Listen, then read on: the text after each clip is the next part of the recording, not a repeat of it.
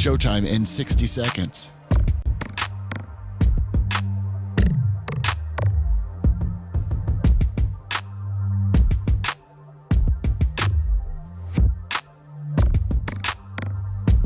"45 seconds.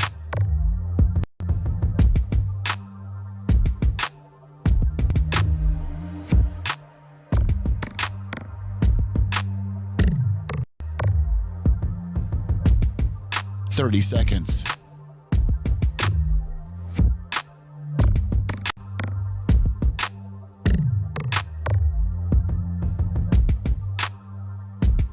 The show will start in 15 seconds, and this is your last audible warning.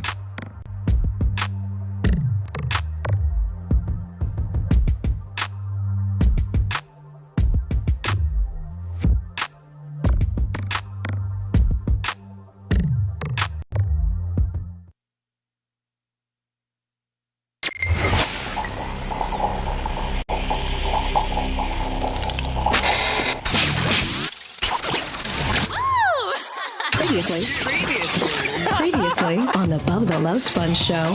And Scout will be playing, and then all of a sudden Scout will mount her and start humping, and she'll hump anything. She'll hump a tail, she'll hump a leg, like she'll hump a face. She'll hump me right before bed. Like I'll lay down and she'll jump on my arm and try and mount me, and I have to throw her off. Oh, interesting. We didn't quite know it was getting taken at home. Sorry, I mean, she's peanut butter game. No. Put a little peanut butter somewhere else, right? Yeah, right. You're listening to the Bubba the Love Sponge show. Broadcast rights for the Bubba the Love Sponge show have been granted to this station by the Bubba Radio Network and is intended solely for the enjoyment of our listening audience. Any rebroadcast, retransmission, or other use of this production without the express written consent of the Bubba Radio Network is prohibited.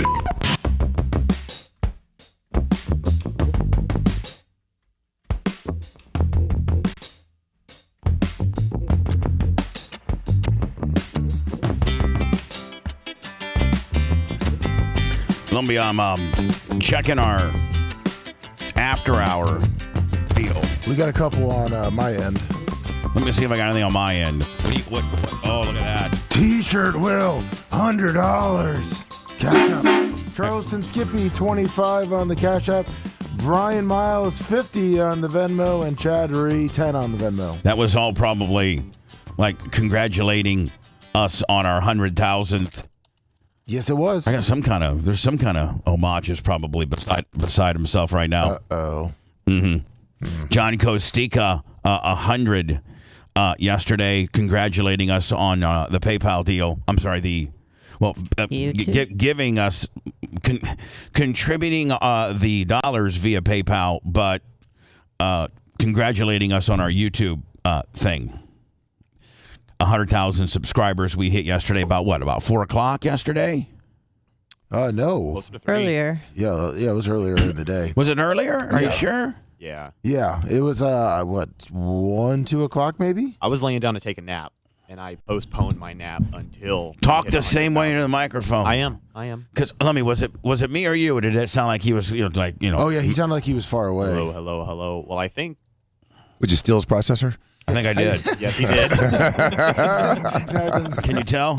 Yeah. I mean, can you tell? Sound great, Bubba. Yeah, I mean, can you tell? Yeah. I mean, it was only a matter. I can't even really equate it to anything in your world, Dan. That would be like because there's no other person in your world that uses probably a scalpel. No, it's other scissors and stuff like that. Like using like the house facelift kit versus my facelift kit. It's different. Like if someone at work started driving a better Ferrari than he had. Man, you sound like crap. Yeah. That's the way I used to sound too now, man. Like I sound like God. I sound good as hell. T-shirt will, 50 on the Cash App. We do have some crinkles and stuff some in the audio chain, but I'm sure Macho Man is fixing those, whatever those are. We aren't anxious about it. Yeah, well, no, I don't want him to take me offline. I mean, I'll take a few scratches and every once in a while on my microphone if I can sound this good. It sounds good. It does. And Rhett, you sound like I used to. And you know what? I attributed to this. I asked Macho Man didn't seem like he was very talkative today. He was not, he's in a very bad mood. Yeah, serotonin levels are low, you know? Oh, no, listen, he is very stressed out. Hold on. Mach, are you available to talk at this time? Are you available? No, he's not. No, he's not. Oh, well, he's probably fixing that scratchy deal. Yeah, he's not even in here. But he is so mad. God, Is he Rhett, okay? Rhett, I'm actually concerned about him. Rhett, I gotta almost have you I almost have to have you jacked up. Like your mic is so low. Like talk into it the way you always talk into it. Yep. See how low he sounds? Yes, he does. Yep. Yeah, if you talk like that, but I got you. I literally have him, Lummy, almost all the way turned up. Well, you know, Macho Man will probably adjust your gain here soon, and then as he does, I'll turn you down. Everybody else is right at their right levels. So, and Macho Man's not available, but he's in a real bad mood today. He's very stressed. Like mad or sad? Stressed. Stressed. About this new operation. We can do it. Oh, but we can't do it. Now you got to do it. Oh, that's right. I heard about that. We're still going through it, and Macho is Operation what, Lummy? Operation we can't do it, can't do it, and Macho is no, it's Operation we can do it. We for sure can do it. Maybe we can't. Well, this works best when you do it, so we're gonna have you do it. Operation we can do it. Absolutely, we can do it. It's going to be the best ever. / maybe we can't do it. / we can maybe do it if you do it for us. Yes. You being Macho. No, us being the BRN. Yeah. But those and within that world, that world, you're talking about Macho, Lummy, and Rhett. They're all in it together. Like, you know, they're all. Is it a software thing or a hardware thing? Oh, I think it's both. It's everything. I think it's in Dan. It's in everything. Oh God. It's more of a software thing than a hardware thing. Is it? Yeah. Yeah. Talk consistently. Don't. I am. But this is the same thing every time. Hold on. You trailed off there. You went no, more sir. of a software than hardware thing. Listen, motherfucker. Oh, I almost said mother effer. Yeah, I think you said it. Okay, don't. We're a little loose on this Friday. You're running a little hot too. Oh, sorry. Listen, Bubba's in celebration mode. We hit 100,000. Yeah. We got Are you in 199 celebration tonight. mode? No, hell no. I didn't think so. You seem too stressed. I'm in survival mode. So when I'm just trying to survive life, I'm getting hit by, I got my Iron Dome up, and I'm just trying to, like. Not your gold dome, There's some like Lummy said. Yeah. Not my gold dome like Dan's, but I got an Iron Dome up, and not a lot's getting through, but I'm getting, it's getting hit. I'm weakening. If I can deflect anything for you, let me know. Thanks. Appreciate it. Anyway, Macho Man, I hope he's not mad at me, and I hope that he just weathers this very messed up storm. Do I need to get involved? See, I can't get involved because it's so entailed that literally I think that I would go insane. Yes, you would. Like I would be like, You'd quit after.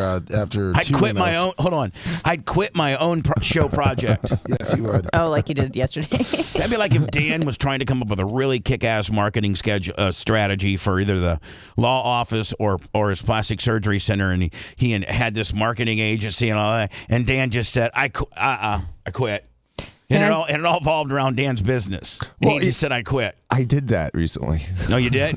Yeah, this marketing agency was going to come in. They want to do all this stuff and give them all extra these money, videos. social media stuff. But the chick was stationed in England. I'm like, oh, wait, you're not even going to be here, so I got to pay someone else to come here and do this stuff? No. And she had this big schedule. Was she just a broker, and then she was just going to broker out these different people that are in Tampa that she knows are, Yeah, she was like a GC, and she was going to have someone come in for this and someone come in for that. I'm like, I don't need that. I'll just hire that guy individually. So I did that. So, Brett, are you there? Yeah, I'm here. Okay, now see, you sound good there. When Macho Man is available to talk, tell him I'd like to speak with him. Okay. So just get on the mic and say, Macho, oh yeah, I'm available. I got that static out of your line. Yeah. Boy, my mic sounds good as hell, does it not? Did you really switch processors? Yes. I heard you talking about it. I got the same one that Rhett does. Had. Yeah, whatever. By the way, today we have Allie Phillips. Now this is a very kind of out of our box type deal, but I feel very strongly for this girl because one, I just think what she's going through sucks. And two, I really applaud her because she's never been a politician. She's running for a state house seat in Tennessee. Actually, District 75. Right, District 75 as a House of Representative or a state representative within Tennessee, District 75. Her website is Allie, ALLIE, the number 4. then TN stands for Tennessee. So it's Allie4TN.com. And right now, I think, isn't she like a nurse or a caregiver or Yes. something? That's what she does.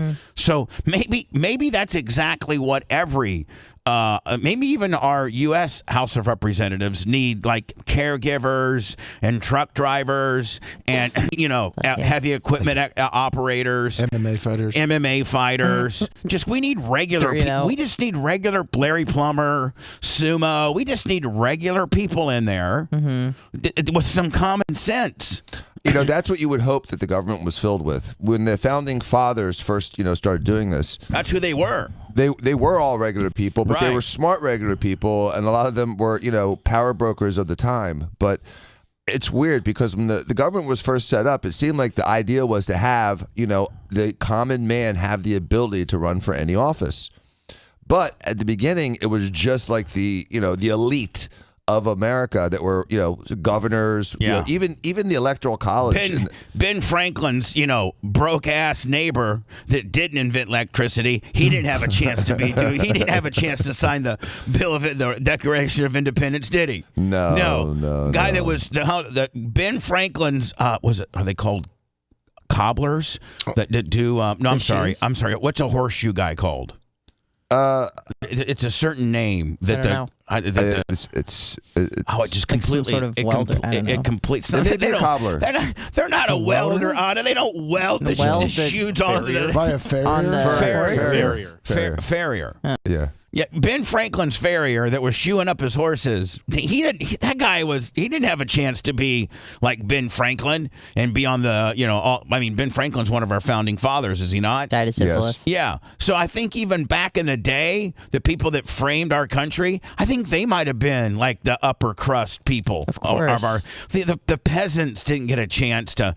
Peasants never get a chance until they revolt, and then things change. Yeah. Like the Bolsheviks. But in America, though, now anyone can run, and that's one of the beautiful things that because even though it was ultimately set up that way, it didn't originally start that way. But now It's really always been that way. Yeah, it's always been that way. But the common man didn't have the power to run because he didn't have the financial backing money. and the money and the For Richmond. It's a damn shame. It is.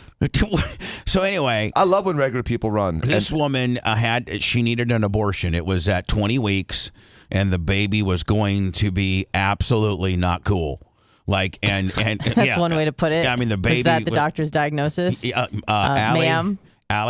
Miss Allie Phillips and your lovely husband, I don't know what his name is, we'll just call him Jimmy. Yeah. Allie and Jimmy, I just want to let you know that we've found that this baby's not going to be cool at all. 0% cool. Can you give us something about some amniotic fluid and all this kind of nonsense? But this baby is going to. It might not. It may. You know what? It might kill Allie to have it. So you need to get rid of it immediately. And that would have happened because the baby died in utero. Right. The baby was dead. Yeah. And now, Dan, if you as a doctor, I need your knowledge here. If a baby dies in utero. Mm-hmm. And you just think that, does your body immediately start giving you signs so that the baby just doesn't stay in there for a couple weeks and really, like ferment or rot out? It will rot out. That's what I'm saying. It'll become a big abscess, and so your body often will just, go into a preterm labor and then have a stillbirth. Okay, but is there instances where your body does not stillbirth? Yes, and you get sick. Oh, you yeah. So your body does tell you, hey. Hey Houston, we got a problem down here in the baby making division, and you just get sick. Now, you get fever, you get septic. Now, you could die from it. Other Absolutely. instances, a lot of times they'll have that baby though, right? They'll go ahead and go through the birthing process, and the baby will be stillborn, right? Once the baby dies in utero, it's not long before they either have to get the dead fetus out or the woman gets sick. If the baby's grossly deformed but still alive, you can carry that for 38, 39, 40 weeks. When does the baby pop out? 40 weeks? 40-ish. 40-ish? Well, 36 to 40 is full term. Yeah, so 23 weeks shouldn't be a big deal. We're not even half. I mean, we are half, but God, we're like it'd be like freaking out at, at a football game, you're down by 3 touchdowns, but you just got the ball at the third period kickoff. Yeah, exactly. You got time. We got time. We got time to put up 3. Yeah, absolutely. Yeah. Now, if if you're down 3 touchdowns and there's 5 minutes left in the ball game, well, we got a problem. We're going to have to onside it. We have to score, first of all. We can't run the ball at all. We have to score. We have to get out of bounds all that we can. Then we're going to have to get an onside. We're going to probably have to get 2 onside kickoffs. And I don't even know what the statistics of this year's. Maybe Alexa would know. Well, hey, Alexa. The Colts did it to the Bucks in 2002. I know, but Dan, you interrupted me. I was going to ask what the statistics of this year's onside kick rate was. So hold on. Hey, you trip me up so much, Dan, I don't even know who I'm talking to Alexa. now. Yeah, Jesus. I'm sorry. Hey, Alexa, what is the statistics of onside kicks in the NFL for 2023? In the 2023 season, George Pickens had 566 receiving yards and 3 receiving touchdowns for the Pittsburgh Steelers. What a dumb bit. Wow. Thanks. Let me bing. It's currently at 8%. 8%. You got an 8% chance of getting not 1. You got to get 2 if you're down by 2 touchdowns with 5 minutes left. You got to get 2 of them. Right, Lummy? Yes. And burn through your timeouts. Yep. And make sure that every play is an out pattern that goes out of bounds. So anyway, this woman named Allie, her name is Allie Phillips, and she needed an abortion. At 20-some weeks, she had done all the prenatal stuff, and the baby was fine. And Dan has even, like, very, very a lot said that, like, listen, sometimes complications don't start setting in till week 20. Well, you can't discover them to that late ultrasound, and that's what happened to me. Same exact thing that happened to this woman. She had a late ultrasound, that 16, 17, 18-week ultrasound. 19. But that sort of like that last, it's the last, real comprehensive ultrasound where they're measuring organs, making sure they have they get the sex right. It was like us yesterday. We were in our last 55.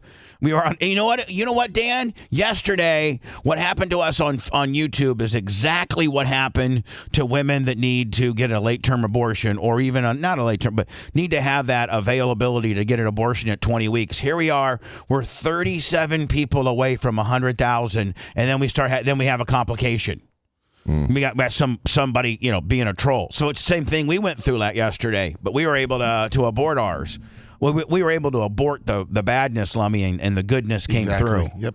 Thank so, you. Dan, like at 19, 20 weeks, there's stuff that doesn't even start popping up till then, right? Well, most of the things that pop up happen, by 20 weeks. And so that late ultrasound and that 4th month ultrasound, which is where some things are discovered, like, what happened with me and what happened with this woman. Yeah, Dan and his wife went through, and I'm not just, like, Dan talked about this once before, Yes. so I'm not bringing it up.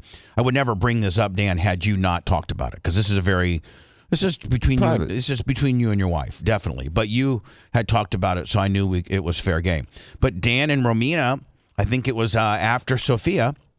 Was it not, Danny? Yeah, it was between the two. Yeah, between Sophia and Danny, they were trying, to obviously probably have a boy like you did, but earlier than Danny, and you guys got cleared to, I think, was it the 20th week?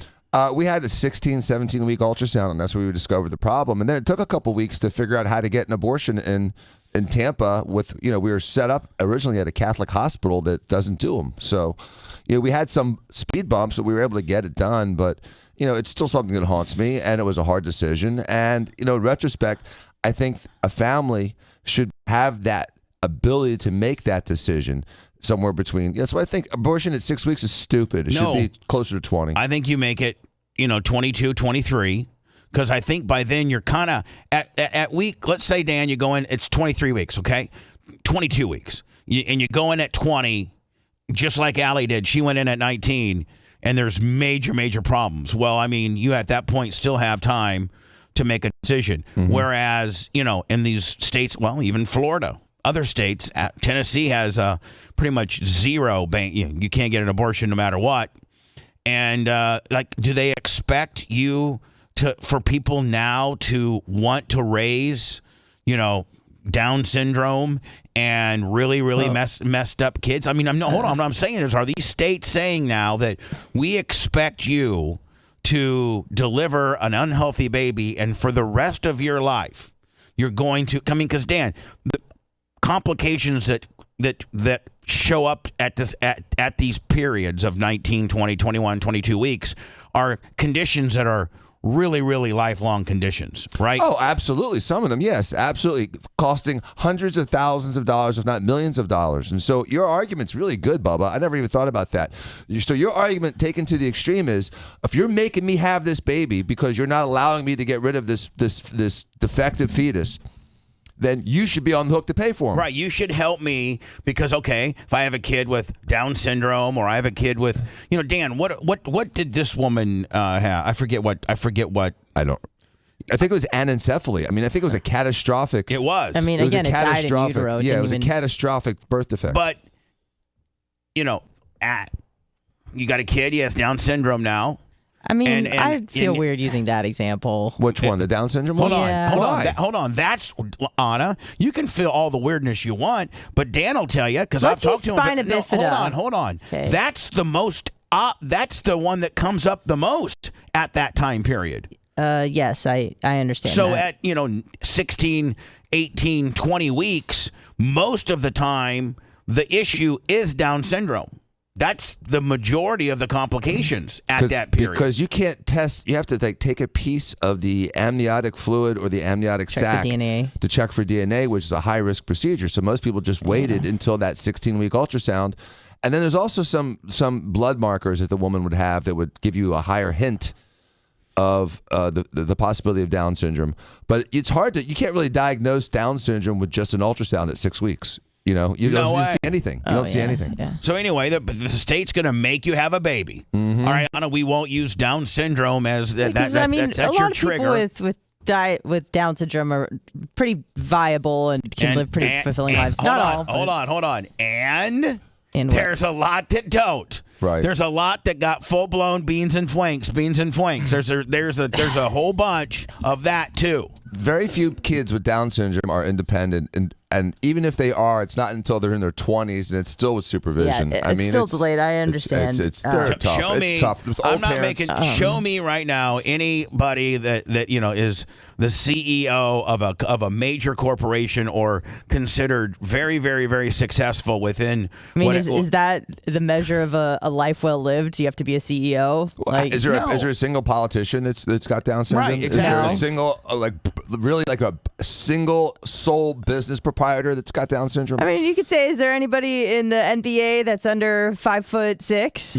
No. There's been multiple. Spiderweb, Muggsy Okay, Bogues. it's unlikely. I But mean, there's drop still- it down 5'4", whatever. Oh, no. These are guys were I think they were 5'2" or something He's like that. tiny. Okay, great. Fly like a balloon. But like a bird. again, very unlikely. That's okay that you don't have people with Down syndrome that are politicians. I just feel like why not? If the state's making you if the state that you live in is making you have that Down syndrome baby, then the state is saying that Down syndrome baby has an opportunity to be a functioning, fully, normal person. But there's lots of people who are technically normal that are just dumb that we don't just eradicate them. Anna, people with Down syndrome, there's obvious the high forehead and the wide eyes. But I and understand that they have physical characteristics that set them apart from the rest of the population. I just felt more comfortable using more of an extreme case where it's spina bifida, where it's clear that they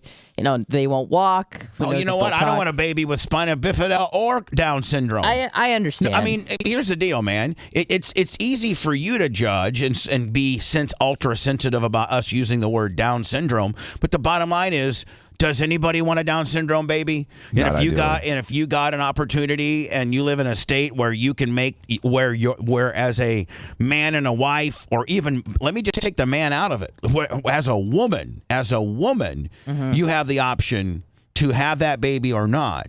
You should. I would hope that you had that option. Unfortunately, in our country, there are several. I mean, like 15, 18, 19 states that completely, are either 6 weeks or no abortion at all. Yeah. I don't want a Down syndrome baby. I mean, people can say, "Oh, you're a prick." No, I want I understand it's not ideal. A normal, healthy baby, just like everybody else is afforded. And if I have the tests to be able to tell me, I mean, Dan, if you had a test when they're making your Ferrari, And on the last phases of making your Ferrari, there's a little chip that you plug in that says, you know what, this car is going to be defective. It's going to always have a brake issue. What? You're like, I don't want that car. Lemon? No. I mean, and your body has a natural mechanism. Nobody for wants this. to. Nobody wants to have a lemon baby. No. I understand, but your argument goes beyond that. You're saying that you don't just have to have a defective fetus to have an abortion. You're saying if you just don't want the baby at 20 weeks, you should be able to abort it as well, right? Yeah. So, I mean, it's kind of a moot point. Like, who cares? No, but hold on. If But it's a healthy fetus, you're still on board for 20 weeks. I probably being conservative, way more conservative, leaning than liberal. Although I am liberal. I don't think you're really conservative at all. I think I'm a libertarian. Yeah.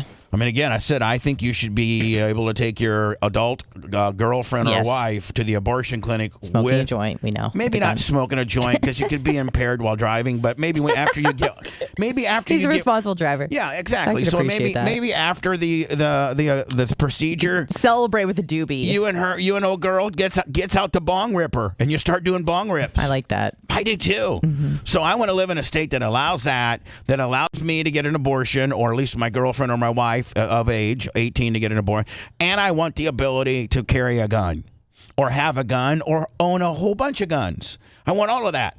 And so, that being said, I could live with on these states, these stupid ass Alabama, Louisiana, Indiana, all these zero lockdown states. I appreciate that you're governed by a bunch of stupid ass white old men that believe in Jesus to the point where they think that this is a murder. Okay, great, no problem. That's because that's the premise of the law that they push. They are saying that you are murdering a human being. Yes. And it's very much. Is it not? Hold on now, but it's very much on the states that got it locked down to 0 or 6 weeks. It's very much it's not a medical opinion. It is an evangelical opinion, right? The law is based on a religion, more Judeo-Christian values, yes. Right. So is this whole country. Yeah. Well, I mean, the Pilgrims. Don't we say that they kind of like, their hard work and their ambitious attitudes? We have the Pilgrims. We honor the Pilgrims just so we can have Thanksgiving, okay? Yeah. It's a nice little story. They weren't even like the first white people here. But our kids are so stupid that you got to sell them some Pilgrim story to get them to believe in our country. It's a beautiful story. Yeah, so here's the those deal. Pilgrims were so nice. If you missed church, they'd stockade you. Right. If you wore the wrong color outfit, they'd whip you. I mean, it I was really bad. understand that they killed all the Indians after they had a feast. As much as we've show me how to grow corn, bitch. As much as we've digressed as a country, we've also made some huge advancements as well, in that we treat people different, and women can vote, and African Americans are better represented. It's just we've grown. Now we've also snowflaked ourselves right down to 0 on some instances, but we are growing in other areas, and that's my opinion is this: if you are in a state. First of all, if you're in a state and they got it locked down to 0, the first thing you do is you vote for a person like Allie Phillips. Or you move if you can. But think about that, uprooting your entire family just for some stupid-ass politicians, wrong opinion in your opinion. So here's what you do.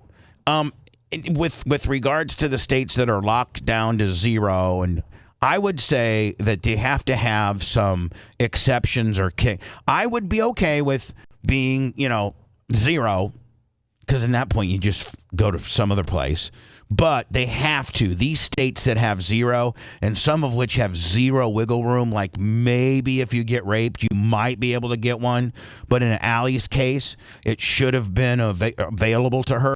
I think that all of these locked down 0 states should have to relook at their law and add some medical provisions in there to give women a little bit more of a say-so on not having a baby that's, 1, going to kill them, or 2, be very messed up. I can't imagine being in a situation where the baby inside of you has passed and they refuse to remove it. Yeah. I want to ask her about that. I'm like, I honestly don't even believe her. I'm like, how is that even a thing? And as a law, and as a state, how can that be? How can that be that you're the governor or one of these people that have made these laws that you have zero wiggle room for abortion? I think there are several states that even have even if you get raped by Uncle Elbud, you can't get. Yeah, Lemmy was saying some of the states that don't recognize exceptions for incest. Yeah, incest, rape. I wonder if these politicians that are so adamant about these early restrictions on abortion would feel the same way if their daughter was raped by Corky and it was pregnant. And so, I think they're all probably hypocrites when it comes down to it. They are, because it's all look at the what's his name? The football player, Herschel Walker. Yeah. Did it come out that he was writing checks for abortions left and right? Well, that technically was an alleged, and it was never proven. But you know what? Okay. Herschel Walker. But I'm sure that stuff happens all the time. Listen, Linda. Herschel Walker should only be judged on one thing, and that is he was one hell of a running back. He sure was. Other than that, man, everything's. And he used to do 1,000 push-ups a day and 1,000 sit-ups. In between 7th and 8th grade, he was a real fat kid, and people made fun of him. But he's kind of corked out a little bit. And let's be honest. I think Herschel Walker might be a little. Hold on, everybody be quiet. Okay. I think he's got a little lummy in him, if you know what I'm talking about. I think he's got a little lummy. I think he's got a little lummy in him. He was dyslexic also. There you go. So he's dyslexic. I love the guy. Can you grit. say that? He's dyslexic. There you go. He's a little bam. He's fat and he's African American. He had all kinds of things going against him growing up in the 80s. And he had a stutter. And he had a stuttering. And hold on. This isn't while living in New York. This is living in backward ass Georgia. So you're a black guy who stutters with dyslexia, and you're fat. And he's one of 7 children. And they make fun of you. So he promised his mom that he was going to get in shape between his 6th and 7th or his 7th and 8th grade year. He told the story on the show. That's an incredible story. And he lost Dan. He started up. I think he could only do 10 push-ups and 10 sit-ups his first day of summer break. So while all the kids were out to the beach, and you know what you do when you're in 7th and 8th grade. I had to work at the Warsaw Park Department. But, some people have the summer off. Yeah, the summer off. Right. Like Sophia and Danny. Right. I mean, they travel. They just do cool stuff. Right. You know what I'm saying? Mm-hmm. So Herschel stayed inside and did push-ups and sit-ups for his entire summer break. And by the end of the summer break, when they went back to school or when football tryouts were, football tryouts are usually 2 weeks before school starts when you're in 7th grade. August. He was up to 800 or 900 push-ups and sit-ups a day. Dang. So you can imagine. Right? Yes. I mean, you can imagine. So he went to football practice, and the coach didn't believe that it was her. He said, Herschel Walker reporting. They're like, no, really. Where's you're not Herschel Walker. You're a jacked up, badass looking kid, and Herschel's a fat piece of crap. Where's Herschel? And he's like, I'm Herschel. How old was he on this? 7th grade. Wow. His entire 7th grade summer, Dan, every day he would do 2 times a day, however many push-ups he got himself up to. And by the end of summer, he was up to, now can you imagine doing 900 push-ups a day? And he said he probably didn't do them all in a row. No, he said he would half them. So you'd do 450 oh, Jesus. in the morning. And then he would do 450 later that night. And then he said when they got a TV or whatever, he would do push-ups when there was a commercial between shows. He said I would literally knock off 50 to 100 push-ups, during commercials. And so, but just think about now. That's amazing. If you're looking at total body, if you don't have any weights. You don't have any weights. Because you didn't have access to weights. No, he didn't have access to no weights. No, he couldn't go to the gym. So realistically, if you were just to pick 2, maybe some regular standing squats. But if you do a push-up, a strict, butt down, chest to the ground, wide-armed push-up, that really, and you get up to 900 a day, you are gonna look like Macho Man. Yeah. I mean, really, you're just gonna be jacked. And then your stomach, if you do 9 and you double those up with 900 sit-ups, I mean, you're going to be jacked. Yep. You could probably almost eat anything you want and still be jacked. So anyway, probably not. What do you mean? Eat whatever you want. Jesus, of course you can, Bubba. Sorry. over there. You've already started off like 5 times. No. Like everything's no with you today. Are you like? Did you take some negative drugs or something this week? Just asking Possibly. for a No, friend. I'm sorry. If you're doing 900 push-ups and 900 setups, I think you probably could especially as like a young kid. You could probably eat about anything you want. Yeah. And your body's going to change.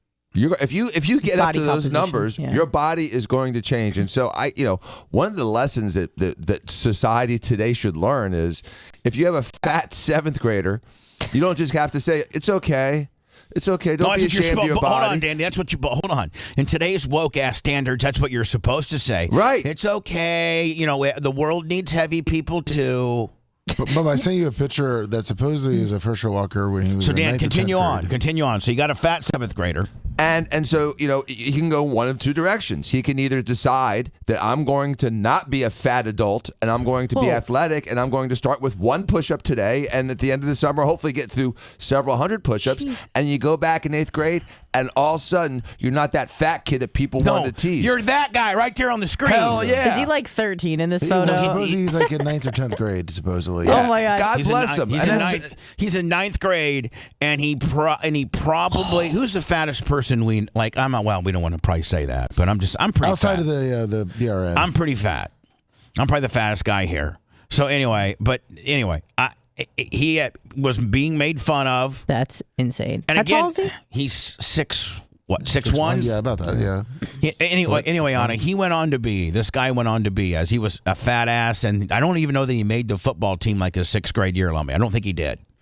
And he went on then, this guy right here went on to be arguably one of the best, at least top 10 running backs in the history of the National Football League. And also, in college football. That's incredible. In college, he's probably top 5. Oh, yeah. And they say bullying isn't productive. Clearly it is. So, Dan, you're right. You want your kid to be a fat ass, and you're supposed to say it, oh, it's okay, Johnny, to be a fat ass.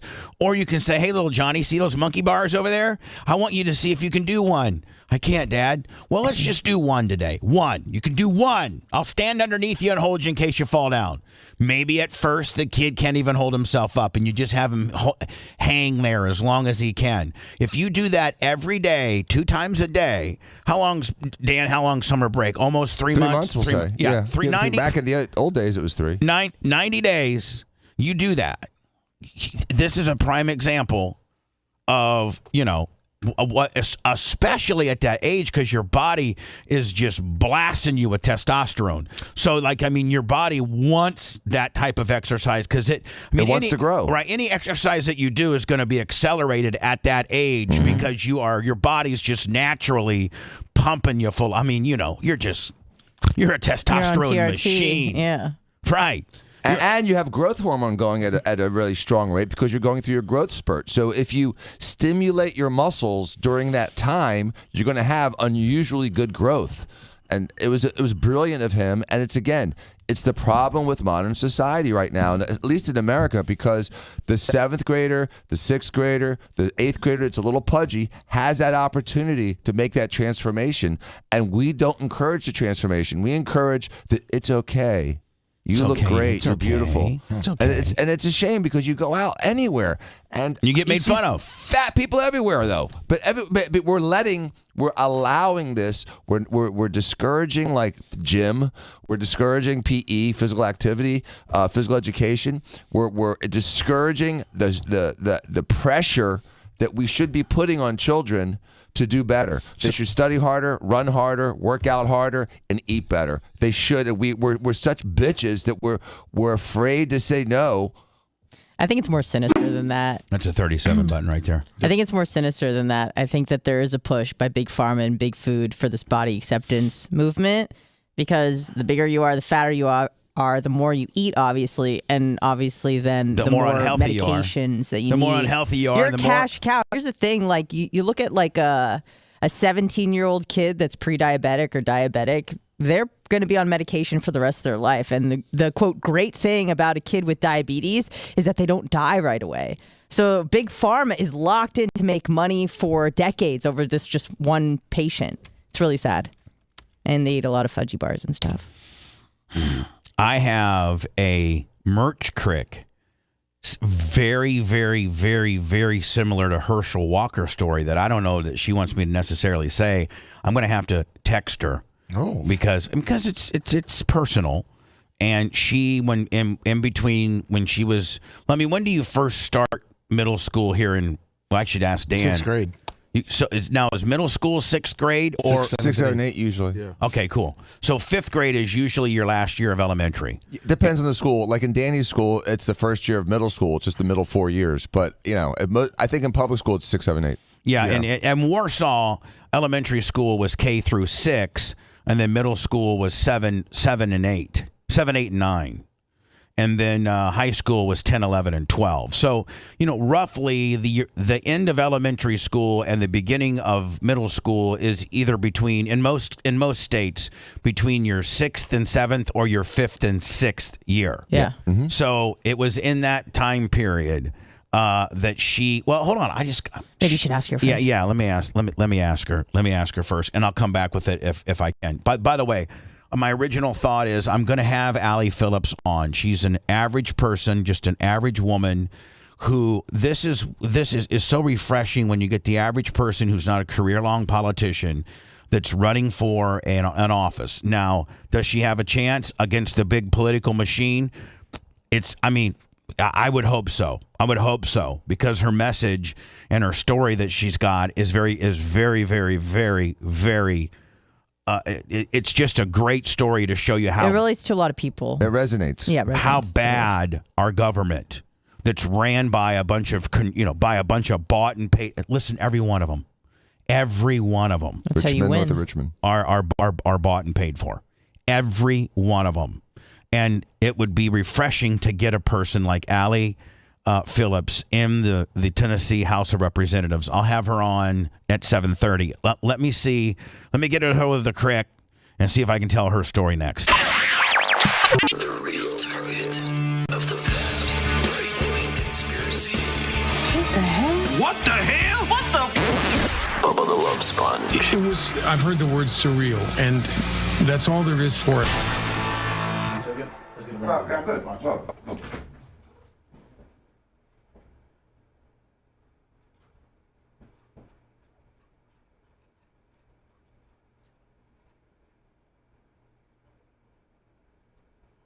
What's up, Jay Gator, Group of Lips, Snozook, Simon, good morning. Hey, Glenn Longenecker. What's up, Jay Gator?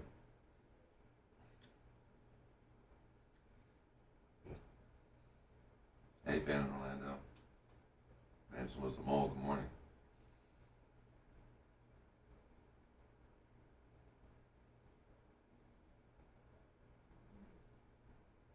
Scary Terry.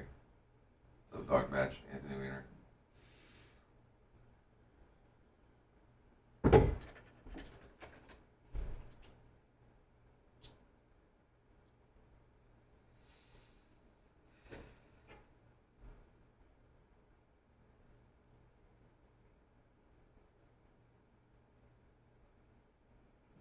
Lummy's Gob, somewhere between 20 and 24 weeks now. Depends. Probably like 22 to 24 weeks is probably a good number to say. Anything else is pretty much an outlier.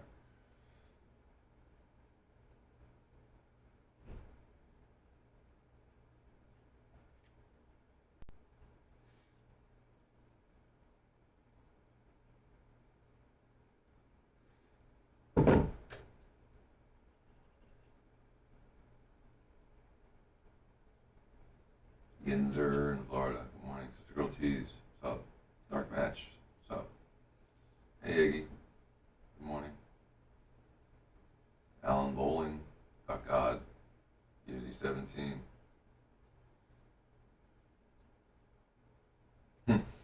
Stumpy 62. Good morning. Bubba's Nation 23. No, I haven't tried the Monster Water. Do you have that Monster Water?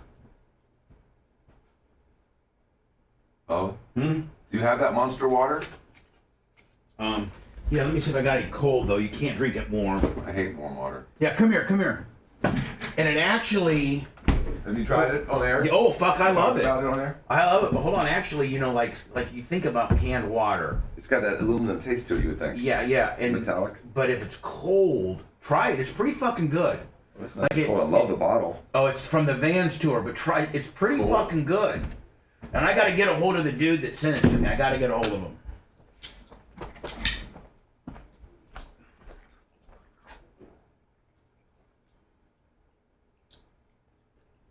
It's clean. There's no taste. No, it is. Tasteless. It's clean. It's clean, yeah.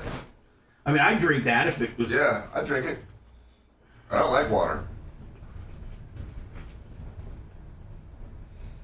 Vegas F1, Iggy. Well, if you had to bet $1, betting anything other than Max Verstappen would be a bad bet. I mean, Ferrari does well sometimes, but for some reason they don't know how to complete a race.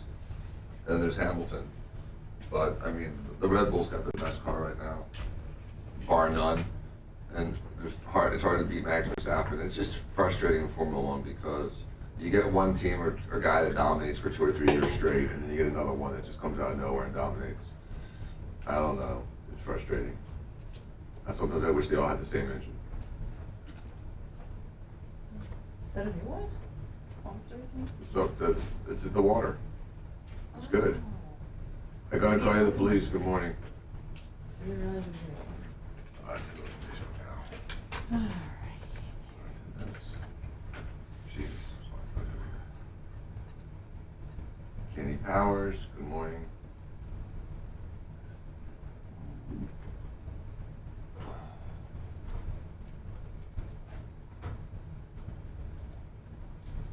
Cersei 69. Steve Stewart. Good morning.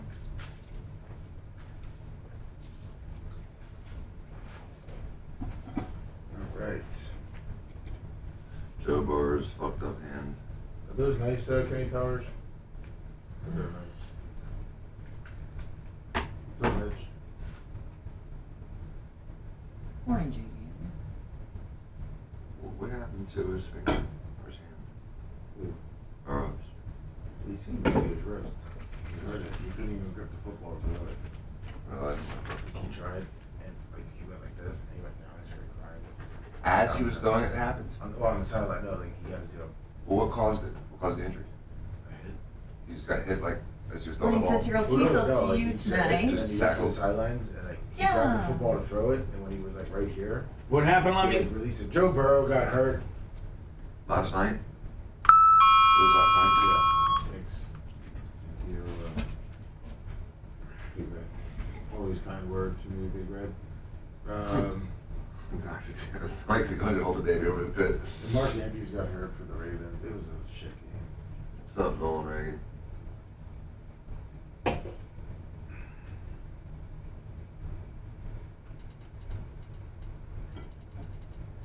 Oh, now it's come out there saying it's a right wrist sprain. Sprain? Yeah. Yeah, they'll do an MRI and watch it just scaphoid fracture or something. You know what I'm saying? Sometimes those things don't show up the first time you x-ray them. Oh, really? Yeah. They'll see it like a week later. When I fractured my wrist, you could barely see it. Then a week later, it was way easier to see.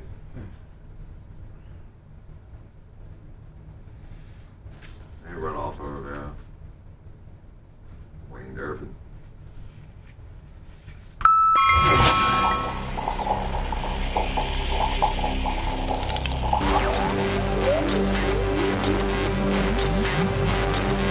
We are the only show that can talk about nothing. The use of all Bubba-isms is prohibited without the express written consent of Bubba the Love Sponge. This is not staged. It's not nothing. It's very scientific. It's not in a killing mood. Right. The Bubba the Love Sponge Show. Lummy, I'm hanging out on YouTube today because pay homage to the fine YouTubers out there that got us over 100,000. Well, thank you. It's Macho. You can't tell me Macho's not been available all this time. He's there now. Brett wasn't in there during the break, but he's... What? Macho is in the engineering room now. Oh, okay. Just wanted to thank him for his hard work and getting my mic switched out because it sounds unbelievable. And I want to make sure that he's not flipping out and ready to kill I think he's still ready to kill someone. Fly to California and kill somebody. I'm afraid. I'm afraid Macho right now is checking the gun laws of California and see if you can, have a gun in your luggage when you go to California. Just what type? We always think of New York and California as having the strictest gun laws. I think Florida's wide open. Oh yeah. That's what I don't understand. Florida's wide open on the guns, but they're absolutely closed on the abortions. Both are super cool and super important. Both of them are. Abortions and guns. Yes. There's my candidate. Abortions and guns. See, Dan, you kind of keep the weed out of it because there could be some people a little freaked out on the weed, But you keep the weed out of it. I think you ought to keep the weed out of it. Yeah, I do too. Because, Grandma, who would be maybe cool with you, she's like, well, I just don't like the hippies getting high and everything. But abortion and guns, like my mom, for instance, she really doesn't really like weed. She doesn't really like, she just, But she doesn't want to ban it. No, she didn't want to ban it. Care. She really didn't care. But she probably doesn't want it as one of her favorite politicians' slug lines. If you could just stick with abortion and guns. Abortion and guns are cool. Boom. Vote Bubba Clem for your county commissioner. Or, I could even with my show and being able to campaign on the air, which then they would try to get me thrown off the air and for say equal minutes. Yeah, this and that. When I ran for sheriff and everything else, I said, listen, my candidate can come on right after me and have a 4-hour show. They're like they didn't. Most sheriffs don't know how to do a 4-hour radio show. That's why you should run for mayor of Tampa. Oh, I need to run. You know what? It only takes 33,000 votes to win. I know. It doesn't take a lot. No. It doesn't. It just takes a motivated voting pool. Right. It takes a motivated voting, niche of people. Yep. And if I get the NAACPs and I get the gays, which I can help with. And because by the way, I like them both. NAACP. Yeah, the NAACPs. That's what it's called, right? NAACP, yes. And by the way, I'm in good standing with Dan and his brothers. I think if your guys aren't on the board, you at least contribute as your family contributes to the fund. And I think you guys just had dinner with the the president of the NAACP fairly recently. We're all members. We're lifelong members, and the local president of the local chapter.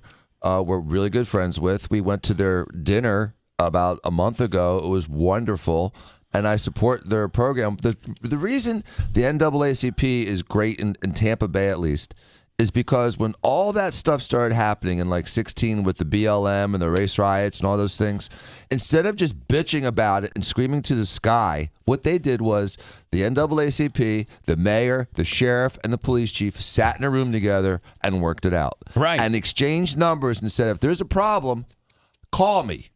Don't just go start a riot. Yeah. Don't have your people go and start burning houses down. Call us so we can come in here and talk. Fix it. And fix what's making you mad. Exactly. Right. So anyway, if I got the NAACP endorsement, which we got, I'll get I'd get the police officer endorsement. I'm thinking, of course, right? Of course. I'm thinking that I'm probably getting the average white guy working his ass off endorsement. I think I could win. That would be the biggest turnout in Tampa history. Yeah. I mean, it was only a 13% turnout on last mayor race. And she won, she had 22,000 votes. That's it. 22,000 votes. Yeah, exactly. That's nobody, dude. Right. And Dan, I mean, and listen, I would have you and Steven and Jay go to the NAACP and ask them, and for me to have a meeting with them, put my big boy clothes on, and then have a meeting with the forefathers of the NAACP and say, here's my beliefs, and let's also not forget, guys, that in 2000 and the Jackson House 11. Yeah, 2011. In 2011, guys, you were with me because Steven had them roped up in it with me too. You guys were in on it with helping me try to buy the Jackson House. Look at it now. That just shows you the Jackson House right there shows that's all I need is that, you know what? 12 years ago, I tried to buy this place through the Diaco Foundation. and had all the general contractors lined up, had 5 law firms ready to do pro bono work for the African American community. And so I put my money where my mouth was 12 years ago, and I have not changed my opinion with regards to your organization. Boom. What other candidate's going to go in front of you and ask for their endorsement that believed in a very, very, very important African American cause 12 years ago? Nobody. And the establishment leaders of the city let it continue to dilapidate. Well, no, not only that, but denied me. Right, yeah. They denied you and didn't save it themselves. They just let it just the career rust politician out. That's running against me, that guy who's been in the system, whoever, it's hard telling who will run. I think Castor can't run again. She can't. She can run. Jane Castor cannot. I'm thinking of Kathy Castor. No, I'm talking about the mayor of Tampa. Right. And she's an insider. She was the police chief under. Let me. When is the? I need you to look at when the election is, because they usually do it like in April. But then you need to find out when you need to qualify by, because I'm gonna have to move into Dan's carriage house. Yeah. Because that's gonna have to be my address. Dan, I need one of the bedrooms in the carriage house. No problem.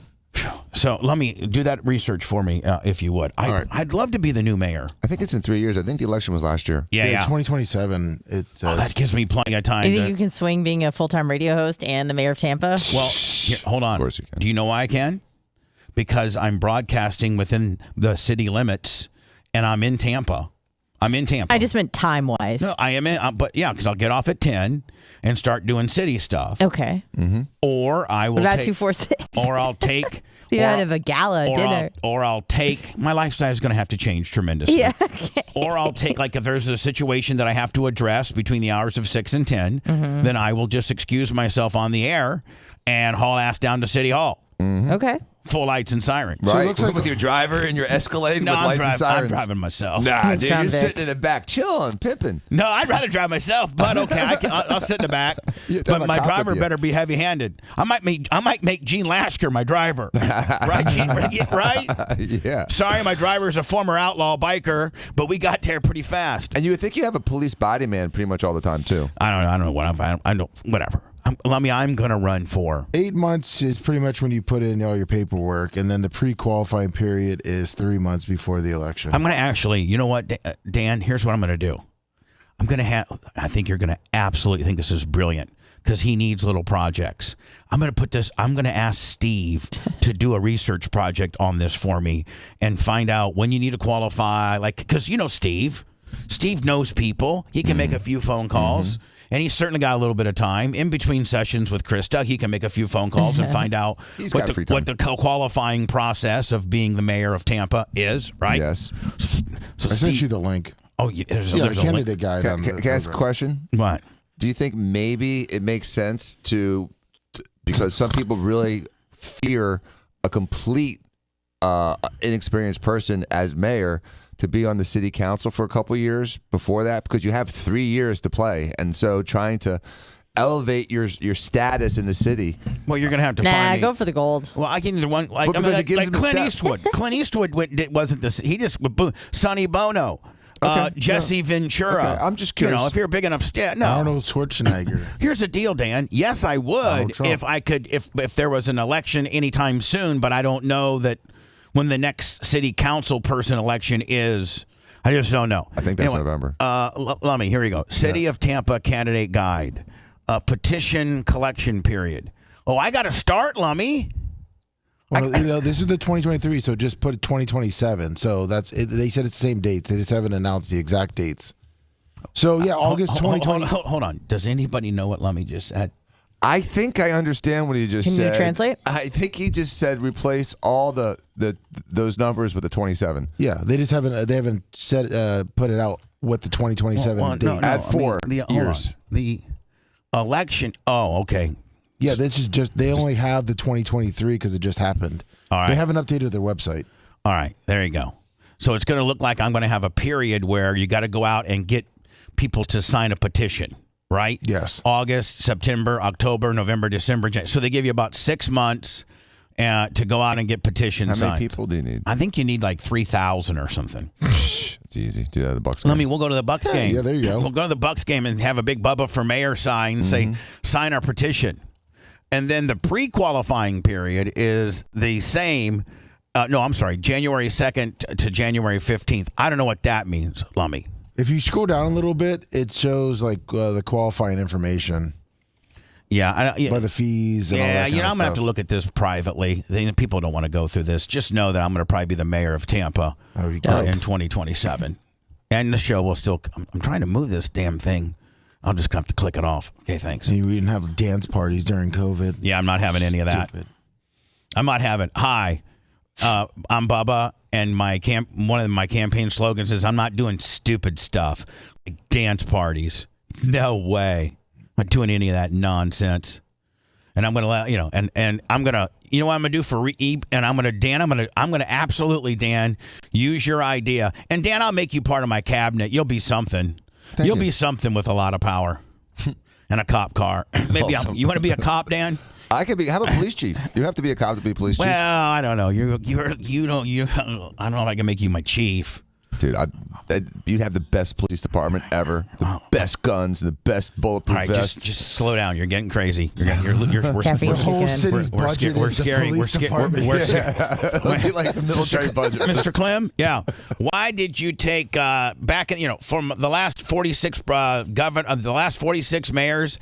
They've earmarked about 25 to 29% of their budget for police. Yours is 67%. Can you tell me why? Yeah, my police chief Dan Diaco wants a gold tank. So it's just and so we're gonna drive it up and down on Ybor. It's gonna be a great PR deal. It was $18 million. I'm sorry for that. It kind of jacked up my budget a little bit. No, but I would steal your Ybor City idea, and that is lock the perimeter down. Where you have just like 4 or have like two western entrances, 2 eastern entrances.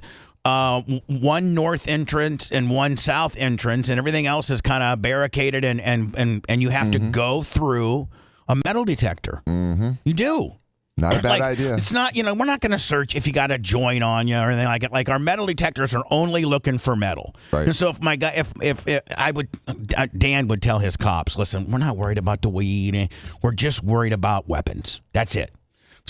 If a 22-year-old little Johnny who's going down to the whatever club and he's got, a couple joints in his pocket, just, who cares? Please lock it down. Right. Then you wouldn't have all these problems. I agree. And because, half of Ybor is the outside party. It's not just the clubs. It's so much of it is just being People outside. getting shot in the street. 50%. But 50% of the Ybor experience is outside. Correct. The other part of it is either you inside dining or you inside at a club or something like that. Hell, I would say that maybe it might be 60%. I find myself outside more than I do inside. Best people watching in the city, no doubt. You could bring back Bubba Beach Club and do like press conferences in the. No, I don't want to do all that, Lummy. I want to be kind of undercover. Oh, do you? Yeah, I want to be a good guy. Oh, I thought maybe you want to be out in front. No. Don't forget this Saturday for all of our Orlando people, or even, I guess, is that Saturday? Yeah. Yeah, okay. Perfect. Blend and Barrel in Orlando. It's at 225 West Seminole Boulevard. It's where we had the second one of our Stogies and Spirits deals years ago.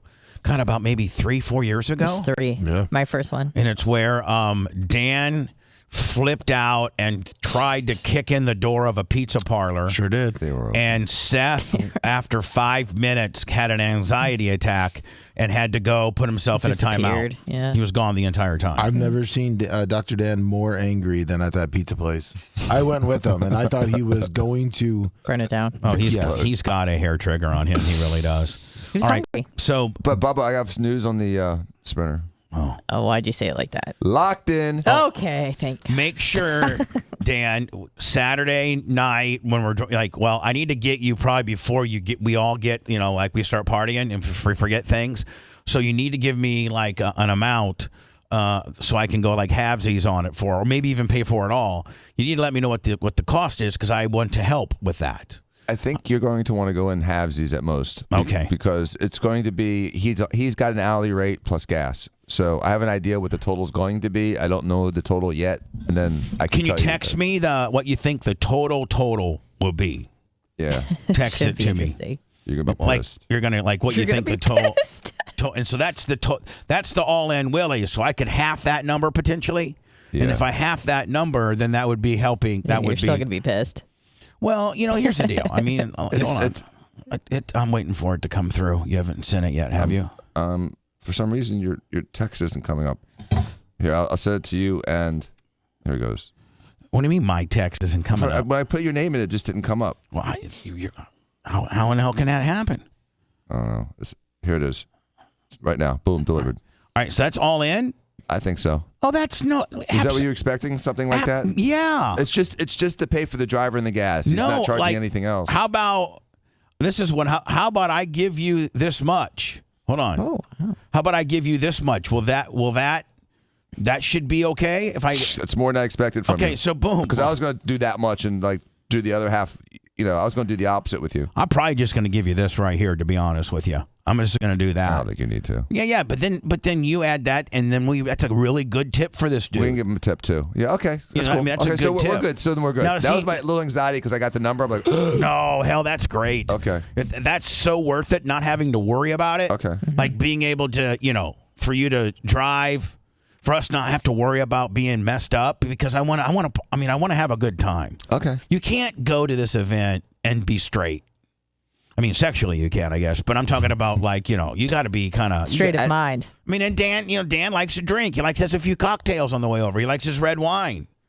Does he? Yeah, well, of course he does. I don't think I'll drink red wine on the way over, but I'll drink something. Out of a wine glass in the car, bouncing around. Dan's a doctor, and he can't quite party like the way me and Lummy does. I think if I recall, there's a rule in that Sprinter about red wine specifically. I don't like red wine. I was just trying to cover your ass saying red wine for substitute for something else because you're a doctor. More red wine. So I say the only thing that you drink is red wine. Trying to insulate yourself, but you didn't understand what I was trying to do. Yes, and you ruined it. He's drinking Monster water. Do we have a final list of who's going? Well, let's go through it right now before I go into words, and then I come back with the Merch Crick story. She green-lighted it? Yeah, she did. Yay! Awesome. So, and I think you're gonna find it. It's very Herschel Walker like. Yes. So okay, Dan, Lummy. Yes. Now, Dan, do we know? How about we tell? What's the capacity on it? Can somebody sit beside? Can somebody sit beside him? The driver? Yeah. Yeah. Okay. And who's going to sit in the front? Is it Lummy? How's it? We don't know yet. Might be you. If it's like if it. You usually say bitches in the back, as I recall. Yeah, but also the more annoying you are, the farther you're going to I'm going to try to distance you as well. So like if we Dan, is it like? Is the driver and the passenger completely like there's a divider between them and they can't see us? I think you can put the divider there and open it so you can keep it closed or open. Oh, okay. I'm saying we could put Anna up there and close it. Mm-hmm. It just gets too annoying. The squeaking. Yeah, but how annoying do we want to make the driver? Who cares? We're tipping to talk his ear off? Hold on. Who cares? We're tipping the hell out of him. He's a nice guy. Yeah. So.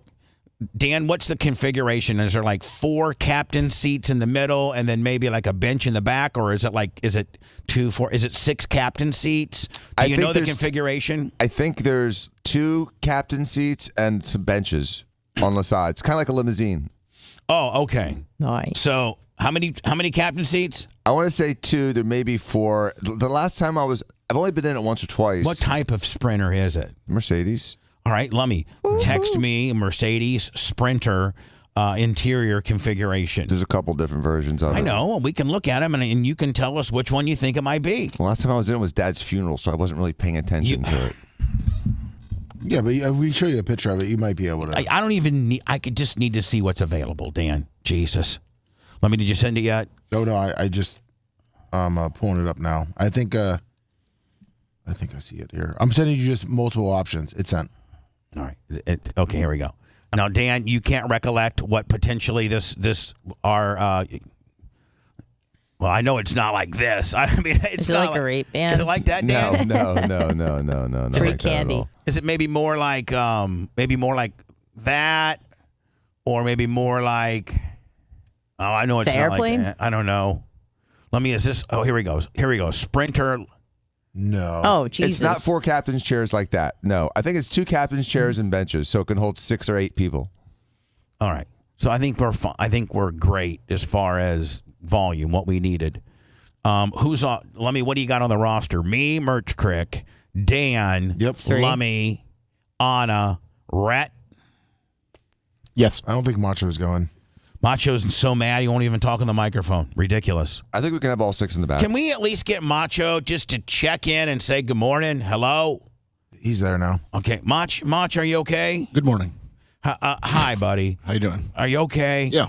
You don't have a one-way ticket to California with an assault rifle? No, but I don't think I should go and partake in the alcoholic event this weekend. I have no problem with you not going here. I want to make sure that you're okay with what you're going through right now. I know you're flipping out, mad as hell.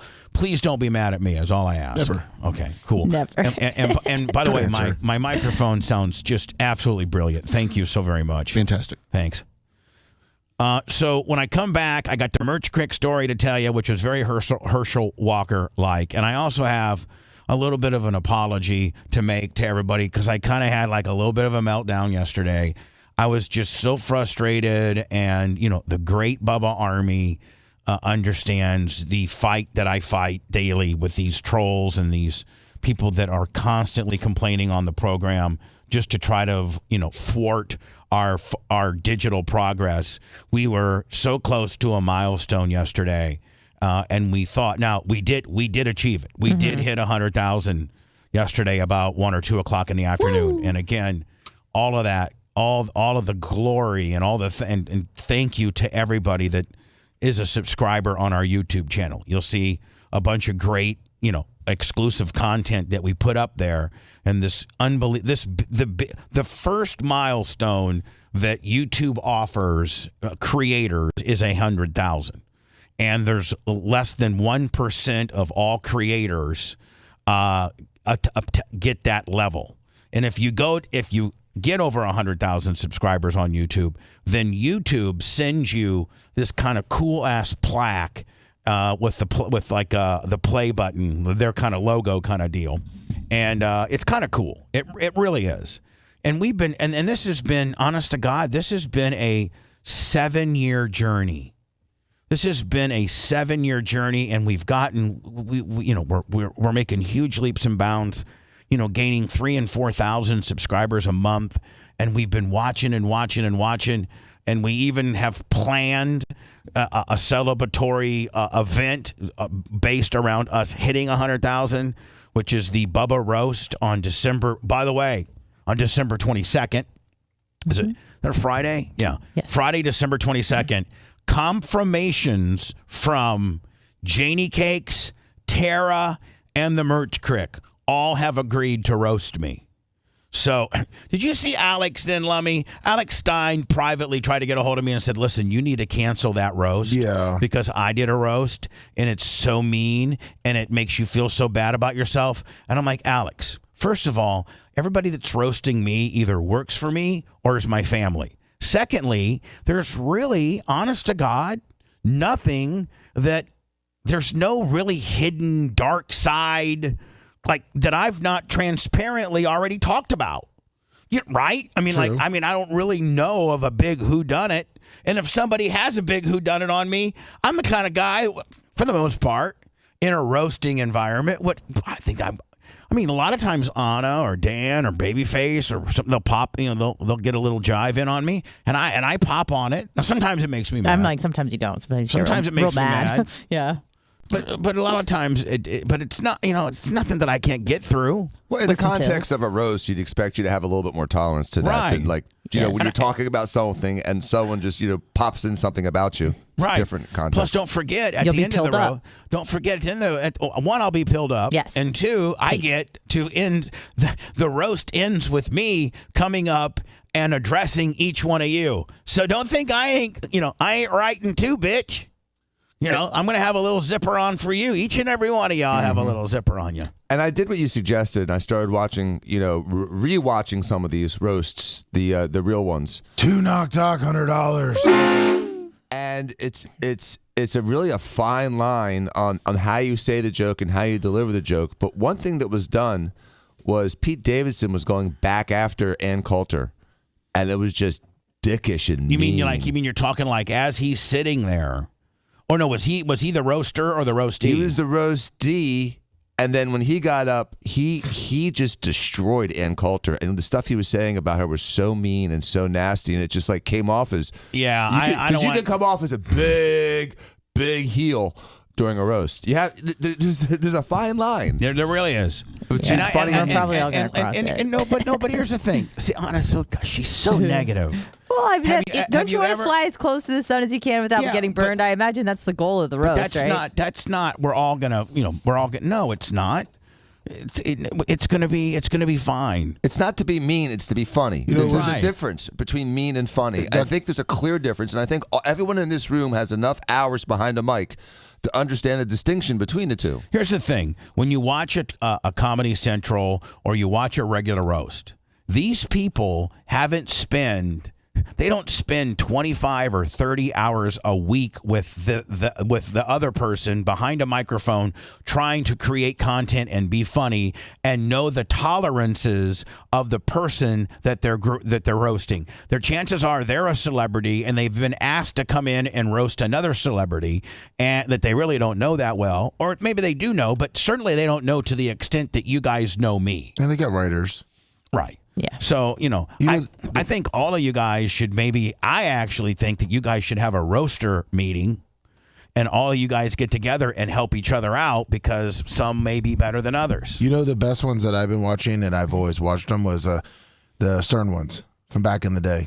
The one you were part of too with Ronnie when they did, all those roasties, because it's all the staff with Sal and Richard and all those, Bob Levy, like they all came in and it was really good. So they all work together. So as we yesterday got to 100, well, we were first our channel was canceled. I mean, talk about an absolute mind, right? Can't believe it.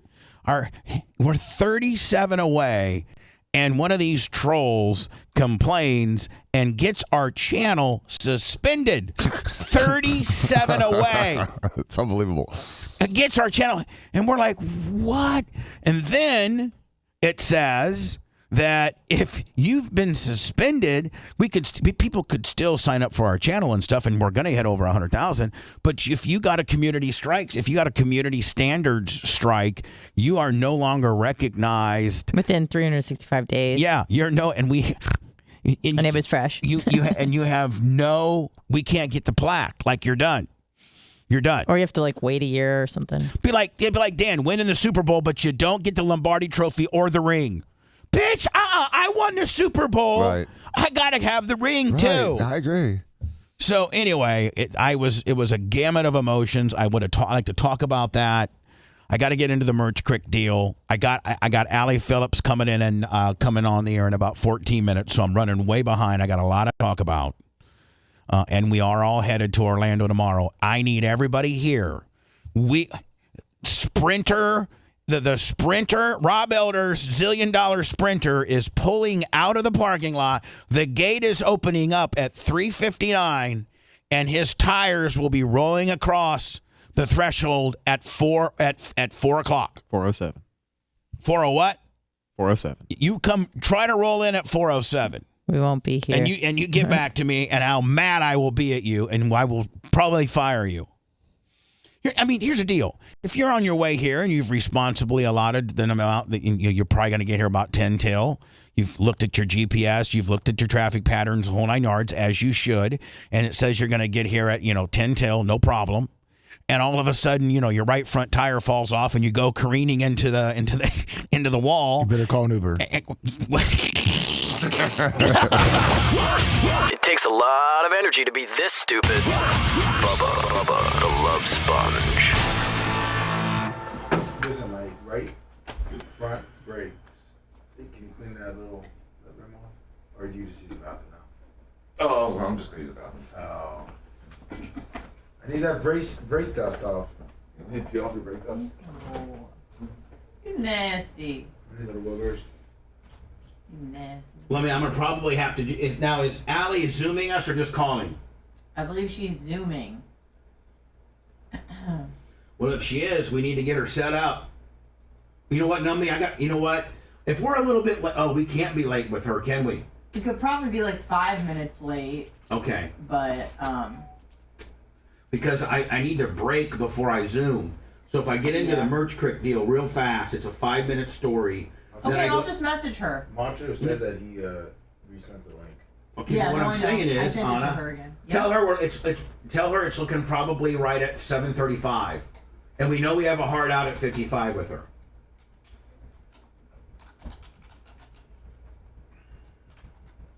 No.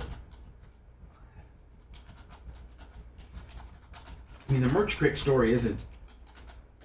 I'm just going to tell the Merch Crick story and go into break. Okay, Lummy? All right. Oh, so we got 5 minutes left. 8, 19, 20, 21, 22, 23. 23. 24, 25, 26, 27, 28. 29, 30, 31, 32, 33. So yes, Anna, tell her 7:35. Got it. Okay. Thank you. Hey, I know you got a lot of stuff going on. Did you get a notification from Google on your phone? Oh, by which means? Probably Gmail. I don't even check my Gmail here. I don't even know how to get on it. Two-step verification, Willie. It said it went to a phone. It would be the Bubba Army 987 email if you have that logged in. I don't have that, but I guess I can probably log it in here, can I? Yeah, I can probably do it from the back, worst case. Hold on here. I don't want to take up too much of your time. You're killing me. I know, I'm sorry. Here, hold on here. Here we go. Come here. What are we looking at? Okay, no, you're good. I'll figure it out another way. Oh, it didn't come this way? Yeah, because if it didn't go the first time, it won't show up. Scaring me. No, we're good. I'm going through the process of getting our play button. Oh. Oh, we're gonna probably fuck that up, aren't we? No, we're not.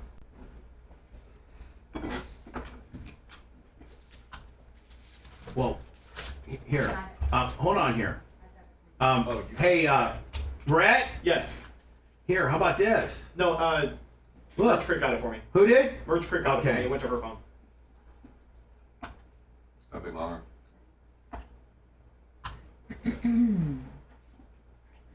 What's up, Christopher Stevens? Jersey 69, Big Buck. Listen, bitch. Don't let me I'm gonna go after a couple. Call us Mandingo.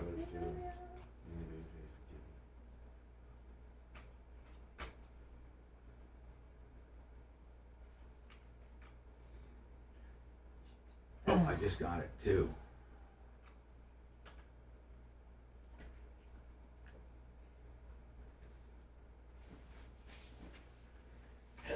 Excuse me. Of course. It's a bit longer.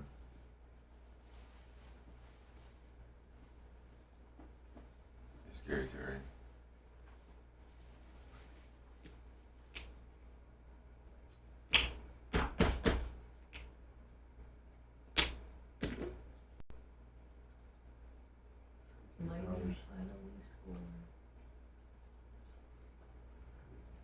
Scary Terry, that's funny, terrifying, and awesome.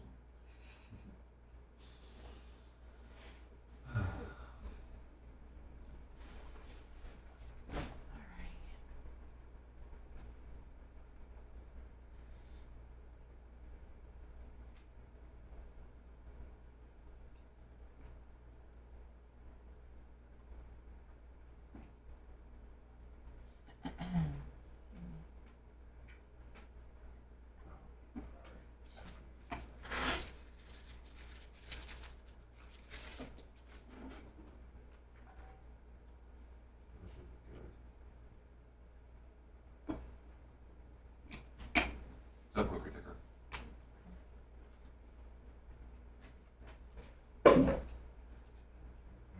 Maybe short stroke.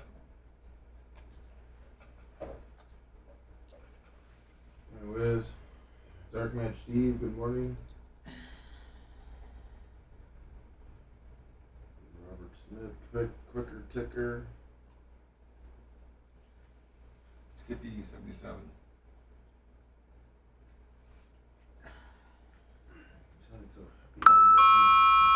Zippies. Zippies. There's Skippy. That's my cousin's name was Skip. Is that short? Isn't there a nickname? It's Francis Xavier Brown. around the 3rd, so I went with Skip. I think we'd go like Frank or something. Well, his son's Frank. Oh. I don't know why. Maybe I couldn't say Frank. I wasn't that strong with my R's. Frank. I don't know why they call him Skip. But I won't call him Skip.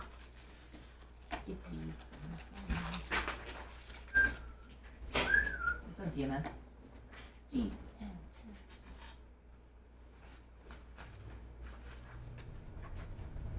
So Carlos.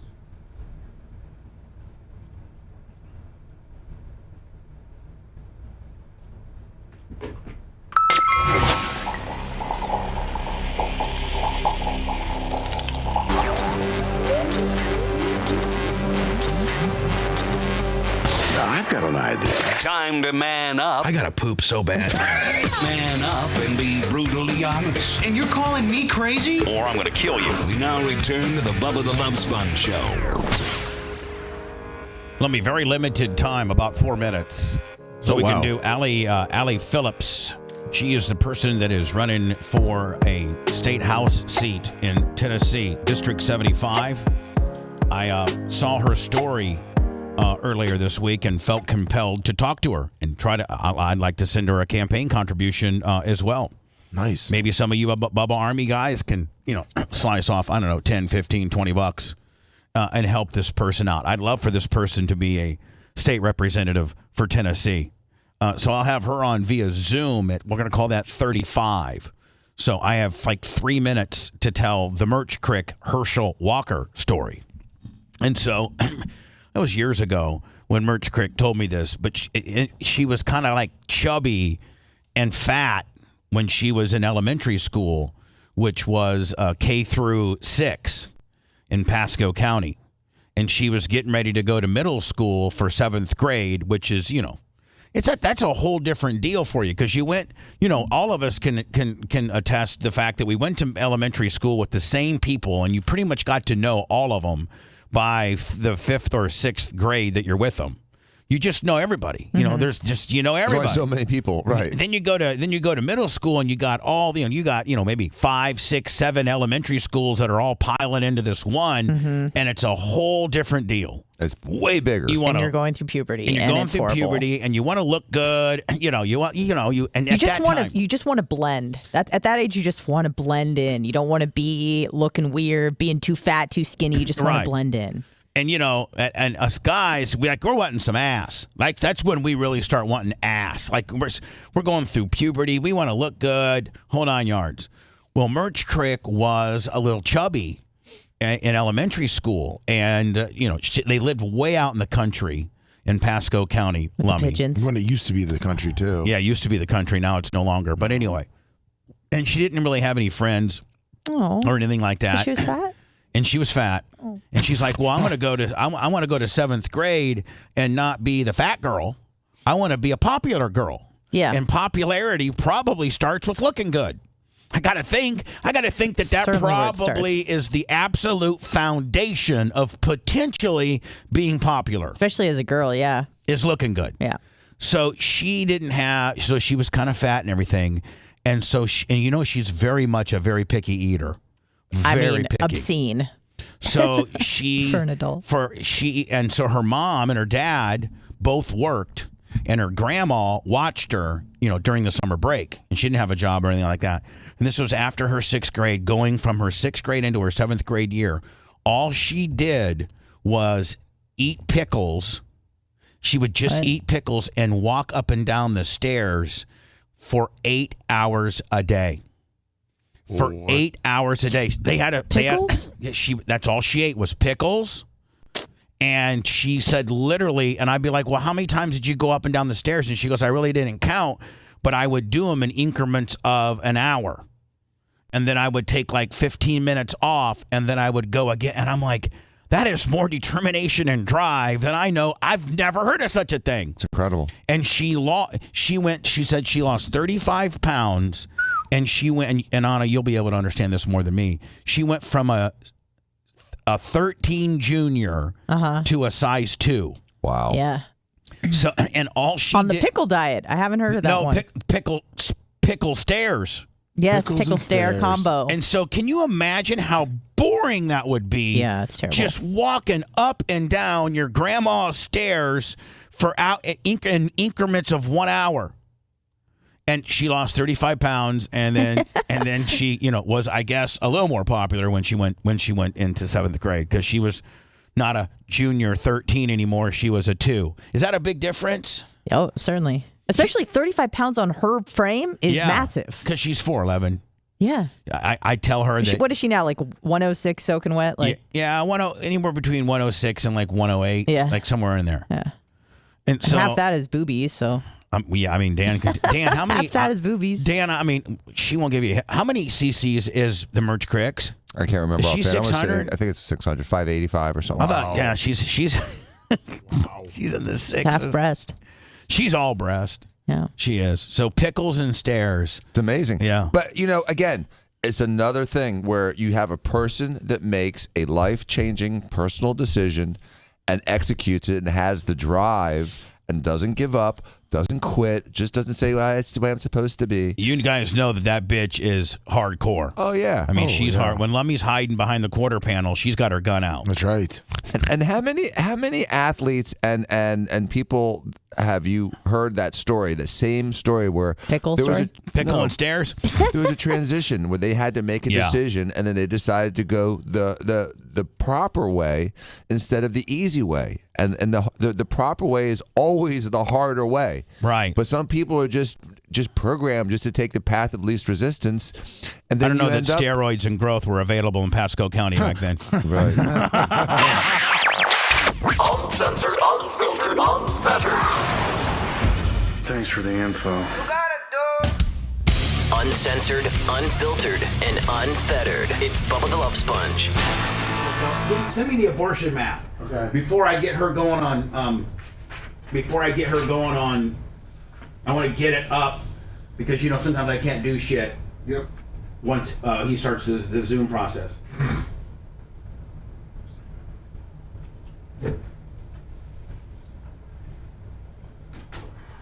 Is she coming on like right after this break? Yeah.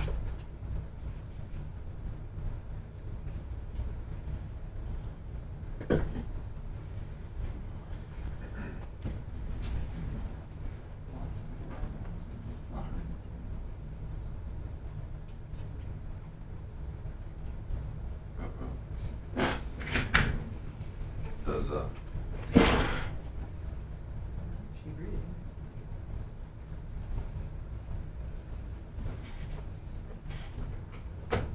Hey, Carlos.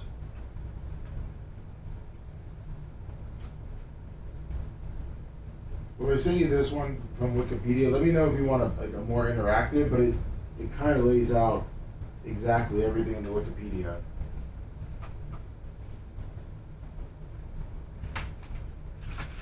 Much better hurry and get here.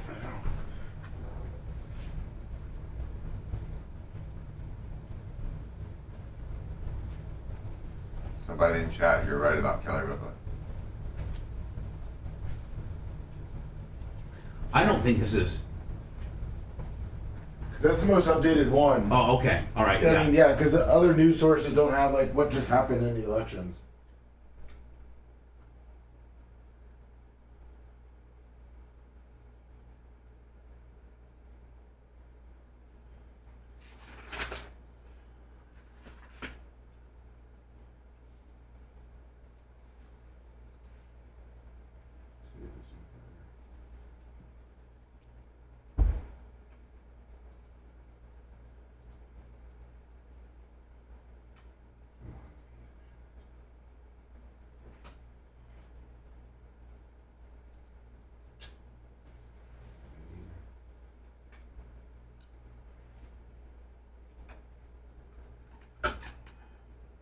In case she comes on, then I can tell her, Allie, we got 352 left. In case she comes on, I can tell her, Allie, we got 352 left. I got it. There, no. It's probably there. No. There. No, I guarantee it's Facebook. Probably there. Yeah. Boom. Right there. So there we go. Two 12 morning. I'm over to you, YouTube. Hi, YouTube. Hi. Hi. I mean, I just moved over. I was ready for you to beat me up. What do we need to send an invitation? No, she's got it. Okay, got 3 minutes. All right, so I can switch over to this map here and just put that there. That's my feed, but that's my map. It's already pulled up, so I won't be messing nothing up. Okay. Good morning, Allie Phillips. She just has to click the link. It should open. Click the link, Allie.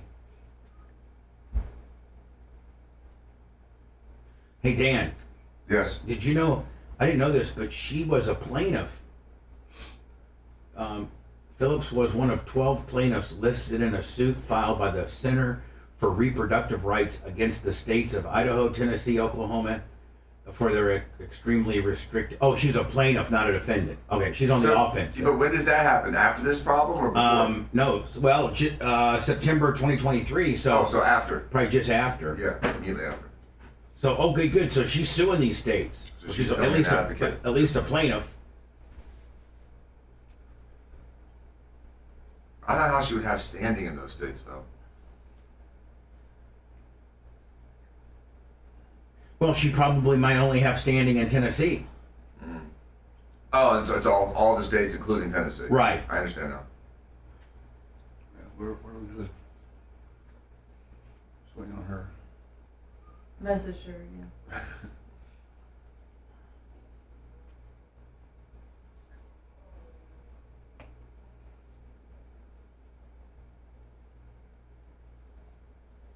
I love people to get pissed off, get off their ass, and do something about it. That's what we should do as a society. I know. That's what I'm gonna say. Well, I went to law school. We may not be able to say that though, because she may not click us. We may be done. That was gonna be a good interview too. Oh, wait, Tyler. Oh, thank Jesus. I believe in God. Wow. Hey, Allie. Right there. Hey, Allie. We're gonna be on in about 50 seconds. Okay. Thank you. Great. And just to let you know, Allie, we're like all on your side. Like our position is like we're not trying to have a got you moment or nothing. Like we're like, yay, this is exactly how it should be going down, and we appreciate you doing something about it. Well, thank you. I appreciate it. All right, 30 seconds.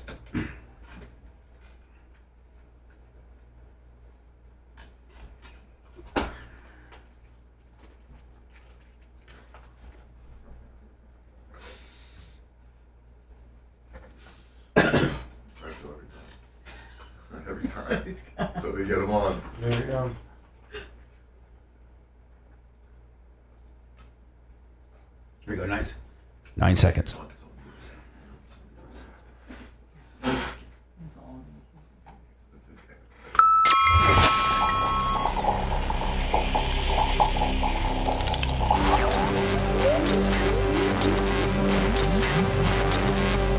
Guess what? Time for insults aplenty. And they're all from the heart. Collateral damage of the true Bubba the Love Sponge.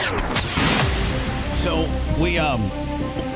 we saw this story, I think, was it earlier this week or late last week? And it was early this week on CBS News. Right. And it's her name's Allie Phillips, and she lives in Tennessee. And I have Allie with me right now on Zoom. Hello, Allie. Hi, how are you? Good. Is that your office or your house? Because that's a pretty kick-ass background right there. I so wish this was my home. I am actually in Detroit right now for some candidate training, and that is Canada behind me. Oh, yeah, like Windsor, like that kind of deal, right? Yeah, I don't know if you can see the right the across the water. river. I never know Detroit looked that nice, but I mean, I guess it's Detroit. It's Canada, that's why it looks nice. Yeah, I'm sorry. We're looking at Canada. Yeah, It's true. beautiful. We're looking at beautiful Canada. Don't go. The other side of the hotel is it sucks, right? It's Detroit. Yeah. I specifically asked for Canadian view, Yeah. and so we got it. So anyway, Allie is a caregiver, and I really like when the common person gets off their ass and does something, because all too often the whole political system is all bought and paid for. They've groomed these candidates from dog catcher to city council to mayor to blah, blah, blah. And they just all get lumped into the I'm a politician for life type deal. And very rarely do I see a woman or a man, for that matter, that has been kind of screwed over by the system that says, you know what, I'm going to do something about it. I'm going to put my money where my mouth is, and I'm going to run for office. And I just might make it, and I might make a difference. And your story is so compelling, and it has everything to do with one of the most controversial things. Like everybody has an opinion about this, and it's about abortion. And I'll let you tell your story, but you live in Tennessee, and Tennessee happens to be one of the most locked down, just really unreasonable state with regards to abortion. And so, Allie, I'll let you tell your story. I want to make sure also that all my listeners and everybody that watches this show later on, and however you get this interview, go to Allie4TN.com. That's ALLIE, the number 4, then TN.com. And you don't have to live in Tennessee to write her a $100 check for her campaign and help this woman out, because this is the kind of person that we want representing us. Somebody that's gone through a scenario like this and says, I'm just not going to let the old 72-year-old man that's a 4-time termer win. I'm going to do something myself. And that's what Allie is all about. So, Allie, tell me your story, if you could. Yeah, well, first off, thank you so much for having me here today. I truly appreciate the opportunity. I tell everybody, any chance I get to share my daughter's story, I will take it. Yeah, I live in Tennessee, and I was watching what was happening with the Supreme Court overturning Roe, and it was very upsetting as a woman and a mom to a young daughter to watch it happen. And Tennessee implemented their trigger ban shortly after in August of 2022. I got married in March of 2022, and my husband and I found out we were pregnant in November of 2022. We wanted to expand our family, so we were really excited when we found out that I was pregnant. And everything was going fine up until my routine anatomy scan in late February of this year. And we got the news that really no expecting parent wants to hear. Our daughter had multiple fatal fetal anomalies. Both of her kidneys weren't working. Her stomach and bladder weren't working. She had no lung development. Her heart only had 2 working chambers in it. She had a rare brain defect that only 3% of fetuses survive to birth with. Then they die shortly after. She had no amniotic fluid around her, which, if you don't know a lot about pregnancy, a fetus needs amniotic fluid to develop in the womb. And then she stopped growing at 15 weeks, and my anatomy scan was at 19 weeks. So this scan that you got to diagnosed all this was at 19. And by by how many state standards, a lot of them shut it down. Even those that are a little cool about it, shut it down at 6. So a lot of these real big issues, and I have a doctor as a co-host, Dr. Diaco, and he'll tell you, a lot of these catastrophic issues don't start rearing their heads up until until the 18, anatomy 19, scan. Until the anatomy scan. So. It's just so not even viable for a 6 or a no-week ban, because it's like the government's making you have a defective child and possibly risking the mom's life as well. They're making you do that. Yeah. What my doctor told me, because obviously when we wanted Miley, and so my first question is, what are we supposed to do? And my doctor said, well, you have 2 options. You can either terminate your pregnancy, but in Tennessee, with the new law, you can't do that here. You would have to look out of state. She said, or if you decide to continue your pregnancy, you're putting yourself at risk for a miscarriage, a stillbirth, or for her to be put in hospice care immediately after birth. And I said, well, how long do you think she could survive to birth? And she said, with all of the diagnoses that she has, the longer she stays in your body, the worse she's going to get, and the higher risk your health is going to become. So at the time, my daughter, and that's not you or your husband or your husband's best friend. That's your doctor. That's your doctor saying that. Yes, your doctor. That's my doctor. Yeah. And so my daughter was 5 at the time, and after having a long discussion with my husband and my family, I didn't want to put myself at risk of leaving my daughter here motherless, knowing that the daughter in my womb wasn't going to live at any point anyways. It just didn't make sense for me to risk my life for another life to just end regardless. So that's when we decided that termination was going to be the healthiest route for me and my family.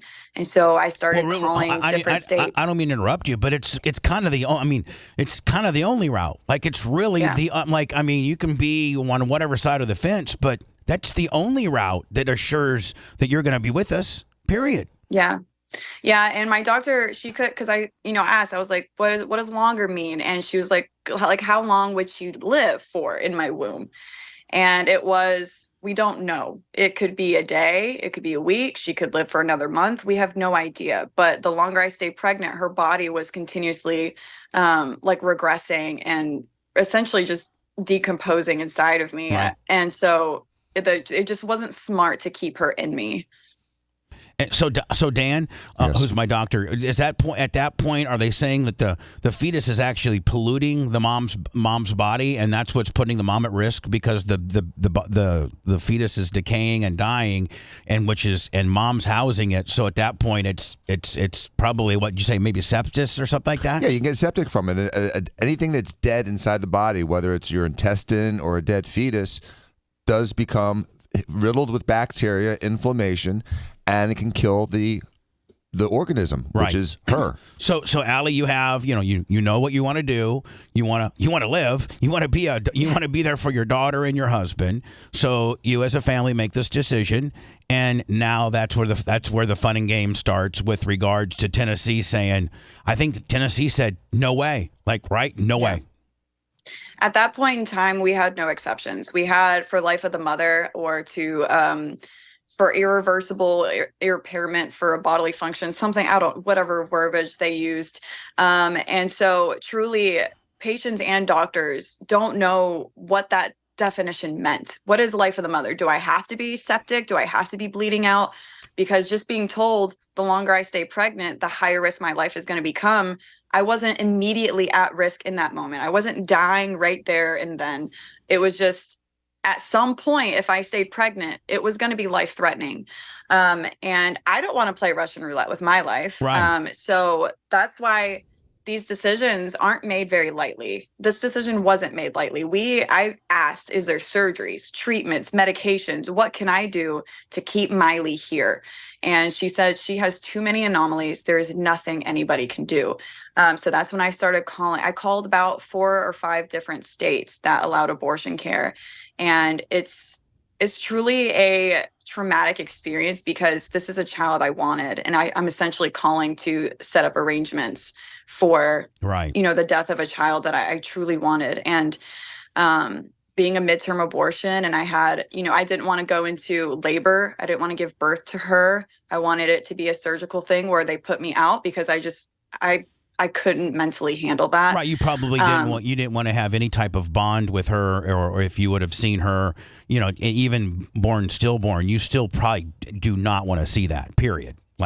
Well, it wasn't that I didn't want to bond with her. I already had that bond with her, her being in my body, but I didn't want the mental image of seeing my daughter deceased. Right. The last memory I have is her moving on the ultrasound screen. And so that's the memory I get to keep.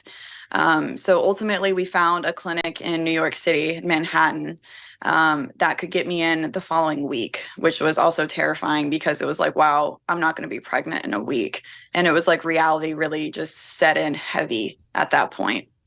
And so, but and this is maybe a little graphic, and I'm not trying to be that at all, so please don't take it that way. But with regards to places that do it, like the place in Manhattan, is it and is it do they make it, is it comfortable for the mom? Is it, a lot of the a lot of the Tennessees, Indiana, Kentucky's, these no abortion states make it as if it's very barbaric and it's very much like a, shady type deal. And I've been told and have experienced firsthand that it's not that at all. Like it's a very, very up and up, I wouldn't say cool procedure because you can never put the word cool in front of that, but they make it they really make it as good as they can.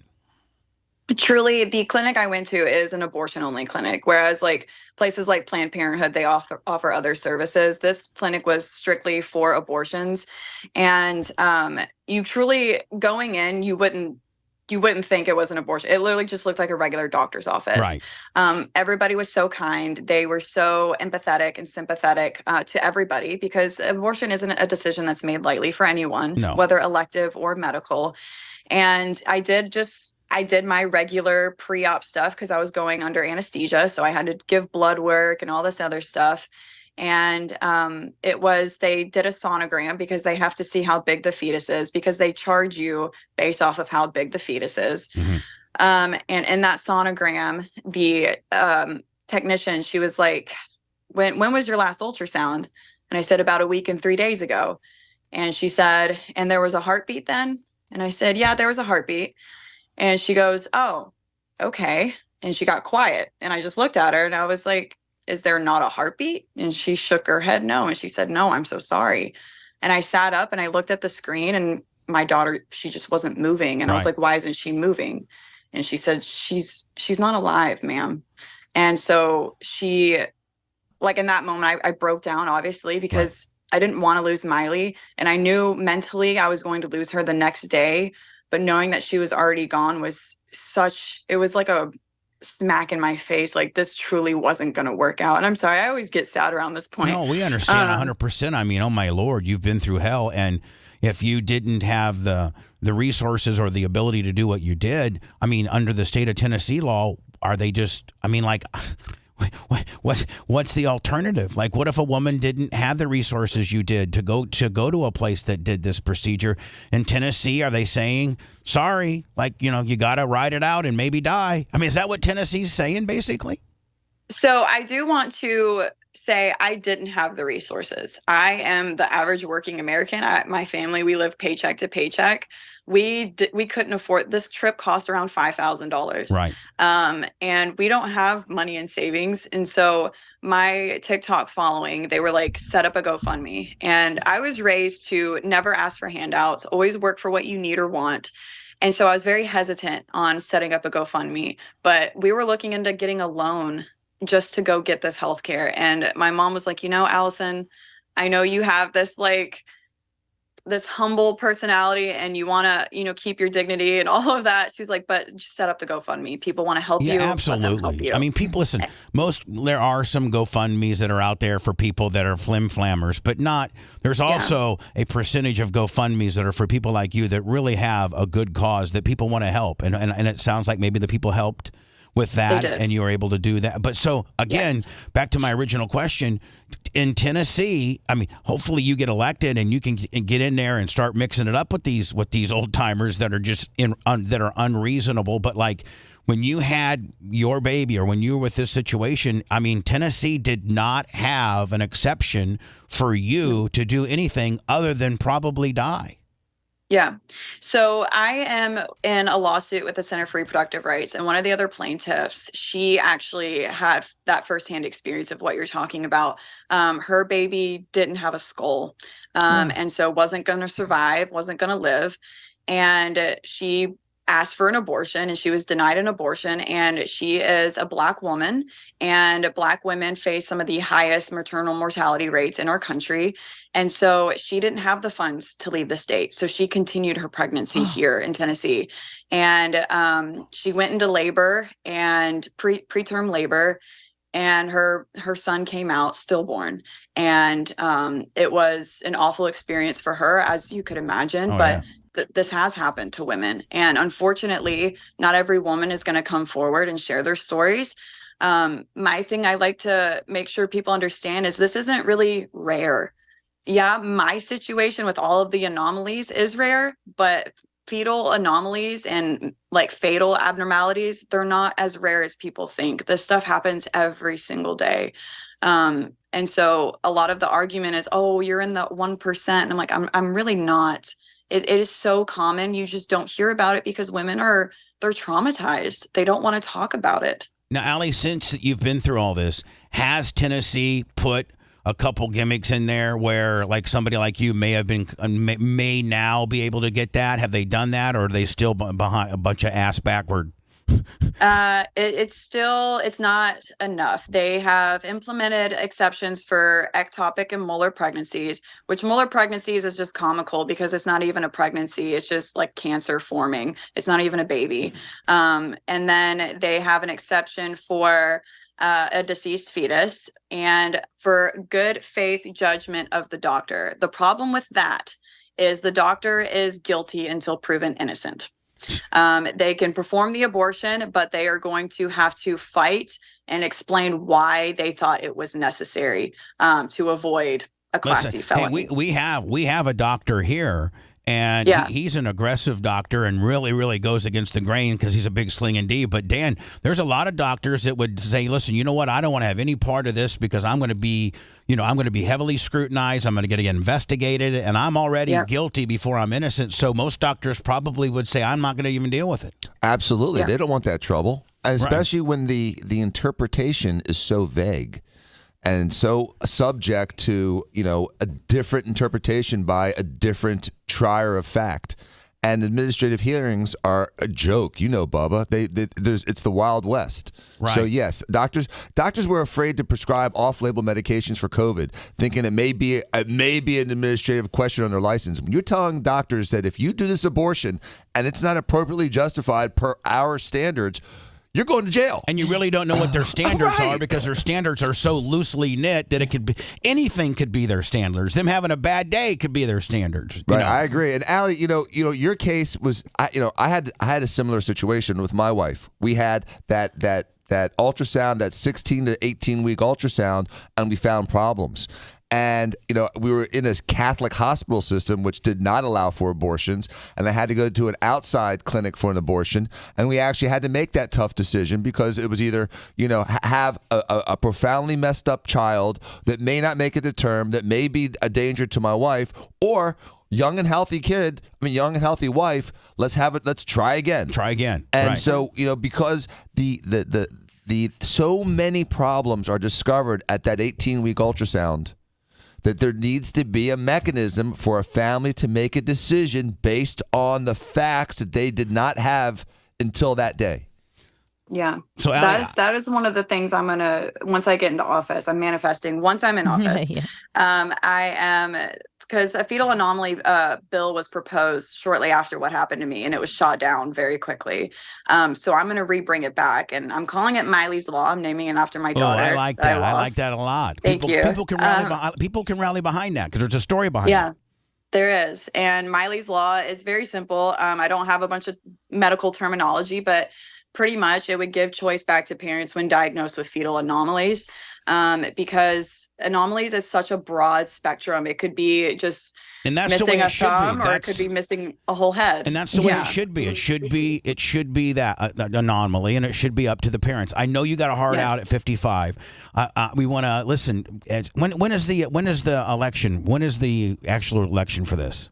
So my actual election is November 5th next year. So I have a whole year. Good. Yep. We're glad. So we can maybe we can have you on every 3 or 4 or 5 weeks just to see how you're doing. See how the campaign trail's going, and completely always promote your website and your cause, because I very much stand behind your cause. I know you got a hard out at 55 to do another interview. So listen, 2-3 weeks from now, let's call you back and just get an update on how you're doing and everything. Okay. Okay, sounds good. Allie, thank you. And we appreciate, and we'll talk to you soon. All right, guys. Thank you. Right, thank you. See, that, Dan, right there is a person that's got screwed by the system, but then rolls their sleeves up and says, I'm just not going to sit here and take it. Mm-hmm. I'm going to do something about it. Because all too often we just sit and bitch. We just bitch. Oh, that sucks. That sucks. That sucks. Oh, why don't you run for office and change it? No, I ain't got that kind of time. Please. Yeah. Good honor. And, I respect Kevin Hazlett for trying. Oh, hell yeah. You know what I mean? Like, listen, I have an opportunity here. Actually, one of the times that you spoke, maybe the only, I think you went to one campaign fund, or maybe a couple, and you grabbed the microphone, you identified yourself. You made him switch the mic out over to gold, and you had my own mic. And then you said at one of Kevin Hazlett's one of his campaign things, I respect this guy because he's getting off of his ass and he's trying to do something when most of us just sit here and bitch about it. Mm-hmm. And you're like, this guy is going out. We need more Kevin Hazlets. I agree. That go. But here's the bad thing. Kevin was as good of a candidate as you could find. He was smart. He is smart. He was the most qualified person for that office times 10. Mm-hmm. Yes. But it's just like it's politics, literally. It's just like our 9th grade class president runoff. It's popularity, and it is. It's popularity, and in this point, and this particular point, I mean, Trump endorsing Ana Luna Polina was the only thing that made her win. But the weird thing is he didn't endorse her in this election. He endorsed her in the other election 2 years ago, and she still carried that. I know. People are just, So anyway, Kevin, I don't know. And then in the 11th hour, the day before the election, they had Ana Luna Polina had like a robocall, like, I don't know, 52 to 65,000 person robocall that was actually Donald Trump saying, hey, it's Donald Trump. It's a robocall. And don't forget, you got a very important decision tomorrow where the House of Representatives, was it District 612, District 13? District 13 sounds right. 13, yeah. District 13, and I, Donald Trump, am, I'm all for Ana Luna Polina. You should be too. Well, for the 27,000 old bag grandmas that love Donald Trump that picked up the phone and listened to that, they went out and voted for Ana Luna Polina, not even having done their research as to who the truly better candidate is. And we're probably all pretty much guilty of that as well. Sometimes the person that has the most street signs, or the person that has the catchiest name, or the person that's the incumbent, or the person that's last name is Castor, or the person, like Billaracus, some of these people that just get in based on their legacy because their mom and their grandma and their great-grandma all have been politicians in this particular area, and you're just anointed with the Billaracus / that. I mean, and the campaign Pastor. managers know this sort of stuff, and that's why they make sure that they cover those bases as well. Kevin hasn't made you actually, Anna. This might be a question for you, and that is intermittent fasting. No. Is that has Kevin made, because these are only 2-year terms? The Congress. I think Senate's 6. Man, what a disparagement! I think the Senate is 6 years, and congressmen and the congresspersons are 2. I think I'm right on that. You are right. And isn't that stupid? Wouldn't you just make them both 4? Like, I think they wanted to stagger the changeovers, and so they wanted some consistency with the Senate, and they felt that the House could be a little bit more whimsical and turbulent, and they were designed to check each other. Plus, the House is where the big states get extra juice because they get more representatives. You know what? I think Ohio guy on YouTube, I don't read chat very often because you guys hate me. It's a love-hate relationship. But I think Ohio guy said it right. Senate is for stability. House is for representation. Yeah, I agree with that. I do too. I agree with that. And so you can turn over the representation factor faster than you can the Senate, right? Because the Senate's far more strong. Yeah. So, thank you, Ohio guy. Actually, something I got from chat that was useful. Nice. Lummy, I got to find out which beverage company provided us with all this Monster water. Yes. Because have you guys had it? It's delicious. No, Dr. Dan's drinking one right now. I never drink water, too. Hold on. Didn't we put, Lummy, did we put a bunch in the fridge? I believe because we only put a couple, Because you can't drink them warm. Canned water, you can't drink warm. No. Are they in the mini fridge? I don't know. They don't look like water bottles. I think that's what threw me off. I had 2 in my fridge. If not, Lummy, we need to put, quite a bit in the refrigerator so they get cold. Okay. You guys should taste these things. They're pretty damn good. And I want to find the guy, I think his name was Chad, maybe. I don't know if he emailed me or texted me, but I'll go back and look. 1, give him a thank you and a little bit of a shout out. But 2, Lummy, if he's a Monster distributor. Oh, yeah. Like, listen, buddy, we can water schmotter. Monsters. We like your water. Thank you. But, some rehabs and some white Monsters. Boy, that would go a long way with this as well. Whew. Right, would it not? Exactly. Oh, definitely. And, it's interesting because everyone's got a water bottle, and this is a water can. And water bottles represent so much trash in this world. and is so often wasted and not recycled. And there's such a problem. All the people that drink so much water that, pound their chests as stewards of the earth are really causing so much extra pollution, whereas aluminum cans are much more likely to be recycled, and it's actually better for the environment. Oh, yeah. I mean, smashing an aluminum can and recycling that into aluminum is probably way easier than when you recycle plastic. What do? I think you cut it up, then maybe remelt it, and then form it back into something. Dan, I'm thinking. Dan, where'd you grab your can from? The fridge. There was one or two in there. No, he grabbed it from my fridge, my personal fridge. Bubba gave it to me. Okay. Oh, because there was one or two in the fridge. I just got up and checked the other two fridges up here, and I did not see any. All right, there. well, during the commercial, you bozos, clowns, if you will, monkeys, trained, put 12, 30, put some in the front fridge and put some in the kitchen fridge so that it'll be cold, and you guys can try some of this Monster Water. It's pretty kick-ass. Thank you. Oh, Jesus. Rhett, I'm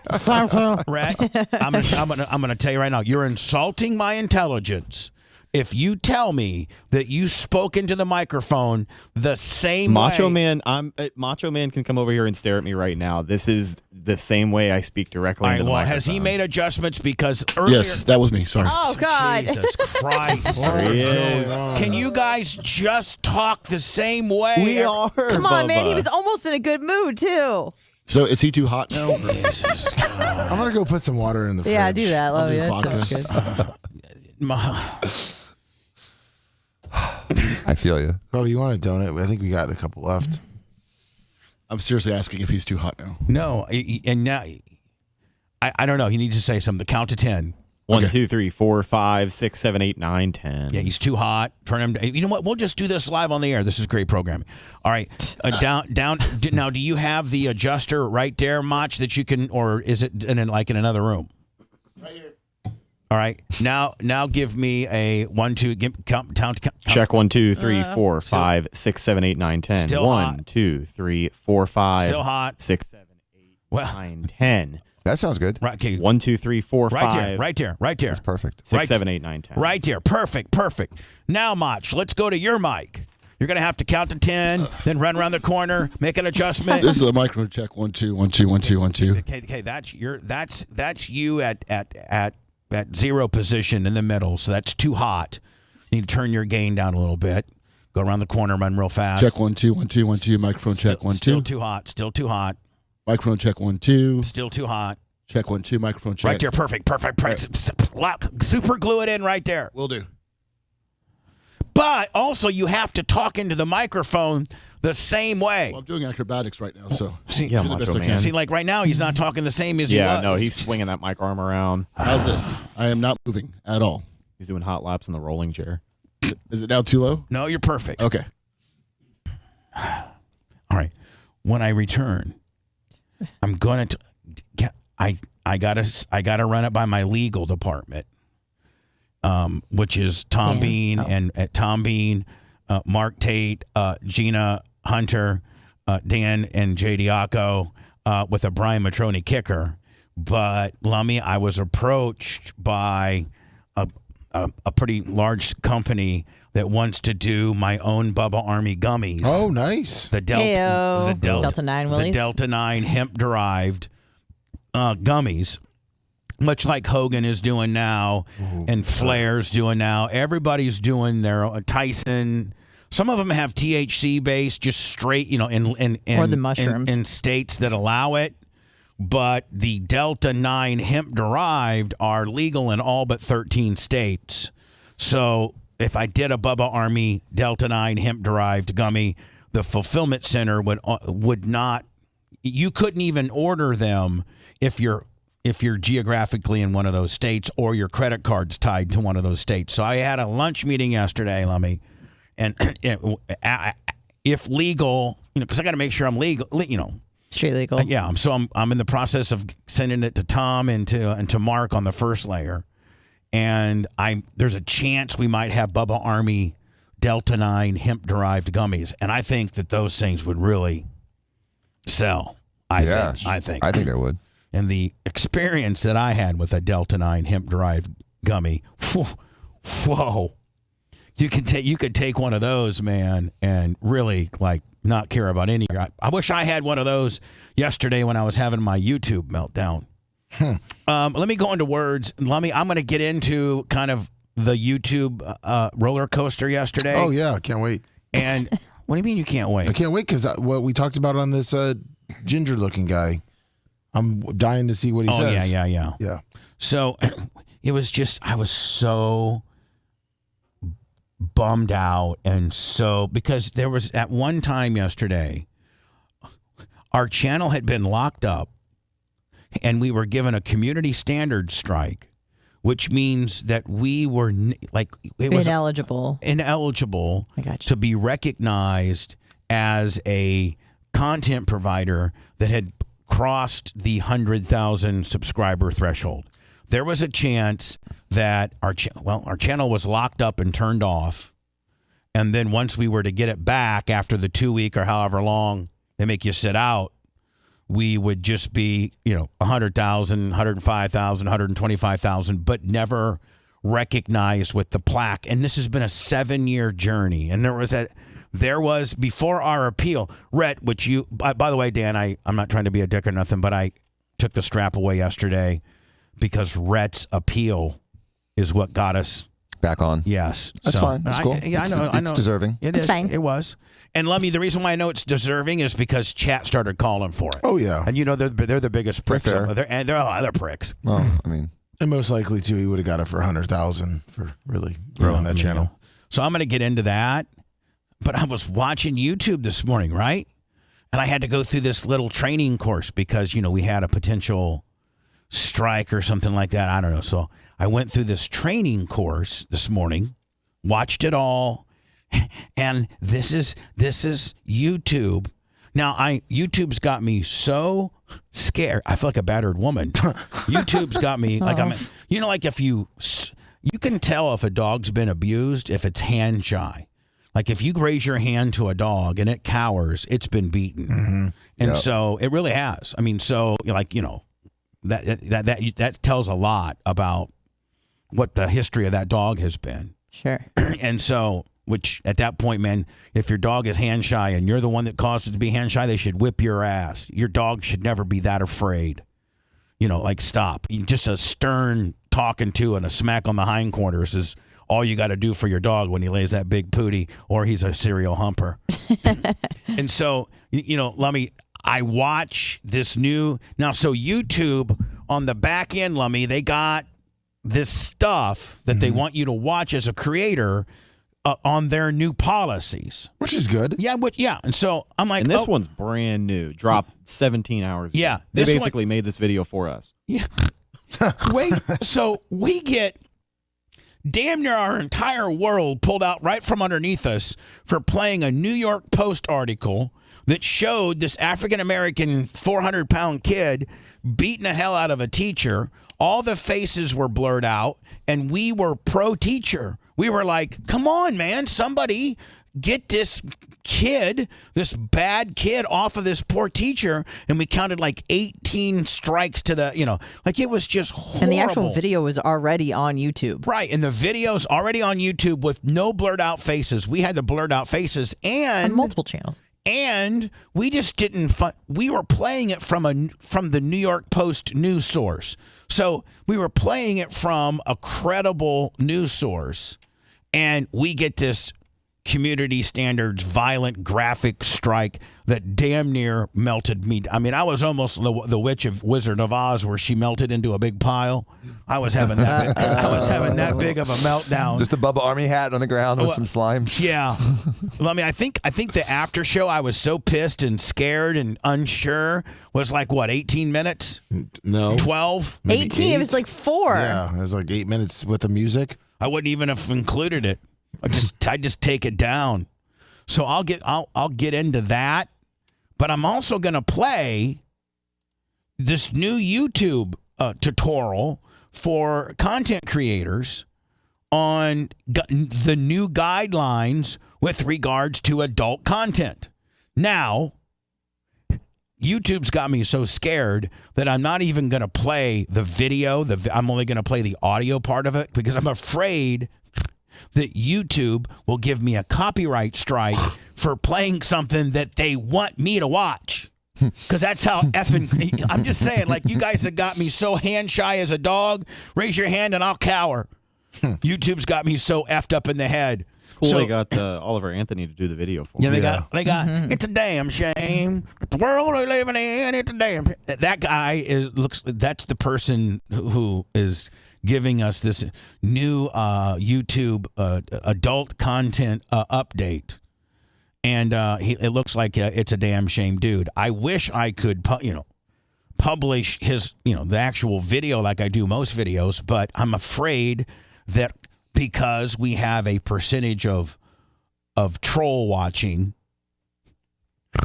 we had 100,000 subscribers for one day because we played the brand new YouTube tutorial live on our airwaves, and one of the hate watchers turned us in, and we got a copyright violation for playing with tutorial information that they want every content person to know. That would be our luck. That would be our luck. So guess what, bitches? You ain't gonna get me. You ain't gonna get me. I'm just gonna play the audio. I'm not even gonna play It's a Damn Shame. I'm not gonna play. You're not even gonna be able to see the guy. I'm just gonna play the audio of it. But wait till you hear the new rules. Wait till you hear the new rules, and I got suspended and locked up, and damn near my entire YouTube world pulled out from underneath me for the broadcasting of a news story because a teacher was getting beat up. That was on YouTube 600 different times from 500 different news sources. I'm going to play the YouTube advertiser-friendly content guideline updates on adult content. They released this yesterday for all YouTube creators to watch and abide by. I'll play that next. Bubba the Love Sponge. Oh, come on! Come on, you stupid-ass piece of... Bubba the Love Sponge lives because a dirty mind is a terrible thing to waste. The Bubba the Love Sponge Show.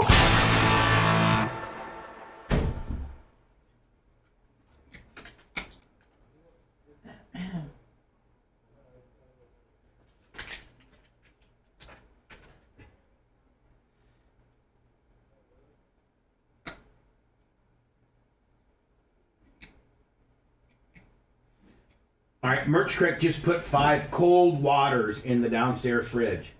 Awesome. So tell everybody. Hey, everyone that's not in the building. No. Dan and Lummy left.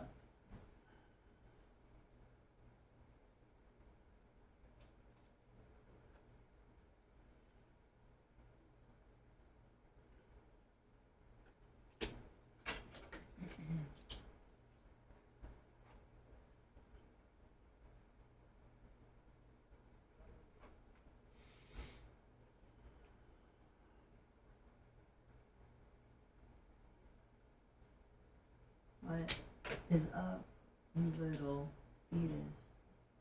That's not good. Can't get too high. Maybe.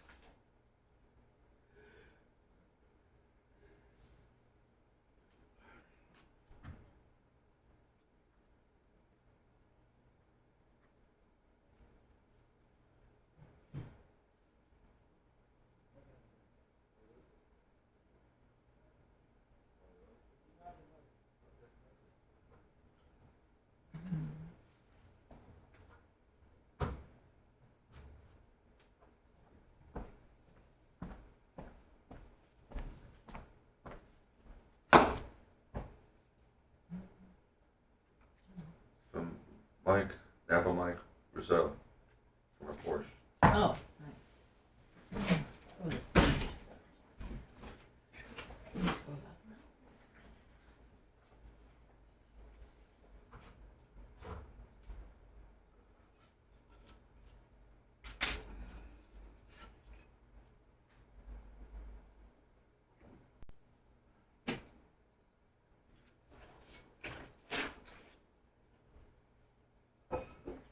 guidance and policy changes.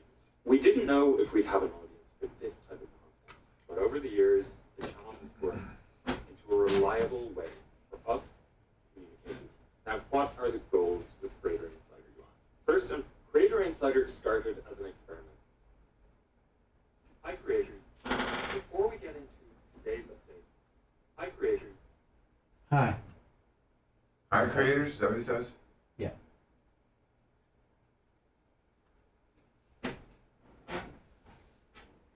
Thanks. Well, I guess it doesn't really matter what he looks like because I'm not playing it. All right. What's up, little fuse?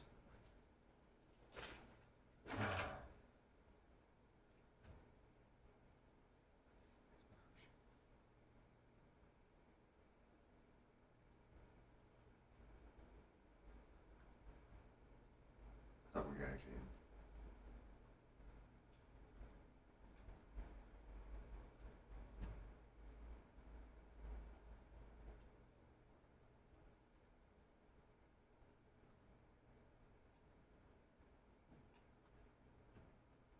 Carlos Mandigo. Edgar Taco.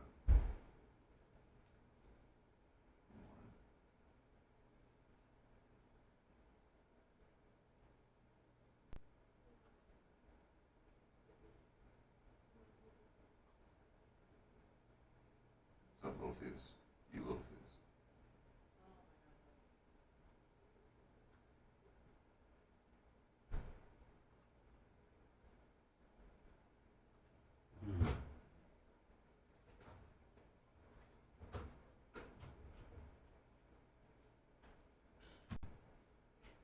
World Bank expanding focus to include climate change. See it? I just read the fucking article. Everything's fucking climate change. This is cool.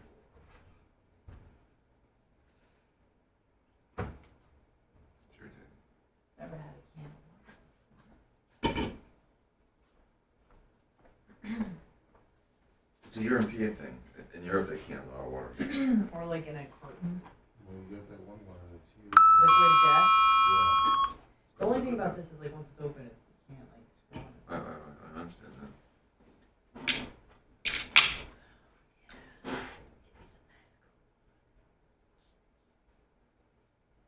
Okay. Still 4 minutes away. I see you. Maybe another koozie.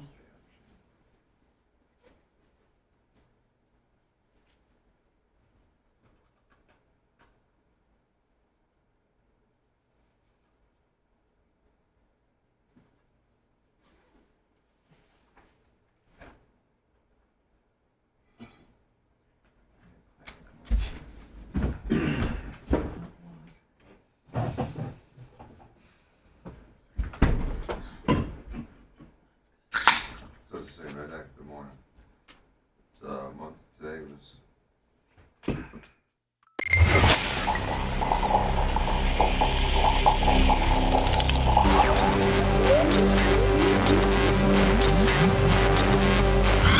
There's nothing sexy or glamorous about this broadcast. Just press play. Bubba the Love Sponge. You're listening to the Bubba the Love Sponge Show.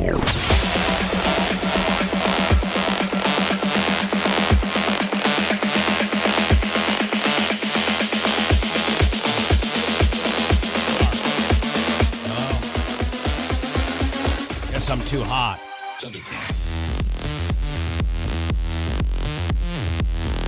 I got all kinds of level problems. Hello? Hello? Hi. Man, I got all kinds of level. Now I'm super low. Mach, what are you doing back there? What are you? What? Now? What happened? Now, okay, I don't know. My mic just sounds way different and way like I don't. Oh no. It's way not cool. I don't believe he's touched anything. Does my mic sound the same? Yeah. Okay. Man, this Mach. He's not in here right now. Does he work across the street too? I think he's helping Erica with something. He's moonlighting. Yeah, he's at AAA right now, loading some apps. So you guys, See, I mean, can't you tell? I sound way different. Yeah, absolutely sound different. Sound so far away. Yeah, dude, talk the same way. I know you are. I know you are. I just sound like not nearly as crisp. I sound muddy. I mean, don't you think? Yeah, no, I agree. Totally different. I don't know how it's. I don't understand it. I don't know how things are changing. Red, I mean, what's going on? Like, why am I way different now than I was just literally 9 minutes ago? I wish I had something I could tell you, but I literally have no idea. Is he working with this stuff right now, or is no? He's got to be just as frustrated as me. He's got to be like, I hate him. No, he takes this personally. For more than half the day so far, he's been running around like a chicken with his head can't cut you off guys between tell? here I and mean, hold Raccoon on. First of all, for me, I have to have your microphones all at a certain position. I'm constantly adjusting the levels because it's very important that we, I don't sound like this. Yeah, you don't want to sound like and crap. You guys sound like that. Say hi to everybody. Hello. Yeah, exactly. So I have little indicators here on my board, little dots that I've made that is where you guys usually with the VU meters are at 0, which is where you want, right at 0. Mm-hmm. See, now Anna seems hot. I'm hot. Sounded hot. See, everybody's hot but me. Oh, no. Oh, you're the hottest one. Actually, Lummy, your mic sounds the best. Oh, thank you. Oh. Still that processor. Yeah, you need to get on Lummy's processor immediately. Yeah, right. But I'm literally, as you guys are talking, just over here, just moving because everything's just so drastically different. Like right now, I'm way low. This is like a metaphor for your life right now. Just everything's in flux. A lot of chaos. So I've been feeling like there's a lot of chaos circulating around here. There was like everything was real good and normal until yesterday. And with the YouTube yesterday deal. was exceptionally eventful in the worst way. So anyway, I'm just gonna have to live with this and do it some other like right now. My VU meters are barely Don't I sound noticeably muffled? He said he's on it now. He just ran to the rack room. Something's wrong. Macho is freaking out. Oh, jeez. Okay. He's just stressed. Yeah. He said, so I got a text from Macho. It's the input knob in the can. It's shorting. It's a wiring issue. So it's an input knob. It's shorting out. So it's just like drifting by itself. Mm-hmm. Kind of like me. Yeah. Party one. So, anyway, this sheep. Bubba. Hello. Hi. Okay. Wow. All right. Let me see. Now I gotta. No. Okay. All right. Hold on. Okay. I'm too hot. I'm gonna leave. I'm gonna put my mic. No, this is too hot. I'm gonna put my mic where I like to run it, and then we'll just, if Macho's there and you can hear me, we'll just adjust the gain right now, live. That way I don't have to put another notch over here on my slider, and I have literally 3 different notches now. Be like, which one do you take? Right. Right now I seem hot. I seem a little hot. Right there. Perfect. Right there. Right there. You sound crisper, though. Right. Yeah, I'm way crisper, and I'm perfect right there. Right there, Macho Man. Just right there. Just don't move it. Don't even move. Like, boom. There you go. Lummy, let's see you. Count to 10. 1, 2, 3, Perfect. 4, 5, Stop. 6. Dan. 1, 2, 3, 4, Perfect. 5. Stop. Anna. 1, 2, 3, Perfect. 4. Stop. Rat. Check 1, 2, 3, 4, 5, 6, 7, 8, 9, 10. The only 1, guy. 2, stop. 3. The only guy who comes in with a different format with the check 1, 2. Everybody else followed along. I did that.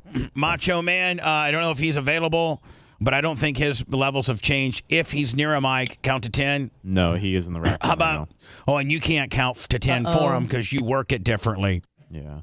Then he. Okay, so Macho Man probably about the same. All right, I got everything set. Whatever was wrong with my microphone is now fixed. I don't sound like I got a mouthful of socks. I sound. That's a good analogy. I sound perfect. So tell Macho Man I love him. Thank you. Thank you so very much. That may change in the next few minutes. Oh, I know none of this is his fault. It's all the fact that we got 2011 equipment. Yeah. Literally our equipment is, what? It's outdated. 12, 13 years old. I just scored, the console here is a Wheatstone 55 R55E is my console here, and they don't make them anymore. And it's the console that I have to, it's...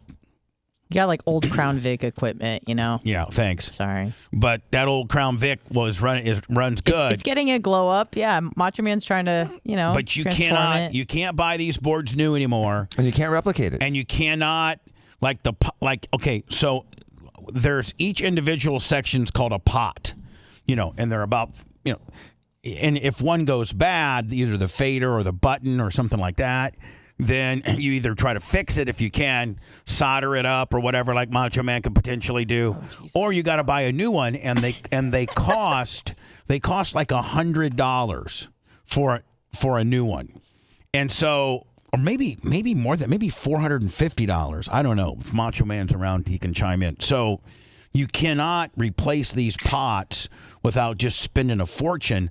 I saw one of these on eBay, a 55E, a Wheatstone 55E that came from the University of Minnesota. Oh, nice. And it had a picture of it and everything, and I bought it for $1,400 that we can use as a parts board. Nice. That's what we're going to get the back one going, Lummy, and we're going to use it for parts on this one, that go bad as well. Jay's here. Oh, Jay. So you can check another mic. Yeah. And Jay, give us the 1-2, yippee-yo. Check 1-2, check 1-2. As long as you talk that same way every time, we're good. Because you're a mic floater too. Your brother isn't, but you are. You're a mic floater. Not when I'm over there, I don't think. It's harder over here in the chair. Yeah. Well, don't be a mic floater over in the chair. I will not float. Did you hear my automotive Terry story about your beautiful Porsche? I did not hear that story, but I heard one from him. So me and Dan were kind of a little jealous that Big Terry was just getting this opportunity to own this vehicle, when me and Dan feel as if right on down the pecking order, it should have been Dan, then maybe me, then Terry. So I pull into Terry's. Oh God! Listen, there's a silver lining to this dark cloud, Jay. Okay, promise. So I pull into Terry's, and there's your, is that a Cayenne? What is that? Yeah, the Turbo Cayenne, 2012. Yeah. What's yours, Dr. Dan? Like an 04. Yeah. Oh, so 05. yeah, 05. and Dan, 05. and I think Dan's was mine. Exactly. Hand me down. So Dan, even though he's the older brother, Jay's the car guy, and Jay is, God bless his little heart, he's been known to give his older brother cars. Here, take it, buddy. Yes. Golf carts, cars. That's how Jay rolls. Look, Jay's loaded. Let's just be honest. I love my brother. I look up to him. I admire my brother. He's my hero. Dan plays loaded, but Jay is loaded. That's my new T-shirt right there. Dan plays loaded, but Jay is loaded. I'm telling you that right now. Hilarious. Look at Dan. He's like, you're right. I don't want to even. That's the fakest smile I've ever seen in my life. Dan's like, I want to get my Diaco law check this month. I got to chill out. So anyway, I pull in there, and Terry's like, hey. I go, and so hold on, Jay. I pull into Terry Automotive, and there is, in the left bay, your Cayenne. Right. And in the middle bay, your race car, which is the first badass. Oh my God, I went right to it. So I'm looking at the race car. I'm like, oh my God, Terry, is this Dan or Jay's? He's like, this is Jay's. His tends to be a little more flashier than Dan's. I'm going, well, that's completely opposite of how it usually goes. Mm-hmm. And then he goes and shows me your car, and he shows me all the adjustments on the wing. He would never take that lift, that cover off for anybody but you. No, but so hold on now. But I'm looking at all the wing adjustments, I'm really looking at the aero's incredible, isn't it? Well, and just the adjustability, it's a real race car. It had slicks on too, so it's a real race car. It's not street legal. No. And so I'm looking at it, and he goes, hey, look, did you see remember Jay's old Cayenne? And your badass Porsche Cayenne sitting over there? And I go, yeah. And he goes, Jay's going to work with me on it, and let me have it. And I'm like, what? And he's like, yeah, Jay's going to work with me on it, and let me have it. And I was like, Oh, okay, that's cool. I was acting. What about me? I was acting happy for him. And then he goes, Do you think you were actually pulling it off? No, because he says, well, Dan. Oh, good for you. He says Dan's full hot on the deal too. That's what he says. So then I had this is it aberration or this epiphany? I had this epiphany. I'm sitting in Terry Automotive Shop with an 04 Crown Vic that I'm bringing to him, and I'm picking up my smart car. That's the world I live in. Jay lives in the world is I'm giving you my Cayenne and fix my Ferrari race car. I live in the world is I'm dropping off my 04 Crown Vic and I'm picking up my smart car. My bill's $150. That's the world I live in. He won't bill me. Yeah. So I think to myself, look at you. You think that you don't deserve that. This guy deserves that. This guy is the guy that absolutely positively will. Jay could call at 3:30 in the morning and be in the ditch because his right front blew, and Terry would be there in 34 minutes with a flatbed. Like he's just. He would do that for Danny. He would do that for you. Oh God. Oh no, Jay. Macho. Everybody hide. Everybody Is hide. my mic bad now? Everybody hide your guns. Macho's going to commit suicide. Oh my God. How about now? Yeah, that's good. Okay, I got to hunch over to it. So, yeah. He's that kind of guy though. He would do that for you. He would do that for Danny. There's certain people he would do that for, but absolutely would for me, and that's why I would do that for him. So what was that? See, you held it there, and so listen. So hold on. So Jay, I can't move at all. I got to keep my face on. Jay, it's called microphone positioning. You talk the same way, same volume, Dan, same distance. Dan, look at where the microphone is and how I have to sit. I literally have to sit I have to put my face like this and sit down. It looks like you're doing ab crunchers. I mean, I can't even sit up straight. Macho just got up. He's coming in. Oh yeah. So anyway, so Jay, listen.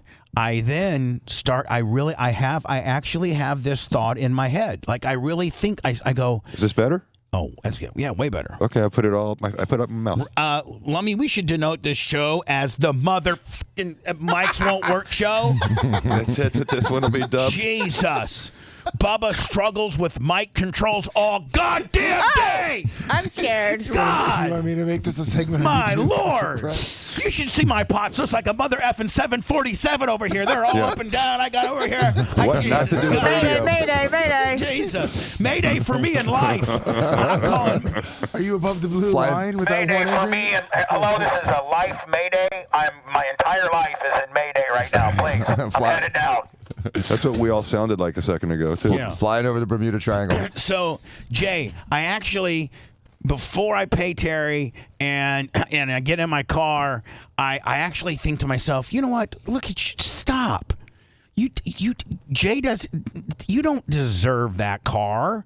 This guy has done more for the Diaco family automobile wise than times 50. This guy this is who needs to be getting this car right here. A rare moment of reflection. Now, I'm impressed. Dan, I wasn't able to convince him of the same time. Dan still doesn't believe it. Dan still thinks it should be his, but I actually was happy for Terry. Now, I can't get into the bad luck that he's had. Oh, I'm so mad. I am so... I told him, I said, please do this. Tell them I'm irate. Because, I mean... Well, here's what you need to do. I'm not going to... I'm not going to... I know what happened. Go inside the car. I know, Jay. I mean, jeez, I'm so mad. Bubba, I'm so mad. Jay. Did you hear him saying Jay, I'm telling you to shut the fuck up, please. That might have even been a hard F. Sorry on that. That was pretty soft. I'm saying. So there's this one place that messed up a lot. Mm-hmm. And you guys used to have a little something to do with this place. That's all I'm going to say. Mm-hmm. You need to send Stevie D down there to whip some ass. Like, you need to, I'm telling you, Jay, one of you, not Dan. Not Dan. Oh, I wanted to. No, you can't go down there and address this issue. You will lose your mind. You'll Uber Eats driver him. you will lose your mind. Jay or Steven needs to go to this place and work through this potential problem because it's a pretty major mess up. It really is. Well, I need them, Bubba, and I've used them so many times in the last 5 years, more than my brothers combined, because I'm always like, chewing up a piece of a car. Right. So I have a pretty good relationship over there, and maybe I would be the best person because I know those guys. If you act this way. Yes. Okay, I always act this way. No. Act like Gary's on the phone. Oh, Bubba's going to stand up. Oh, no. Don't even say that I always act this way. I was joking. Why are you pointing a finger gun at us? No. That's a lie. Lie. Straight lie. Straight. I always Don't shoot! Don't shoot! I always act this way. No, you don't. Your starting point is dick. Then we can go down from there. Usually, That's your right. starting point isn't calm by all means. Ever. I got 3 Uber drivers that'll testify right now. I have a 4.9 rating. He was bumming because he finally got literally a car of his dreams. Oh, by the and way, then Jay, they just that destroyed car it. is so effing sexy. So can I tell you a couple cool things about it? So number one, I'll let him pay me whenever. Yeah. He can figure it out. Right. You know what I mean? And I told him I've got other stuff he's doing for me, and I said, bill me for that. Bill me for what I've gotten the work done. Bill me for my car, my son's car. Bill me for everything. We'll figure out the car later. But here's why he was perfect. It's got just a couple of little things that would be devastating for you or me or Dan. It's got a transmission issue that he can buy a used one on eBay for $2-3 grand, put it in for free, and it's nothing. Yeah. When I went to Porsche, they offered $17,000 for me to get a new one. I called Terry. He's like, I could do it for $3. So for him, that's nothing. For me and you, it's a daily grind. Irritates you so bad every time it shifted hard. Here's the difference. There's a couple little things that he can just tweak. It's nothing. It's nothing. Here's the deal. You take that car to Porsche for you to get it fixed. It's $22,000. Yep. You give it to Terry. He has it buttoned all up for $5. That's Boom. probably $2,200. He's so good. So anyway, I see it. It is. It's gorgeous. I commend you for being so generous and so good to that guy. He is such a good dude. There's not a ding in the car. I gave it to him. There's 0 dings. It's never been in a car accident. Has 65,000 miles. It's got a little overspray on it right now. So I'm like, a little overspray. It's almost 12 years old. It's got some orange peel. It's got a dinged rim. The poor thing has an exorcism since you gave it to Terry. They've destroyed it over there. Terry hasn't even had doesn't even have 5 miles of enjoyment on it. Exactly. He hasn't even been able to floss it yet down nowhere. He said he's driven it 0 and it's just falling apart because they keep destroying it. Well, so anyway, Danny, you need to go down to the place and that did the first mess up on it and see what Bram's going to do. And then they still think it's mine. So by the way, that's how irate you can be. Well, I understand. Because technically, it is mine. If they think it's It's at Terry's shop. I just don't own it. Yeah. He hasn't paid me a dime. So yeah, that's my truck. You can go off on him, please. Wait, excuse me, rephrase that. You can be tempered with them, please. Yeah, I'll fix it. Okay, that would be amazing. Because they need to make that right. How do you They do really that, Bubba? Well, you repaint the car. Oh God, dude! But then it's a car that's been repainted. It doesn't matter. The car's never going anywhere. Who cares? It's not going to be sold at a show. Like Terry's not gonna like try to retail it out in 3 years. Terry's gonna drive that car till literally it can't drive anymore. That's true. So repainting it and making sure that everything's uniformly comes from the same strain of paint, meaning it's not blended in and the left side's one way and the right side's one way and the bumpers are different. You just have them. But Dan, you know what? They can throw a $99 Mako job on there, or they can throw a $2,600. Do you know what they were trying to fix? Do you remember when I pulled in the gate and it was closing and I literally grinded the side of my car and it was just about, I don't know, maybe 3 inches big, right under the door and the window. Excuse me, right under the window on the back passenger door. That gate's they a had dick. to spray That this gate, much. That gate was wired by Dan. I mean, if you look at the hands, they had to spray this much. That's a Bubba. Dan gate, man. It's a real. It won't stop for you. It'll run right over you. They didn't have to do a square that's the size of 2 foot by 2 foot. And I said you could do the door. That's all I wanted them to do is the door. So yeah. Well, anyway. Well, Dan takes good care of his Cayenne with that oil. Napa Mike sent him a gift. Oh yeah. Yes. Did you hear about your lovely brother, Jay? He drives his Cayenne until it literally starts showing low oil indicator. He doesn't even ever check it, and he was 4 quarts. Three. I told him he's making me look bad Lloyd's. driving in that thing. All the emblems are missing. The door lock's barely open. It looks like a Dr. Dan, that's why you didn't 2002 get the Ford new one. LTD.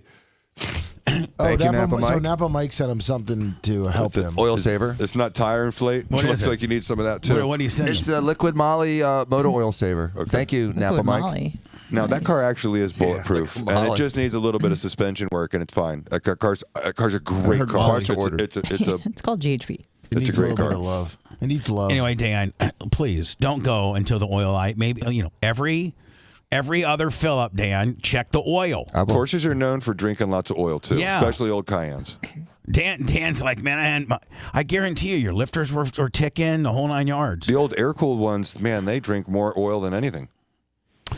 So anyway, we're talking about our YouTube situation. That's crazy. So yesterday, we're just hauling ass. We're feeling so good, and this has been a 7-year journey for us. We started kind of doing YouTube in 2017-ish.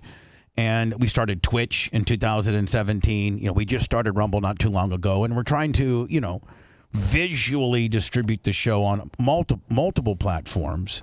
And some of those are getting some pretty impressive numbers, one of which is our YouTube channel. And so that the big, your very, very, very, very first big accomplishment / plateau / get a little bit of a trophy, kind of deal, is at 100,000 subscribers. That's the first landmark. So we've been working and counting it all down, and we're 510 away. We're this many. Lummy, I got John Kostika $100 on the PayPal. Thank you. For 100K YouTube Willie. So we are 37 away yesterday, and we do this story from the New York Post about a teacher from Orlando that got beat up by a student, and we play it. And by the way, it was a news piece from the New York Post. Next thing you know, one of these hate watchers, which we have a bunch of, they complain about everything.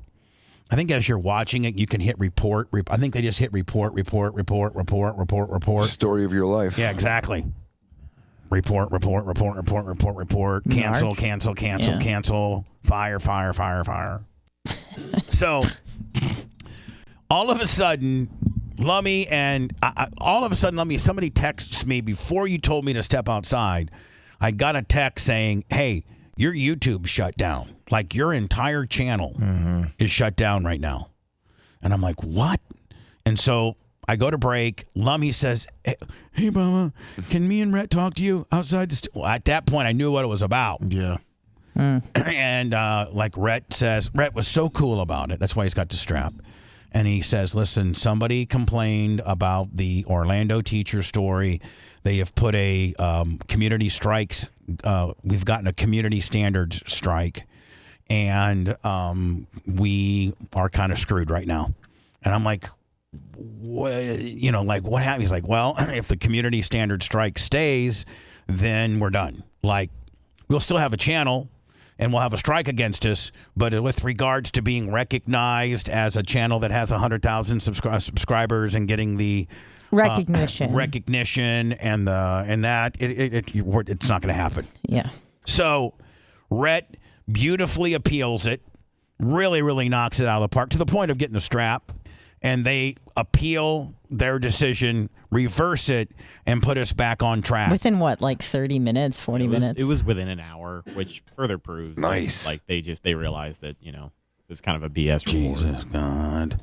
I'm not talking the same. Walked in the room. You got to talk. No, see, Bubba, I promise you, I got no reason to lie to you about how I'm talking into the You're not mic. floating? No, but you just, like, even it's not how you're talking, it's just how you talk. Yeah. What? Yeah, it's like you don't talk. It's not. You don't talk with the same intensity. No, you're right. Not every time. You're like as of right now, I'm putting a lot more into it. Oh, than God maybe forbid! I But you did. show you how effing lazy you are. You were just praising him 30 seconds ago. No, I'm just saying. But when he talks one way, his mic needs to be one way. But then when he goes into soft-spoken Willie, then it throws my levels all off. Jesus God! You Stop guys are being so driving me dynamic. insane. Stop being lazy, Rhett. Which voice do you like better? Oh my God, that was way hot now. Your voice lazy. And you have such a great voice. Which too. voice do you like better? That's good right there. Just right there. You have a great voice. I can't even tell my It's not a bad stories voice, you're because I right get there. so squirreled by everybody. Jesus. So anyway, Rhett so beautifully appeals it. They turn it around. We hit 100,000 yesterday around 2:00. Nice. And it looks like we're going to probably maybe get this plaque that I need so very much, that recognizes that you're over 100,000 subscribers. I think that we might start getting some different digital opportunities and maybe some different guests and better guests, because we've reached that plateau. That's kind of a plateau that publicists use with regards to guests and things like that. Very important. And so we got it. And I'm so very happy. We had it. We didn't have it. We got canceled. We got uncanceled. And we're back on track. Can I let Big Red know where to build the shelf behind you for the trophy so we can get ahead of that? Like, do you know where you want to put that trophy on You can camera? just mount it on the wall. I don't know if you need a shelf for it. I don't know, Lummy. Don't squirrel me on the shelf placement when we don't even have the award yet. Well, because we don't know how big it is, do we? Yes, they have the dimensions and everything on it. Lummy, we'll figure it out. Right? Okay, stop. Jesus. Okay. That's some other stuff to talk about. All right. So, with regards to YouTube, they, this morning, on your back end, when you're going through your numbers and things like that, they had there's a channel called Creator Insider. And anytime that YouTube changes its policy about certain stuff, they will send you a notice for you as a creator to watch this. So, and most people don't, but you're supposed to.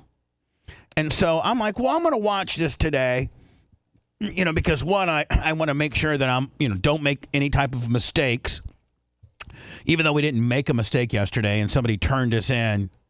Do you ever notice that, like, why don't they investigate, then make a decision? Why do they automatically cancel? The starting point is cancel. Right. And then No due process. And then you got to win it back. And is there any ramifications for the guy that reports you falsely? I think if someone posted a beheading or something like that, they just want to get it down first. Well, right now that would be fine, I'm sure. You know what I mean? This is worse to YouTube. Yeah, but so anyway, they don't, Jay. It's all about being anonymous and whatever. So we get turned in, but then we reversed it. So then I get this new update on, and it says advertiser-friendly content guideline updates on adult content.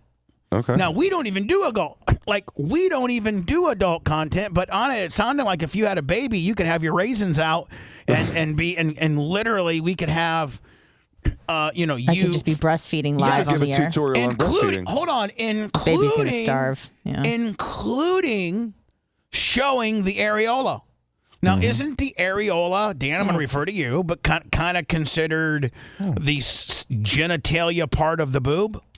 Yeah, well, I mean, it's one of those things that if you were just showing your areolas in public, you'd get arrested. Indecent exposure. Exactly. And in fact, the Janet Jackson deal, which I notoriously am a victim of, I mean, right? I certainly have standing on that. Right. But one of the FCC's decisions as to why it was indecent is part of it wasn't her nipple. It was called Nipplegate. Her areola was exposed within that little star figurine that she had on her boob. Parts of Janet's areola could be seen as well, and that was part of the ruling as to why it was sexual, because the areola was visible. And not Joe a baby in Gondak, sight. 50 on the Cash App. Thank you, buddy. So I'm not going to play the video of this because one of you haters might turn us into YouTube and get us a copyright strike on playing one of their tutorials. But we're going to play the audio of it. And so here's the new rule. Now, mind you, I damn near lost my entire YouTube world over playing a news story from the New York Post about a teacher that got hit by a student, and I was all pro teacher. I'm like, lock that madman up. Teachers shouldn't have to deal with this. Like I wasn't like being a smart ass, like saying, that's right, man, get another good one in on that stupid English teacher, dumb bitch. Like I wasn't doing any of that. I mean, we were like, man, this is ridiculous. This kid needs, even though he's on the spectrum and he might be a bam, bam, bam. We were like saying, man, lock this kid up. This is ridiculous. You can't teach. You can't treat teachers like that. And he had a previous record of similar behavior. And Anna, the one that we played was blurred out. Like we played the blurred out version of the story. Yep. Now, mind you, on YouTube, they were offering the non-blurred out version. So they were canceling me, shutting me down, taking all of my. They were basically shutting me down and ruining my YouTube life based on me playing a video that's offered on their service unblurred. Right, but based on a network news story. Right. Which is the most unconscionable thing, that you can't rebroadcast the news. It's so subjective, and I bet Rhett would agree with it. That's the problem, is the subjectivity gives YouTube the ability to shut down first and ask questions later. Well, I think part of the reason it got shut down first and then reviewed later is because part of their system is automatic. Like, if there is a mass report to something, I think they have AI that helps them take it down first. A mass report, which means it just goes to show you there's 20 it's like a GameStop situation. Let's all hit send now. All right. So this is by the way, this is 20 hours old. YouTube just made a few changes within their adult content rules, and here it is. It's a minute 43, and to know that they will allow this, but damn near completely ruined my YouTube presence with what I did. Here you go. Hi creators. Before we get into today's update, we read through the comments on our previous policy update video for controversial issues. And again, as a creator, you need to watch this stuff so that you don't put. But I actually now, Dan, as I might start asking breastfeeding mothers to come in and just have them tutorials. Just have them lined up right there on the couches back there, just feeding their babies. Just have breastfeeding in the background. Breastfeeding. No, camera it up. Latching tutorials. Right. Yeah, I mean. I could get a tutorial on doing an oil change. Here we go. It's called out to us that they'd like localized captions. Those are live now on this video. So if you'd like to see those, select your desired language now.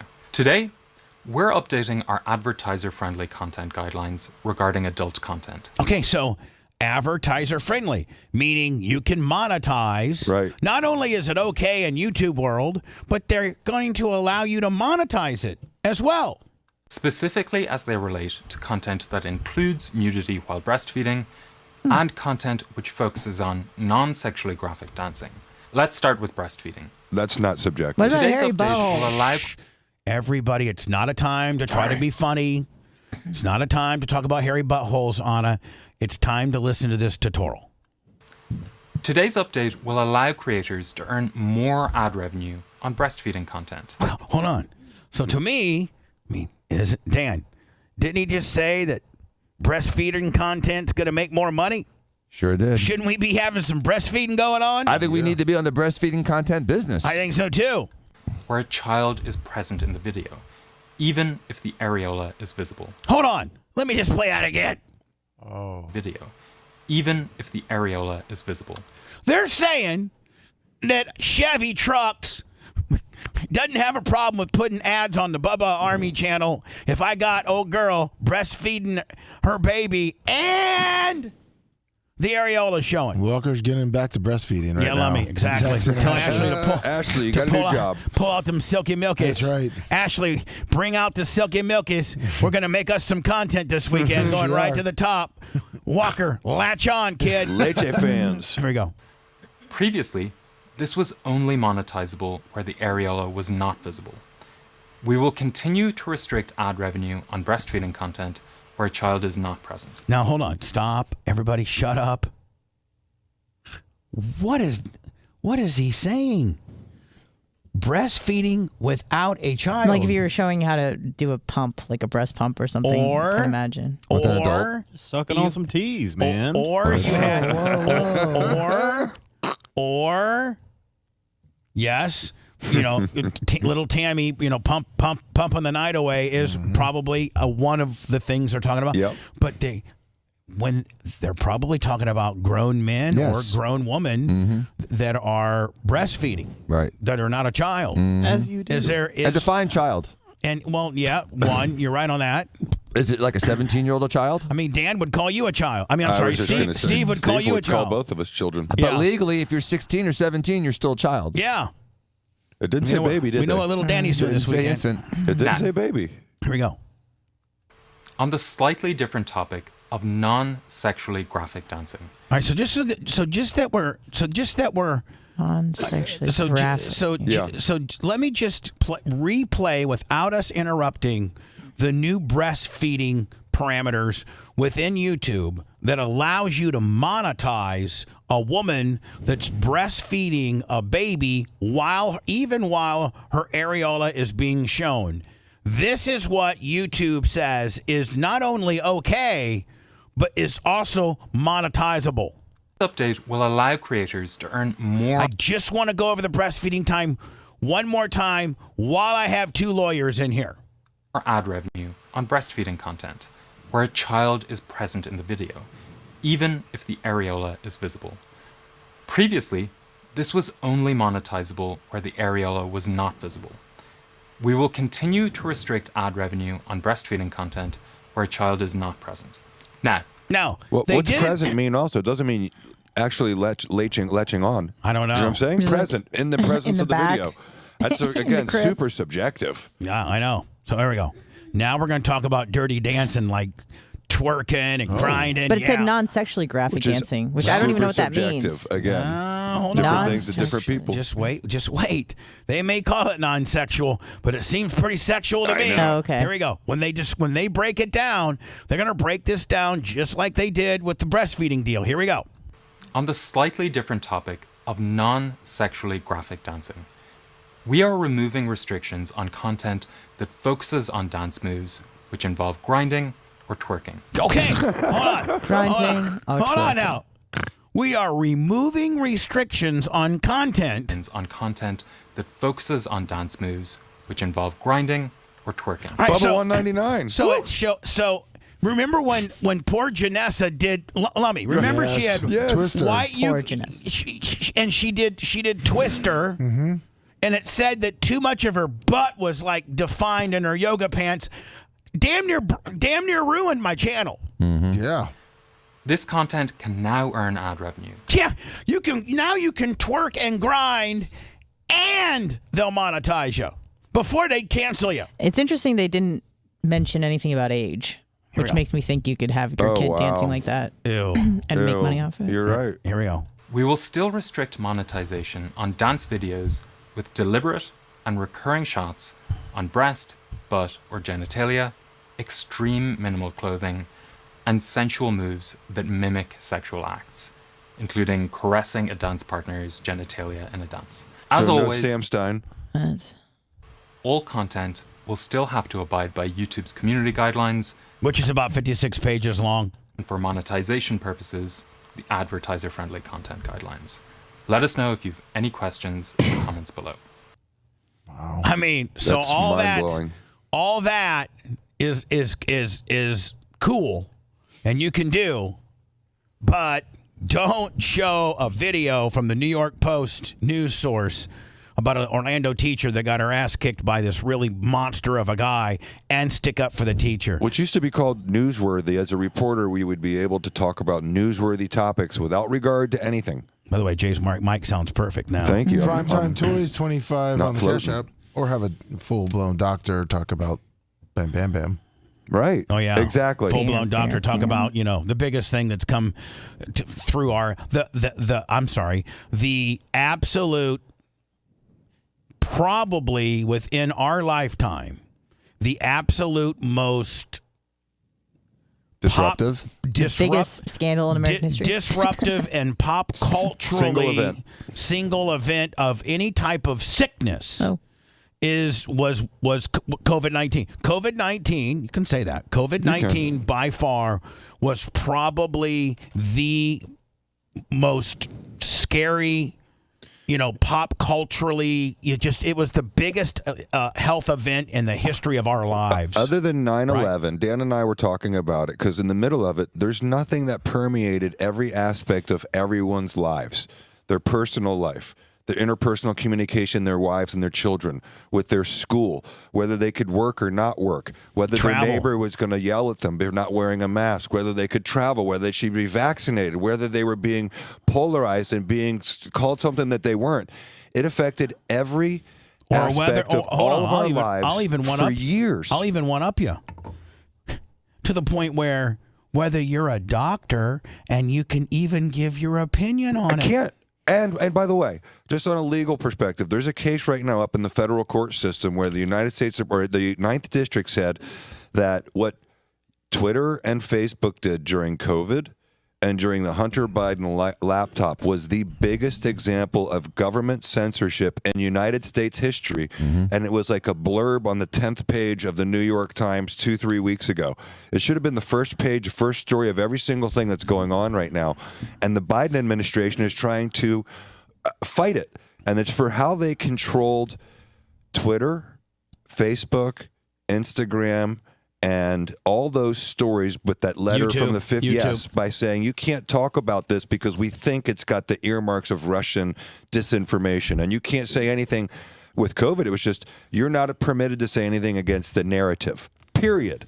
Well, and the community strike that we did get back in the day on YouTube, which doesn't linger, but it says that it shows that we did get one in September of 2021 or 2022. Which I forget, whatever it was. 2021. And that community standard strike was, and I'm not mad at them because it was the biggest bunch of nonsense ever, was Dr. Dan speaking about his opinion on how to treat legally with drugs that you can go get at CVS COVID. We were talking we were talking about treating your mom. That's right. And you guys were talking about whether you should get vaccinated, and you had decided at the end that you may do it like boyfriends. If I remember correctly, you guys were talking about maybe we should do it together. We always have a boyfriend. Do you know what I mean? I believe that's the broadcast. It wasn't even questioning the vaccine. Amazing. It was you guys going through the thought process as two grown adult men discussing whether or not risks and benefits that you should do it, that your mom was going to do it, and I think the conclusion was you guys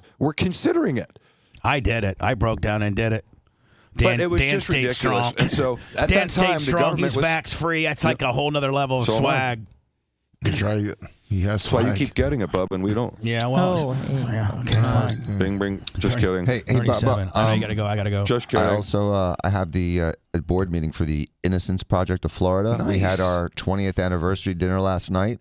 They've gotten 30 people out of jail, a total of 600 years of false jailhood on people that were, completely innocent. And so we have a big board meeting today. So I do have to go. Dan, you're the man. That's so cool. Awesome. As much of a dick. Thank you, as much of a dick if you are. You're a hero to me, buddy. They don't really realize, Again, that's awesome. Dan's a dick until you need him. That's his mantra. And then I'll fight for you to the end. Dan's a dick until you need to.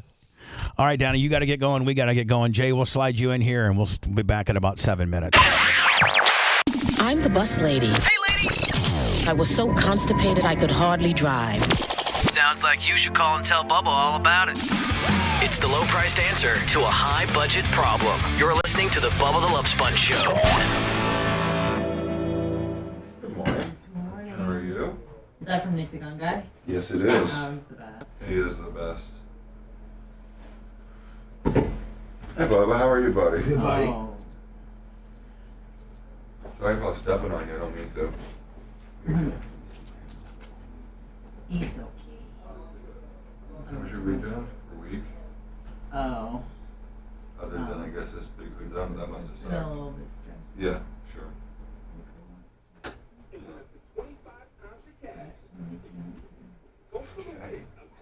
feel like I should not ask you. Like I'm trying to talk you through You're my talking, eyes. you are. You're just saying something real. It's like a hostage video. Yeah. Oh my gosh, Yeah, it's so exactly. nice. I love them. Yeah. Not too married though. Morning, everybody.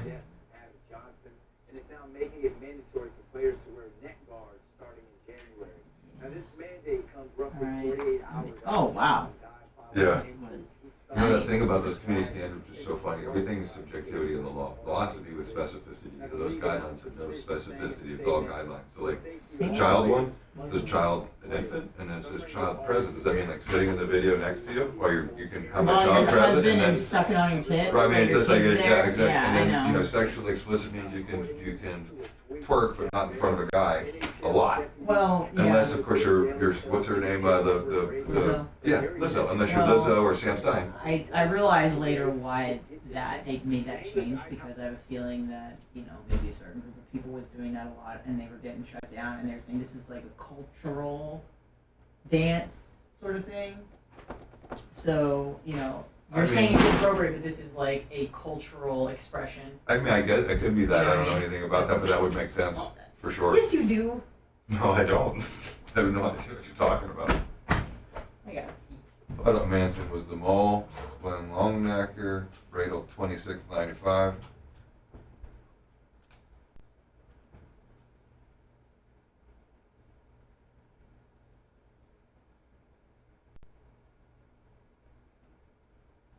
What up, NC Surf? How you doing? Gary Cantrell.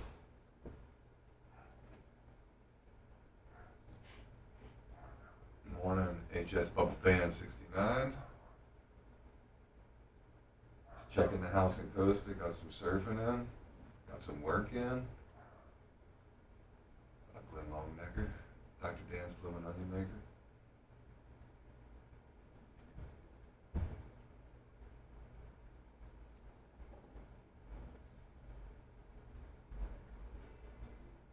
Let me tell you, I have seen people talk about Bali Belly on this app. Nothing could have prepared me for this. It's about every 10 minutes, and it's so painful.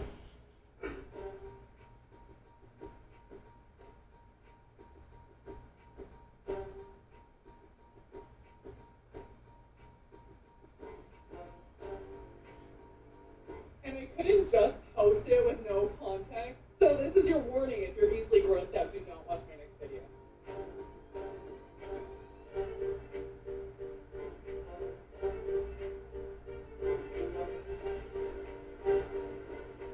I'll tell you, I have seen.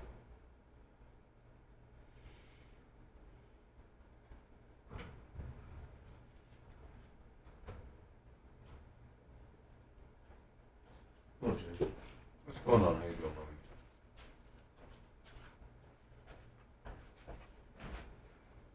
buddy? Valley Belly, that's disgusting. Matt Shep in the lane, 25 on the Venmo.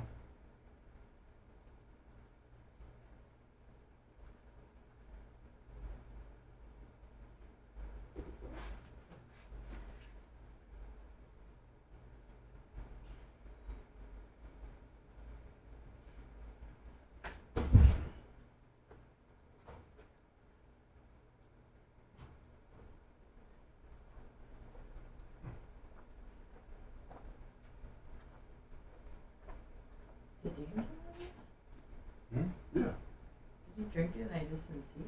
No, I think he drank it. I don't know. Oh, Did it you just finish came. They just came. Oh, okay. I was like, I didn't see him drink it. He took us and left. What up, Red Wave?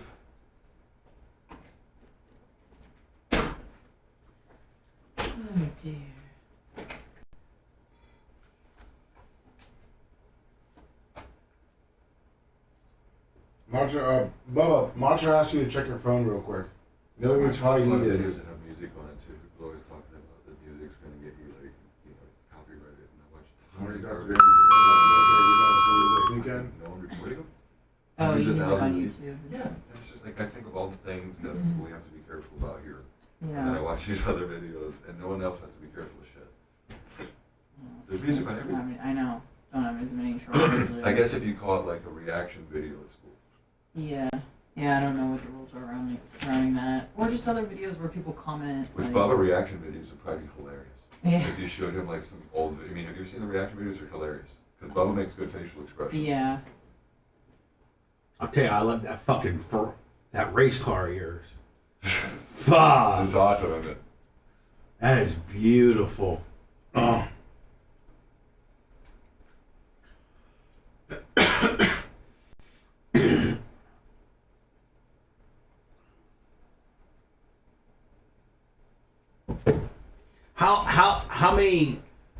How long will a set of race slicks last?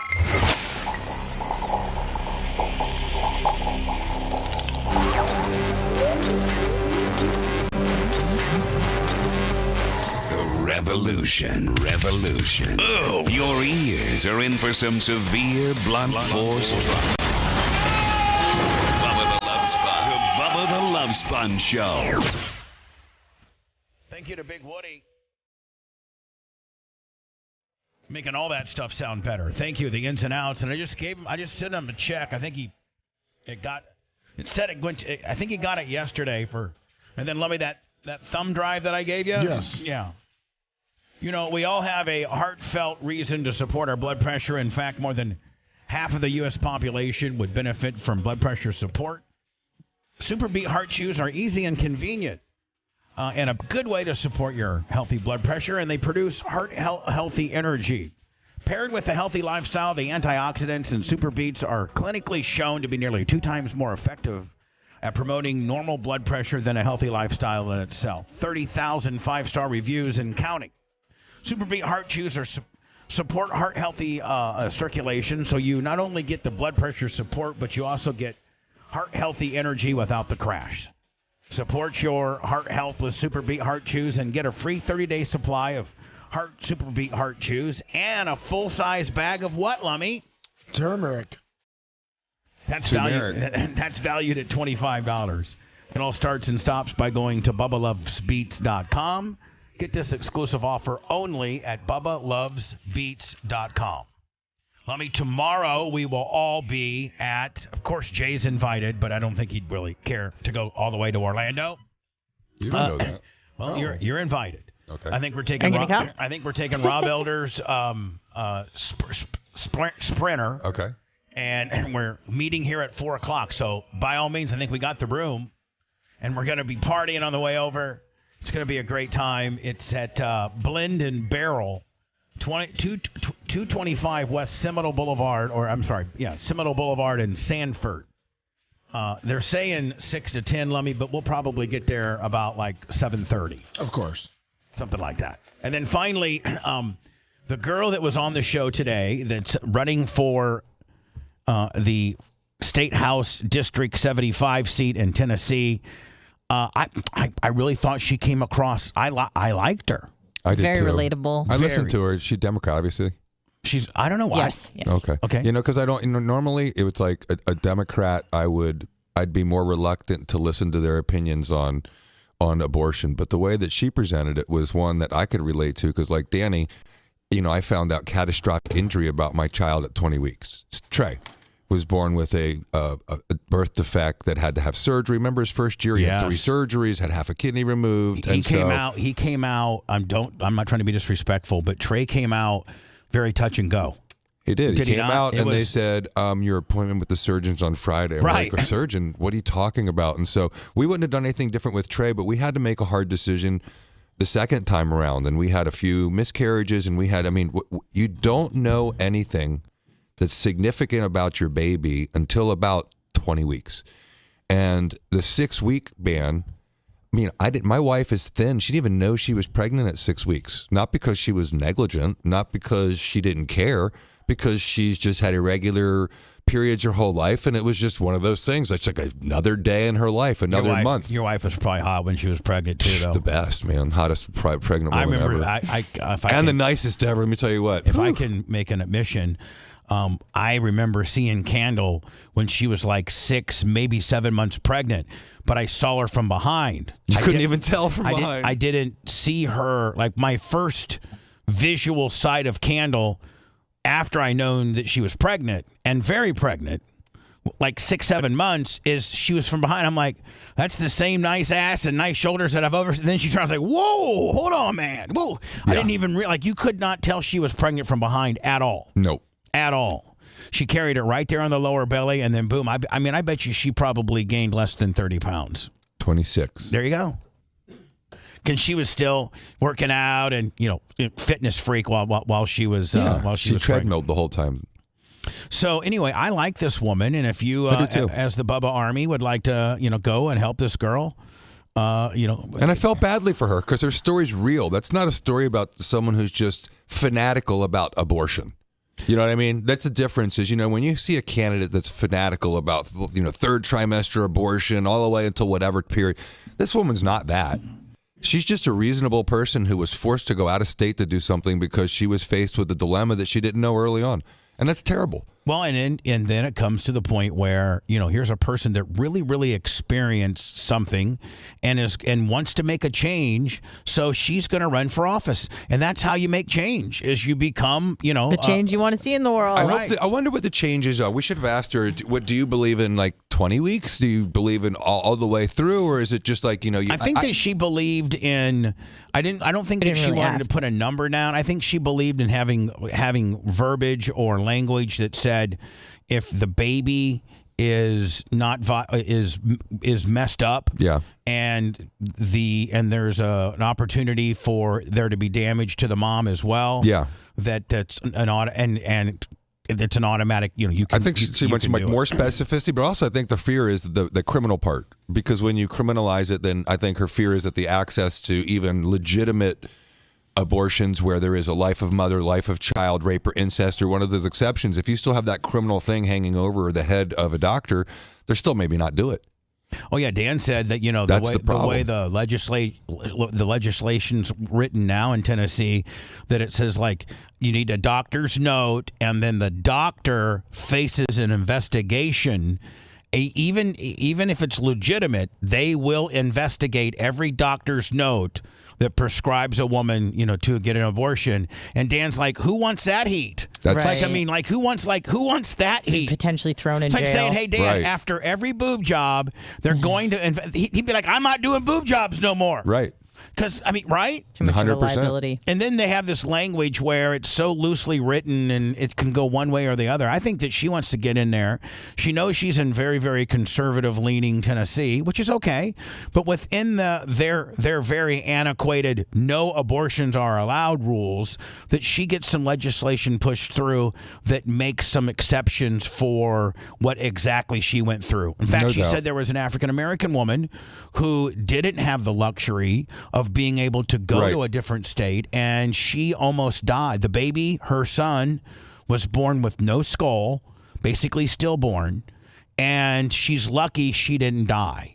Not, like I don't care how much you lock down abortion in whatever backward-ass state you live in. I'm really disappointed in Florida. I am too. I am so disappointed in Ron DeSantis. I am so disappointed in him. If he had vetoed what the Florida legislature had done by limiting it to 6 weeks and said, you know what, 15 weeks is okay. That's where we were before. Let's keep it there. That would have given him so much more legs nationally than just agreeing with the 6 week ban. And honestly, as I would try to defend to Aunt Tina and to everyone who's just pro-abortion to whatever point, I had something when I could say, look, in Florida, we think 15 weeks is okay. Personally, I'd prefer 20 weeks because I think it takes 20 weeks before, as a parent, you get that really scary ultrasound where you find out if it's a boy or a girl, if they have all their organs. They don't tell you that till 20 weeks. Dan had mentioned that, he had an issue, and it didn't come up. It didn't even rear its head until the 19th week. That's correct. And so, to try to say that a woman should be able to make a choice at 6 weeks is really intellectually disingenuous. To say at 15 weeks, I think you could argue that someone should at least know they're pregnant, but they may not know whether there's any genetic abnormalities because you haven't had insurance pay for that ultrasound. So it really should be 20 weeks. But 6 weeks is undoable. And are they saying, like I brought up earlier, and that is, okay, if you live in Tennessee or you live in Kentucky or you live in Alabama or Louisiana or one of these states that, that have basically a zero tolerance, no policy.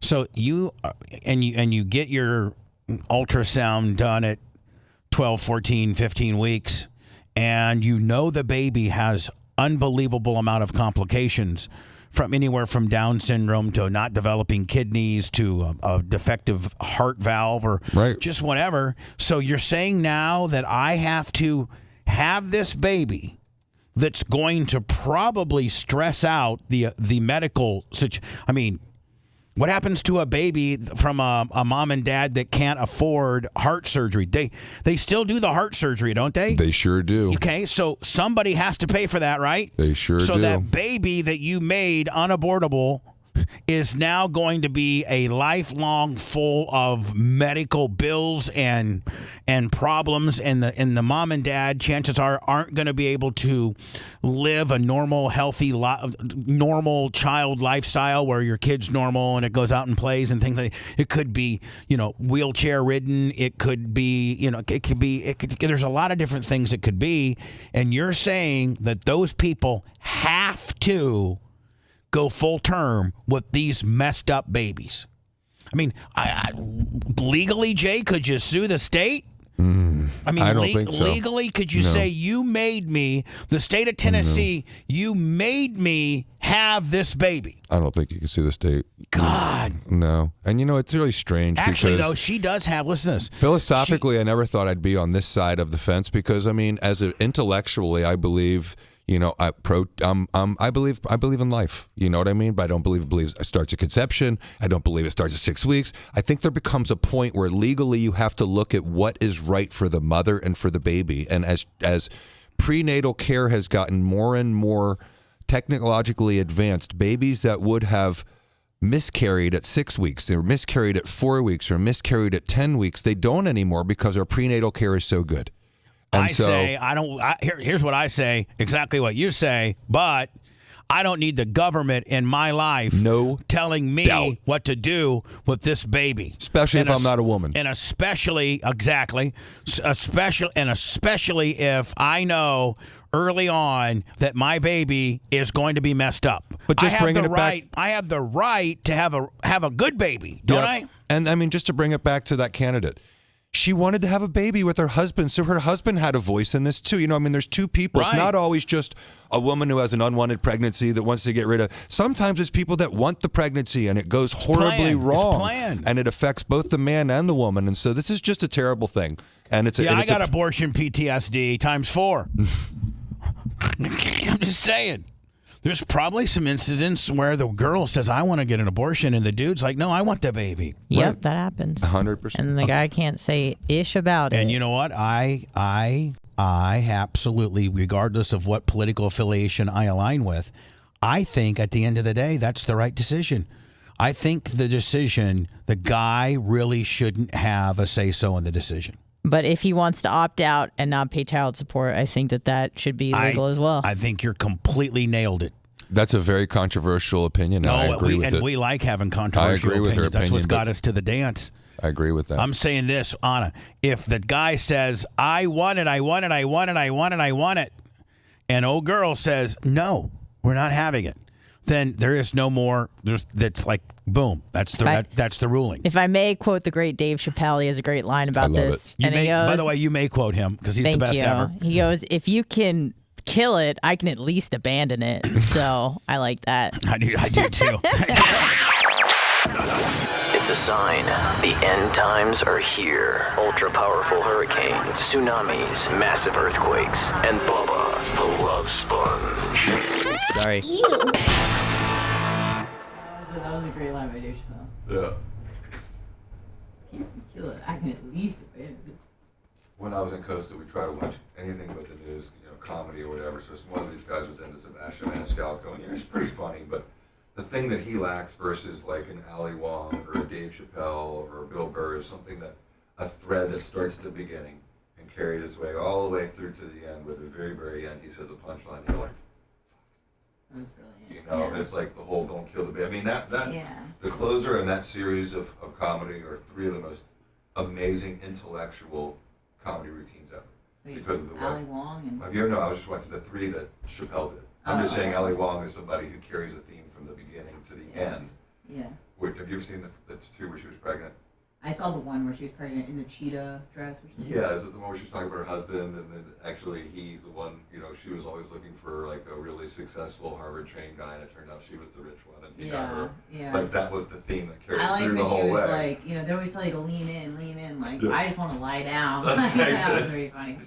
She's hilarious, irreverent. Humor. Did you guys ever see that movie I suggested with oh fuck. Bill Burr? No, Danny and I watched that. Oh, one. the Old Dads. Jennifer Lawrence. Yeah. Oh, Danny and I started watching it. It was funny. About them trying to get their son laid. Yeah, it was funny. It was pretty fucking good. I asked my son about it. He saw the naked scene only.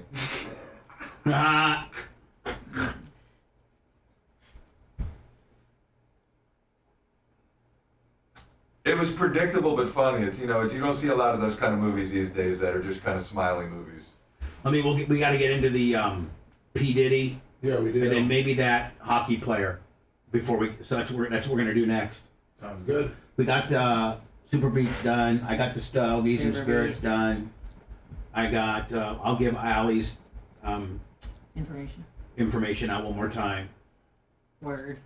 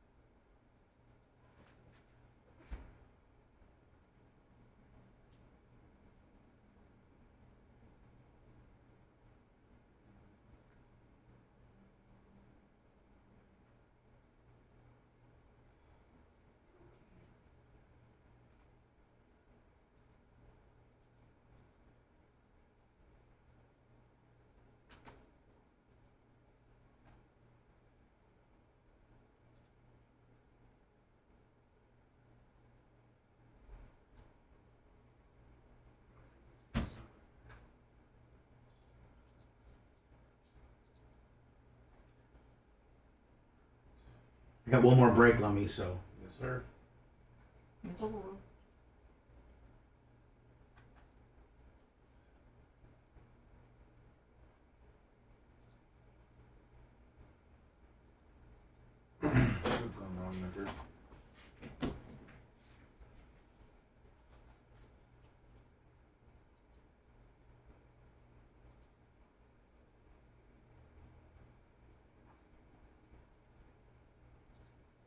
$100K, look at that. I love it. Mm-hmm. That's so cool. So will they give a bit like a little plaque that he gets to put behind him? I said the whole thing. I think they should. I think it's a little like plexiglass one. That's cool. Yeah, it's a little trophy. That's super cool.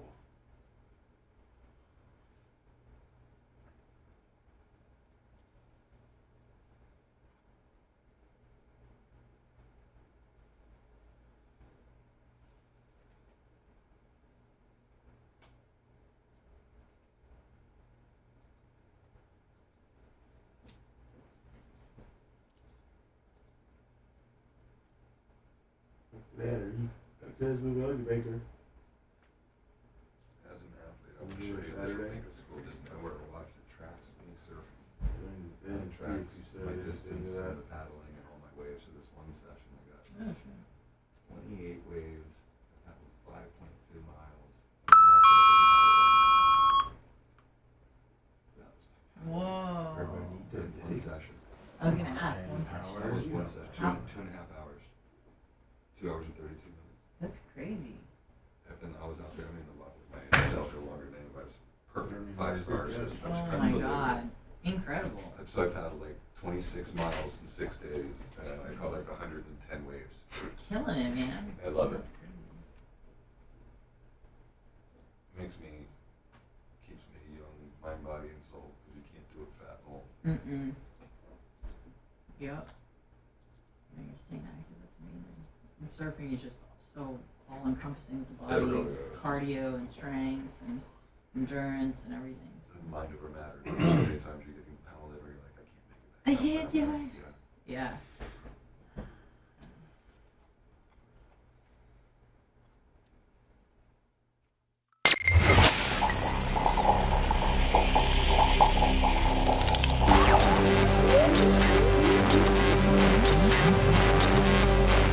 We got a lot to do. Let's go. To all the FTEs out there, he salutes you. He salutes you. Loving it. And hopes you don't get herpes from a lot lizard. Something's wrong with me. Bubba the Love Sponge. Bubba.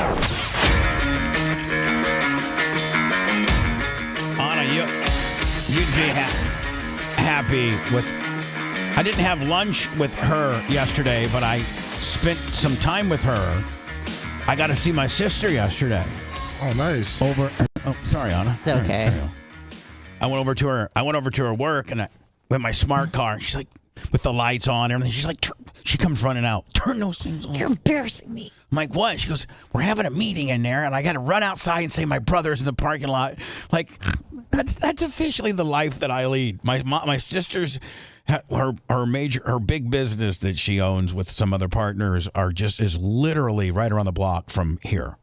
And a big office building, and they got the bottom floor of this big, or like a third of the bottom floor of this big office building. Well, the office building has got, like glass, tinted glass down, Lummy, the whole side of it. So, her office and all of her little workers and all the people they all can see out in the parking lot. So I come rolling up.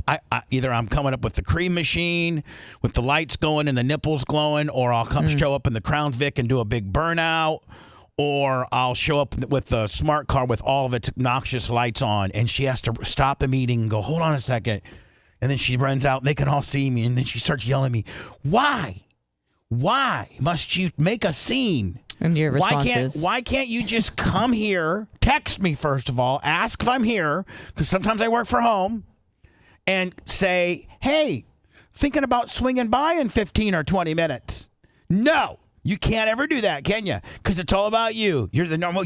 And I'm like, Tara, I just miss you. I haven't seen you for so long. Give me a big hug. Then she melts. And then I win. And I win.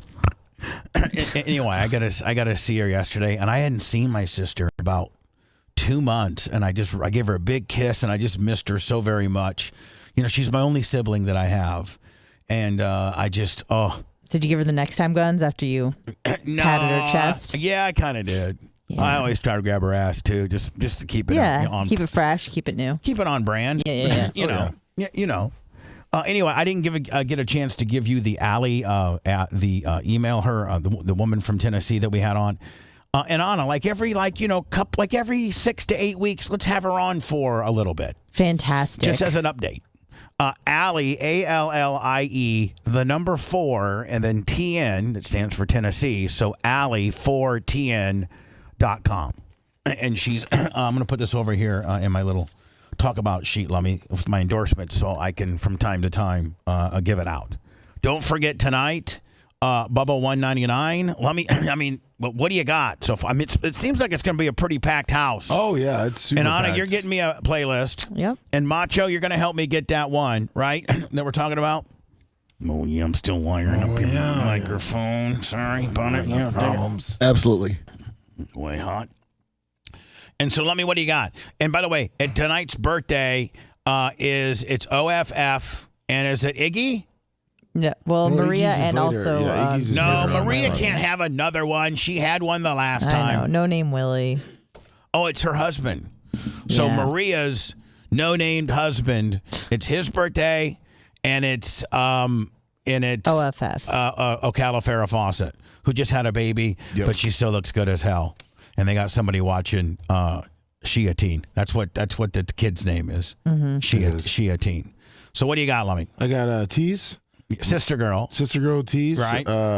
Adam and his wife. Oh, yeah, Adam, the guy from Fenderworks. Yes. Some fresh blood. Anna, wait till you see Macho. Is Macho coming tonight? Because there might be a pose off. Oh, really? Because this guy's pretty. This guy from Adam Works. Pretty thick and rugged.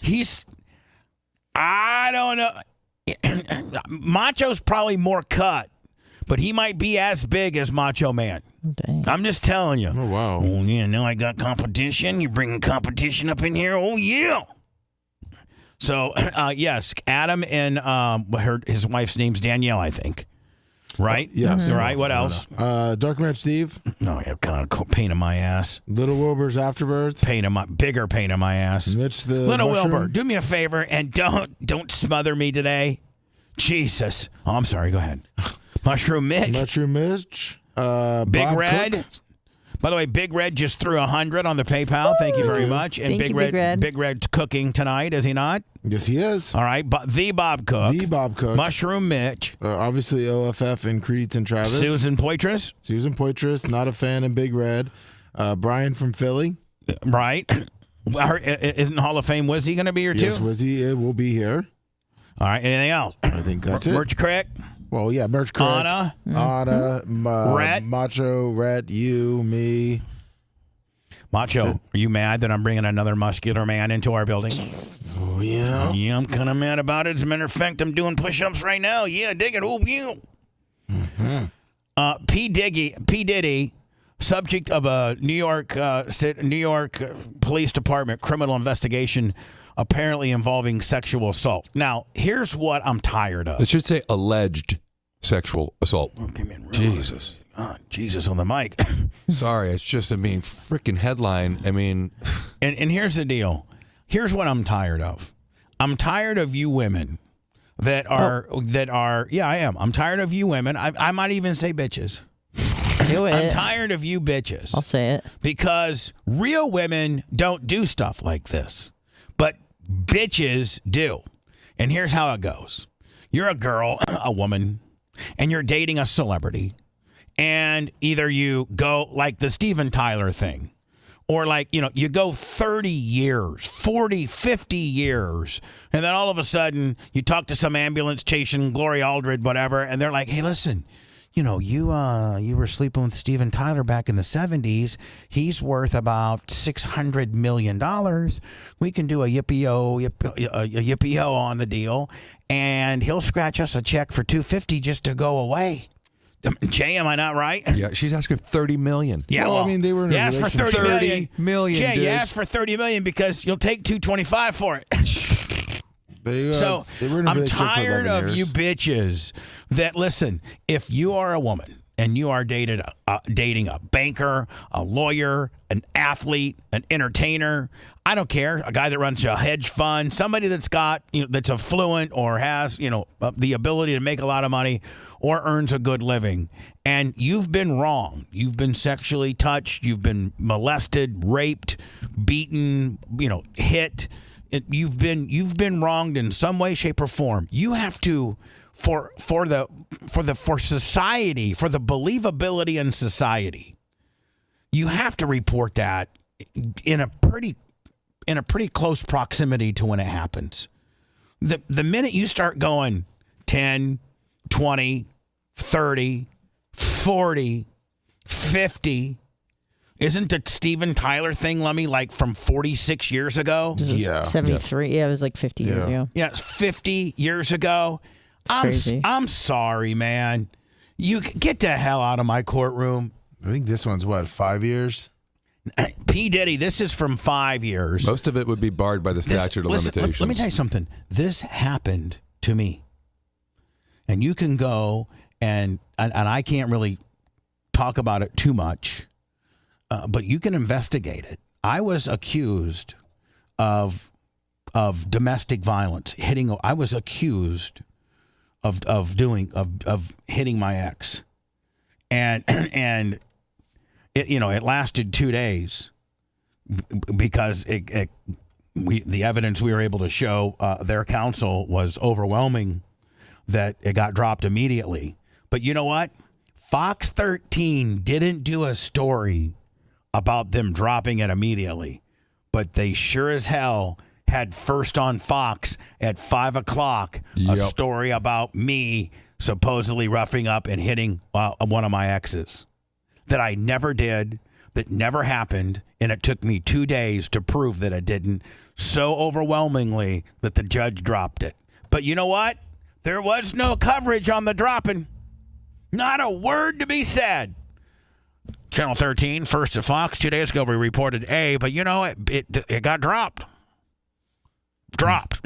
And you've been such a supporter for women who are the victims of domestic violence, and you've done so much in this community for women who are the victim of rape or domestic violence, and you do not in any way support any of this. But what the common sense point you're making is time is of the essence. If something's happened to you, I would say to my child, immediately report it.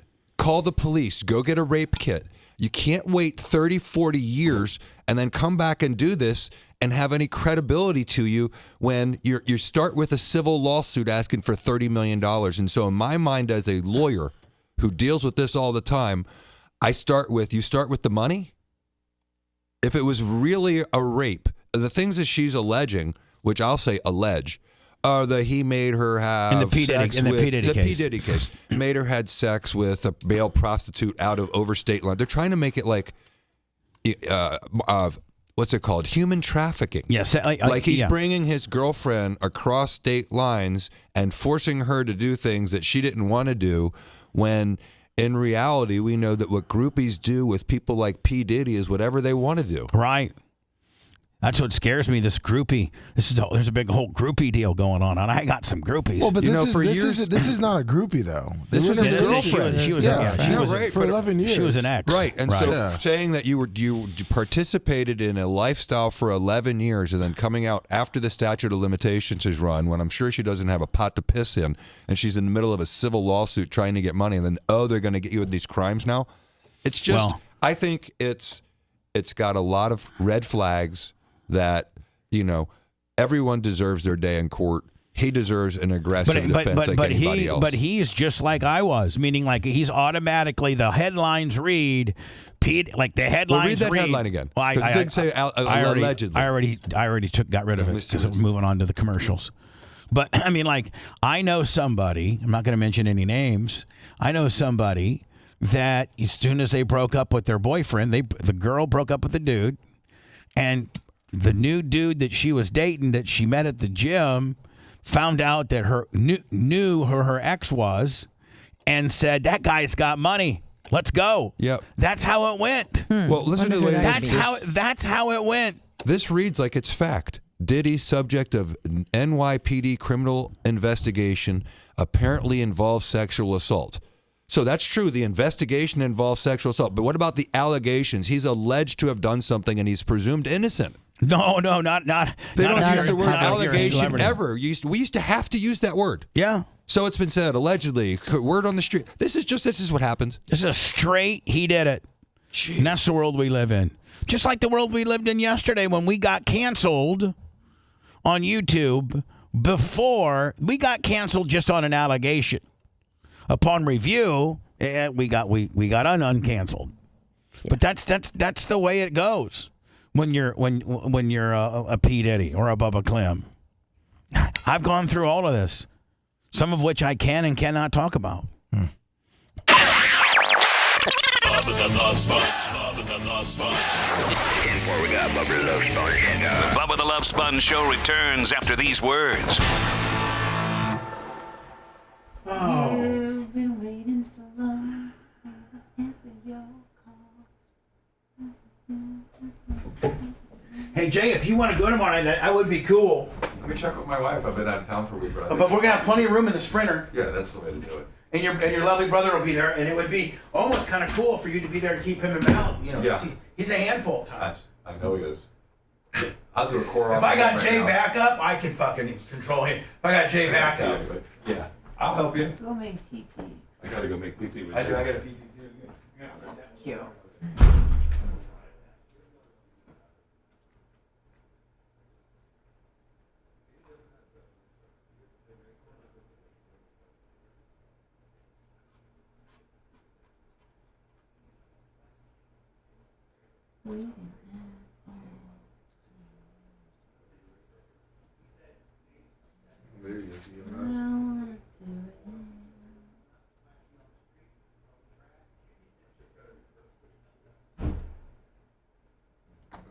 Just go back to Twitch.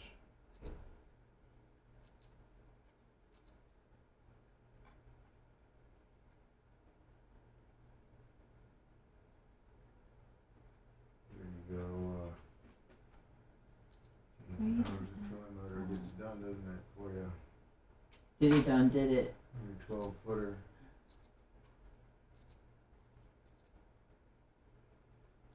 Bonito will probably pull your vote. They're playing hard.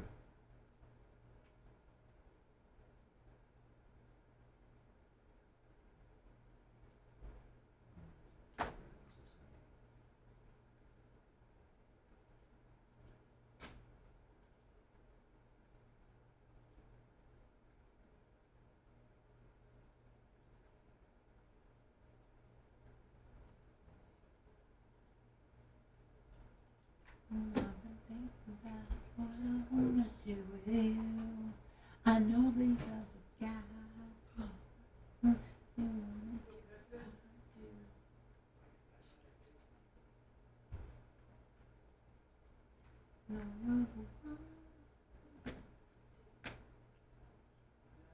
Cinnamon Toast Crunch shots. Yeah, I'm not gonna be drinking tonight. I'm sorry.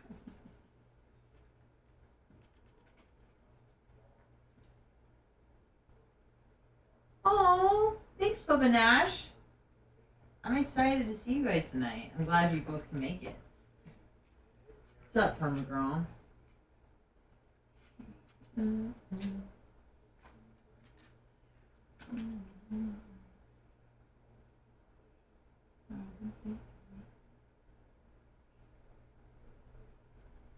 excited to see you guys tonight. Then some of you guys tomorrow too. And the dog.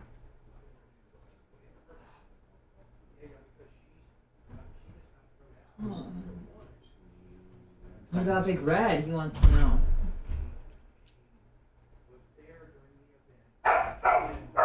Does Bubba think he's whispering? Because I can hear everything. Yeah, I don't think he thinks. I think he thinks he's whispering. Yeah, he's like, I need to have a private meeting with Guy, and then he's screaming from the kitchen and everything. Everything else is finally Yeah. finalized. Yeah, I know. So but I wanted to tell you that info. Is that Did you good? get snarky with that lawyer about your name?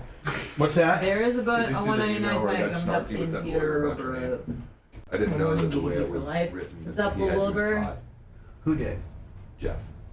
There was something about the letters of administration. I'm like, for the record, his name is Oh. Bubba the Love Sponge. Because I was like, I'm like, Good. And then I was like, oh, I didn't know he did that. Is that what he said? I can't do his Tom. I mean, as Todd. Todd, excuse me. Yeah, I was thinking Tom Bean, the shirt. I'll do a button-up bean. Button up bean.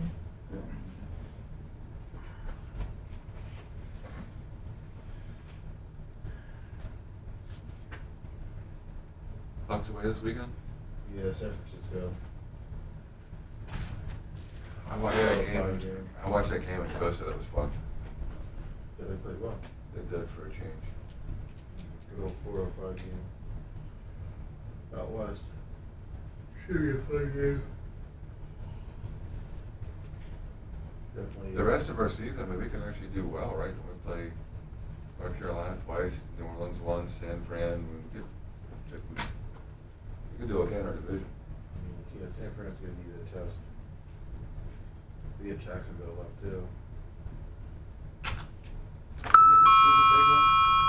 Yeah, Jacksonville just. But they lost to the Eagles or something, right? So They got blown up by San Fran.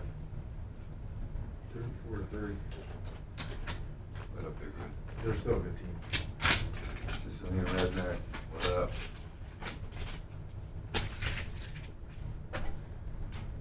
What up, Jay Bowler?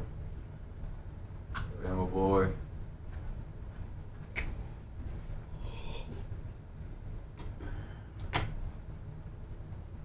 There's only 3 home games left. Panthers, Jags, and Saints. That's it. Third. We could win 2 out of those 3, maybe. Yeah, we should. For the division. So we tied second with the Falcons right now? Yeah. I mean, that whole division is just. It's the shitbox division. Just all, they're all just 500. Ass buckets. Yeah. Except for Carolina. Meanwhile, Baker's having a great season.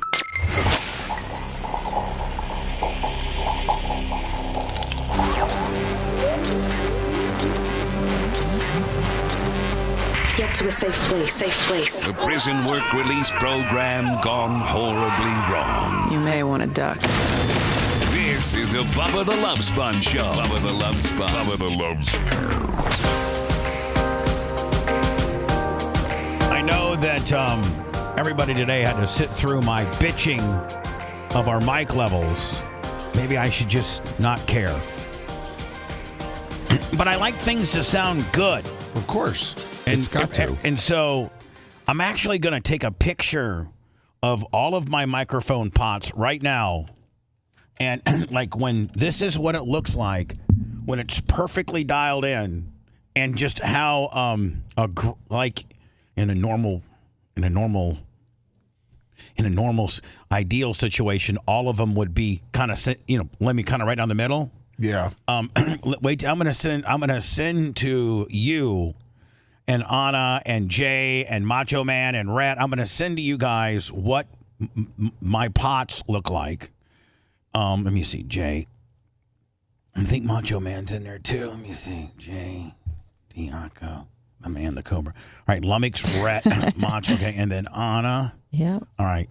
And this is why I get so frustrated. Now everything's perfect right now. Everybody's levels are dead on. We're all mixed about the same. The hotness is about the same. And in order to achieve that, this is what my microphone positions look like right now. So that's why I get so frustrated. Oh yeah, look at that. Yeah. Nice and staggered. Yeah, I mean and I have to have little dots by every one of them in order for me to get. There's no consistency there. That's a nightmare. Yeah, I got that along with doing the story, along with trying to keep my life Phone together, calls and along with not losing YouTube cancellations. Damn. Anyway, Bubba 199 tonight, 8 o'clock. Rumble and Twitch only, right? Yes. Okay. Well, are we doing it on Bubba Army Radio too? Yes, we do. Yeah, we put it out there. I meant the visual aspect. Sorry. Visual aspect, Rumble and Twitch. A full house of even some new people. Finderworks Adam and his and by the way, Lummy, his wife's pretty juggalicious. Yeah. Oh, nice. And please know that tonight when you see Danielle, Adam from Finderworks' wife, know that that's the work of Dr. Dan Diaco. So it even makes it that much more special, right? It does, yes. Big Red is cooking tonight, Lummy. Yes, he is. Need the food ready by 7. And also, there's 2 more people now coming. Oh, damn. They are twins. Hey, Nash A and B. The Nashes. Oh, Nashes. What did you say? The Machos. We got Machos. We got any wiring? Hey, listen. Anytime they're here, if we got any wiring issues, you got to make sure you bring it up. Oh, yeah, wiring. They can fix it. Now you got wiring guys and another rip dude coming at once. Macho's gonna be in his headspace. Orlando tomorrow. That's a 6 to 10 deal. At Stogie's. It's called Stogie's and Spirits in Lumby. It's happening at the Blend and Barrel in Sanford. Yes. We're taking the Mercedes, the Rob Elder Mercedes Sprinter with professional driver.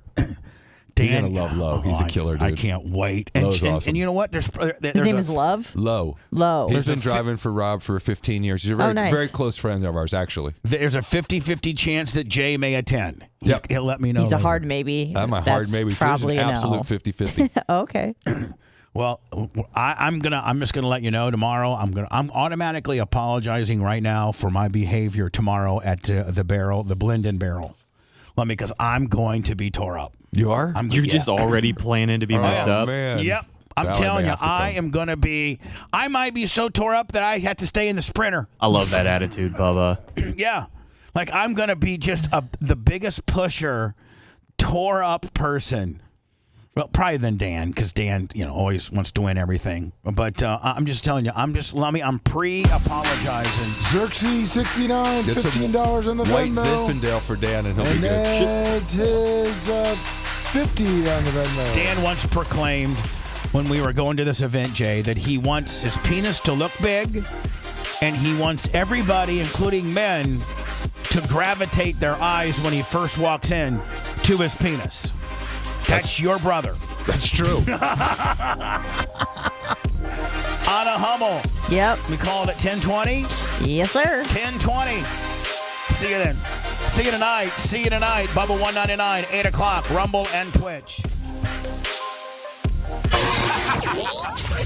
Thanks for letting me finish. You've been listening to the Bubba the Love Sponge Show, starring me, Bubba the Love Sponge. Co-host and show historian, Lummox. Co-host, Anna Hummel. Co-host, Dr. Dan Diaco, Esquire, of Council. Co-host, J. Diaco, Esquire, the Spitting Cobra, of Council. Rhett, the Filthy Ginger, video editor. Yeah, back here wiring up. It's Mini Macho. The BRN agent, Thomas Buttoned Up B. And for everything else, go to thebubbaarmy.com. Now, time for the legal disclaimer. Exactly. The Bubba the Love Sponge Show is intended solely for the enjoyment of our listening audience. Any rebroadcast, retransmission, or other use of this show without express written consent of the Bubba Radio Network is prohibited. We must dissuade him of this delusion.